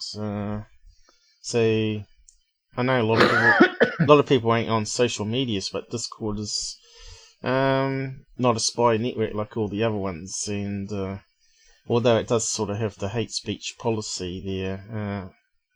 I don't think anybody really puts out hate speech anyway. I think everybody's entitled to say what they want. You don't have to agree with them. So yeah, we used to have neo-Nazis that lived out the back of our house, threatened to set it on fire and all that. So we're used to all that sort of stuff in New Zealand. And they're pretty nasty people all over the place. Not just neo-Nazis, but also there's plenty of Maoris and other nationalities here that will certainly beat you up. So it's good and bad in all society, as far as I'm concerned. We just had some guy that was walking home from the pub last year, and he got beaten and kicked in the guts, and that's really and kicked in the head, and that's really where the dang bad stuff happens, right? Paul, that happens every single night in Holyhead, mate. But you're heavy beer drinkers over there. I suppose we are over here too, actually. It's have to do with it. Don't have to do with that. It's have to do with drug wars. You know, I think every time you get you get a town that's deprived of employment, and that people will find other ways to make money, and then of course, if someone's making more than the other one, then of course it's going to end in conflict, isn't it? And so it gets ugly. It really does. It gets just ugly. going back to this Alan Godfrey one. It's got the red glowing eyes, but like the Mothman, though. I don't remember it's talking about. It looks like a reptilian type creature from David Icke, doesn't it? Yeah, it does. But it's got that on that particular case, though. I just wonder if this is where the disinformation stuff comes in, where they start mixing not the actual facts.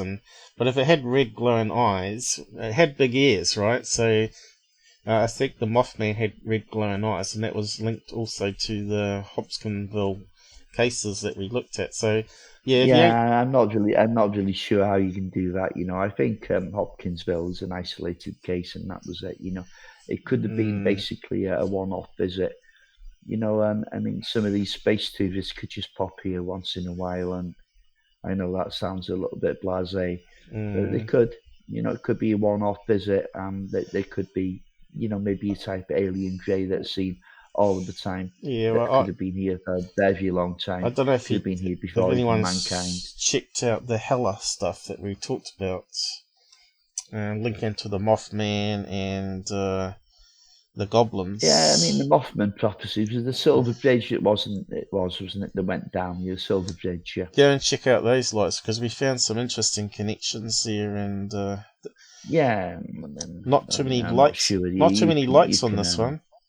We never got any subs for playing that live so far, which is kind of strange.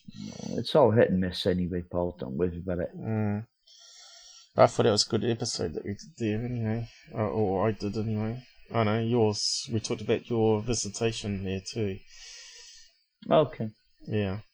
Well, mine's only about 5 minutes long. Well, I'm just going to recap Hella. I think it's like an 8-part series or 6-part series on YouTube that you can go and watch, where the guy gets a cryptic email from someone claiming that he's been hounded by these goblins outside, which they thought it was just like a prank email or someone trying to prank him.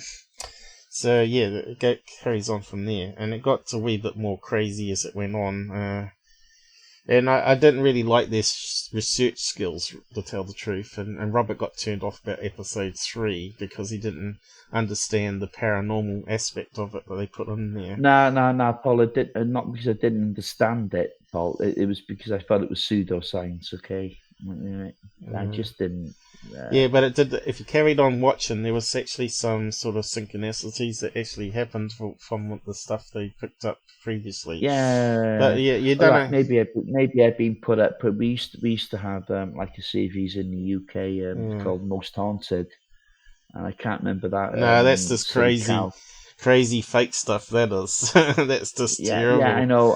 See, that put me off UFO docs for life. Yeah. There was also a series of the same name in America. Well, that's what's her name? I thought that was even worse. I thought no chance. Mrs. Fielden was her name. Her and her husband did a film degree or something like that, and they thought what would be a good thing to do was ghost series and sell it to the TV networks, and that's what they did. And they've got lots of millions from it, right? And they were always screaming on TV, and they never had anything real evidence, not like Ghost Adventures or anything like that. And even that's pretty bad now. So yeah. But mate, I'll put it this way. I've seen a girl, and she was only about like 400 yards from where I live, which is too bloody close for comfort, to be honest.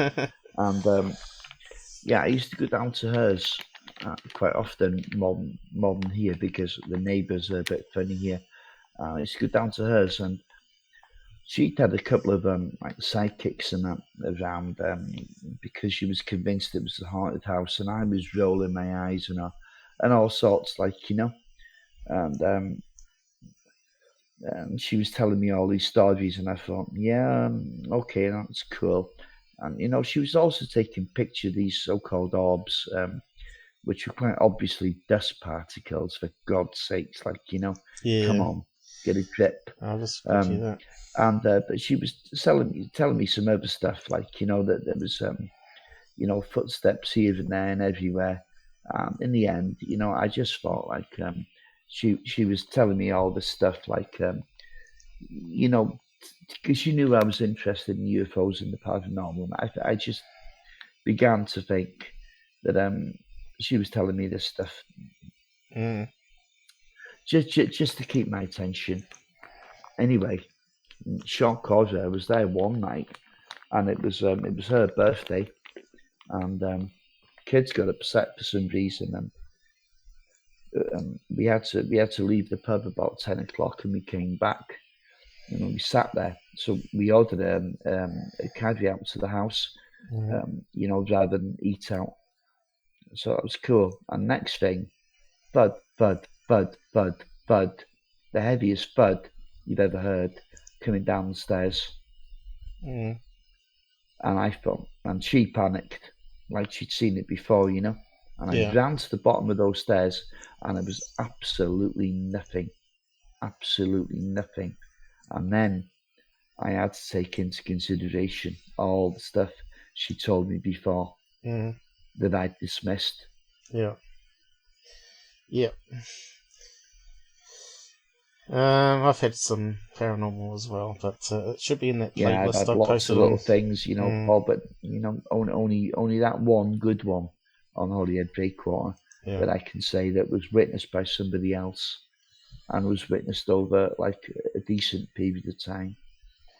Yeah. So, you often hear stories of things crazy, walking around above or up and down stairs. But yeah, makes for a good scary stories from when you get power cut. Yeah, but what I'm saying is I was there I was going there. It must have been over 12 months when I was going there, and I'd never heard anything. And then that one night I did. So what I'm saying is, when a ghost team move in, they're not going to appear on demand. No, they're going to stay there overnight. Yeah. Yeah. This that happens randomly. That I don't like. Happens randomly for me. And again, my side touch lamp, the control circuit blew for the third time in less than 6 months. This is the sort of problems I have in this house. I have lots of technical stuff, and I have to buy replacements. And that kind of stuff. That happens all the time with supernatural occurrences. In fact, I've just flown out 4 rechargeable batteries that are not that old, and they just won't recharge anymore. They won't hold any charge. They're probably good. It's probably just paranormal. But this makes us different, this channel. Everybody thinks because I debunk, I must be a debunker, but no, I'm a truther. And I've had my own experiences and stuff, and that's why I'm interested in this stuff. I'm not some sort of faker that put up a YouTube channel and put out fake leaker voices like security. Now, people think I'm just jealous of him, and I always said to these people that even if you offered $1 million, I wouldn't take it because I see it as dirty money. He's fraudulently fooled a lot of people out there for 8 years, and he's made millions of dollars out of it. So this is not what our channel is about. We're about the truth, and because we speak our minds, me and Rob, we've actually been banned from a lot of UFO groups out there. Hell yeah. Yeah. And it's a case now of how many I'm left on. But I'm left on the thing is, I'm left on the best ones. Yeah. And that's, you have Open Minds, which pushes TTSA and Jeremy Corbell and Bob Lazar. Sorry, mate. I'm Jack. Yeah. Nothing to do with them. Yeah. Yeah. Yeah. I wouldn't. If I was invited back on that group with $1 million, I wouldn't take it. Not a chance. To the skies. Sorry, Brian Sprague. I'm sorry I'm going to mention his name. I don't really care. Little pop ufologist. He doesn't know jack shit about ufology. Doesn't know anything. Doesn't know anything about the history of ufology. Doesn't know anything. He just interviews people. Somehow gets these guys on. I don't really know how. And he interviews them, and they talk a load of garbage for 45 minutes and don't really get to the bottom of anything. Although, to be fair, he has some eyewitness accounts that are quite interesting to listen to. We can't find people that want to come on and talk about theirs. I know, but it's just the same. We couldn't get those same people on here and make a more deliberate. Yeah, I'd do a better job of it. Better job of it, yes. Yeah. And we probably could link it to other cases as well. But we get blackmailed because we speak our minds about people out there, and we don't care, do we? No, I think if you start caring about things, you cannot be. I'm sorry, but you cannot be nice to everyone in this field. You can, but if you're doing that, then you get. I'll even mention Richard Dolan here. Richard Dolan is the most superb UFO historian that's going. That guy remembers stuff that I consider myself a UFO historian, but I'm not as good as him. Yeah. But over the last maybe 5 to 8 years, I don't know what's happened to him.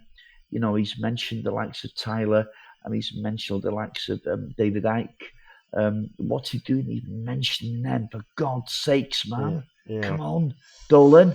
Well, I said Dolan hasn't got any balance. He never debunks stuff because he knows that's bad for his business model because people unsub, right? Yeah. They get all angry. If you want everybody to like you, then be nice to everyone. Yeah. If you want to tell the truth, then you're going to take casualties on the way. I will put it this way. Martin Willis got about 20 hate messages when he mentioned that he was put on a list with Tyler being number 1 or something, and he said, take me off that list because I don't even be associated with that channel. And he got a lot of... I tell you what, mate, I've got a little bit of time for Martin Willis. Yeah. And he got a lot of hate people on that. So I went through all the comments and replied to him and said, go and watch this leaker video. But I don't think hardly any of them did, They were probably a year old now that he made that episode. But, Martin was dead on the ball there, and people just can't accept it that Tyler would be faking stuff or using other people's fake footage just for a quick buck. Yeah. You got to remember, Tyler once listed his channel as entertainment or film and animation, and he put up some stuff that was obviously faked by him or making fun of UFO people, and people actually took it seriously. So he changed. Apparently, this is what I've heard. I haven't actually seen this because it was before my time. Apparently, Rojas said he had it listed and changed it back to Science and Technology News and rebranded himself as a #1 leaker because people were taking his piss takes off the UFO field seriously. And that he thought, there's more money to be made and just putting this up and just having a laugh at people and collecting all the money off them instead. But people just don't believe that's true. Like, I've been attacked today saying, his leaker videos are actually pranks. Yeah, pranks on the UFO community, but they weren't bloody April Fool's jokes by any means. So, if you ain't seen that stuff, go and check out my playlist on Tyler. I'm pretty sure most people that watching me here at the moment have probably seen it anyway, but we've got playlists there broken up to make it a bit easier. And you can just scroll along. People be nice to everyone. No, you can't do that. When people selling snake oil, you can't be nice to them, can you? Get on with them all. Well, you can if you want, but it's not my modus operandi anyway. Ever. So the government, as far as I'm concerned, has got a problem now. Because we've got a 60-foot crater, we've got tree damage through the wood. Where is it going back? That sounds like that Max Burns again. And he's finding parts all over the place. Now, I think this is absolutely correct, that every single part of a jet engine has got its own part number. Because when they do an investigation, let's try to find that playlist. They can trace... just close that down. Something went screwy there. Just reopen. Yeah, it was Max Burns and his voice. Yeah, but I haven't even got the tab open, so it shouldn't be playing. Oh, I might have been playing Our Current Live, was it? Or something like that. Must have hit something accidentally. Well, that's good. It sounds like it come out good on the live, if that's the case. Because we don't hear how it sounds on the Google side of things. Nah, no one's complained about the voice. I think we've got the audio. Side chat anyway. Yeah, we used to use Hangouts on the end. It used to corrupt badly. Everyone else is using Skype, and that goes into robotic voices and crazy stuff. Used to work good sometimes. Yeah. Not Skype though. Discord would be useful. Well, it was alright. Where's the Tyler thing gone? Oh, here he is. I'll just post a link to it anyway, just in case anyone's watching hasn't watched the collection on him. He's faked a few things that he's been called out on, 100% called out on, and they talk about it. I cover it, and he owes me $1 million one, so... Yeah, I mean, come on, the guy's he's admitted to hoaxes. Yeah, he has. Yeah, and people seem to they have selected memory. Yeah, I got a screen snapshot in that one there, right? Oh, yeah. Off admitting to it, but they won't watch it. But anyway, I wouldn't waste too much time on him, Paul, to be honest, because I think most people know what he is. Well, they should. Yeah. Yeah, it just makes me mad though. And people just hanging on his every breath, saying when's he going to bring out something new. But yeah, won't they just get on there and start watching? If they're really watching us, they could start learning something really useful, how to actually look at videos and be critical thinking, and actually get rid of the 99% that are not real UFOs, and let's concentrate on the 1%. So anyway, we can talk. I mean, I like you 5%. To be honest, like there's. I won't say 5, but I'm a bit more skeptical. Well, of it how many doesn't matter. We is. can agree to disagree on that one, but it depends on if the reports are high quality or not. Yeah. I think the military reports we can go at least 5%. Yeah. Oh well, we better wrap up. We've been going 4.5 hours. I think we have, yeah. Let's love and leave them now. Well, yeah, we've still got a few watching. Yeah. Well, people wouldn't get to the end of here anyway. Most people, so they wouldn't hear what we had to say anyway. Yeah, it'd be a shame if they didn't see the end bit because I think the end bit was quite compelling. Yeah. It just shows that the state of UK ufology as it is today. Yeah, he's talking about the cases that we took tonight, not Tyler stuff. But anyway, I'll just do the end credits and let's get something to eat and me wind down and get to bed. Yep. So it was a good night. I Speak thought. to you guys. Yeah. So what are the stats looking at? We had 46 visitors and the average watch time is 21 minutes according to this. So that's not too bad. So you get people popping in and out, and that always lowers the average watch time, doesn't it? It doesn't matter. Yeah. What matters is the people that are real interested in it, as far as I'm concerned. As I keep saying, everyone keeps saying, oh, he's got 2 million subs. I said, I don't care if he's got 2 million subs. What I care about is quality, not quantity. And they don't know how to respond to that, you see. They always got something to say, a lot of smart asses out there, but yeah. If I cared, I would have stopped doing this a long time ago. Because I ain't been making any money from it, and it cost me money actually. But we had some good donations from John and that to buy new equipment at least. At least we can keep on going and do better what we got at the moment. So I'll just cue this and I'll play the music, and then Robert can go if you want. Drop off and I'll catch you on Facebook. Guys. Okay, good night everybody. Thanks for sharing, liking.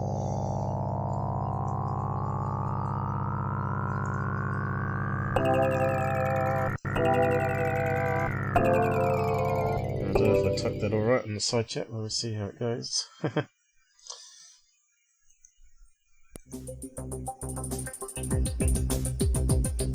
Shutting down the studio in Kiwi land. The Matrix. Robert's gone.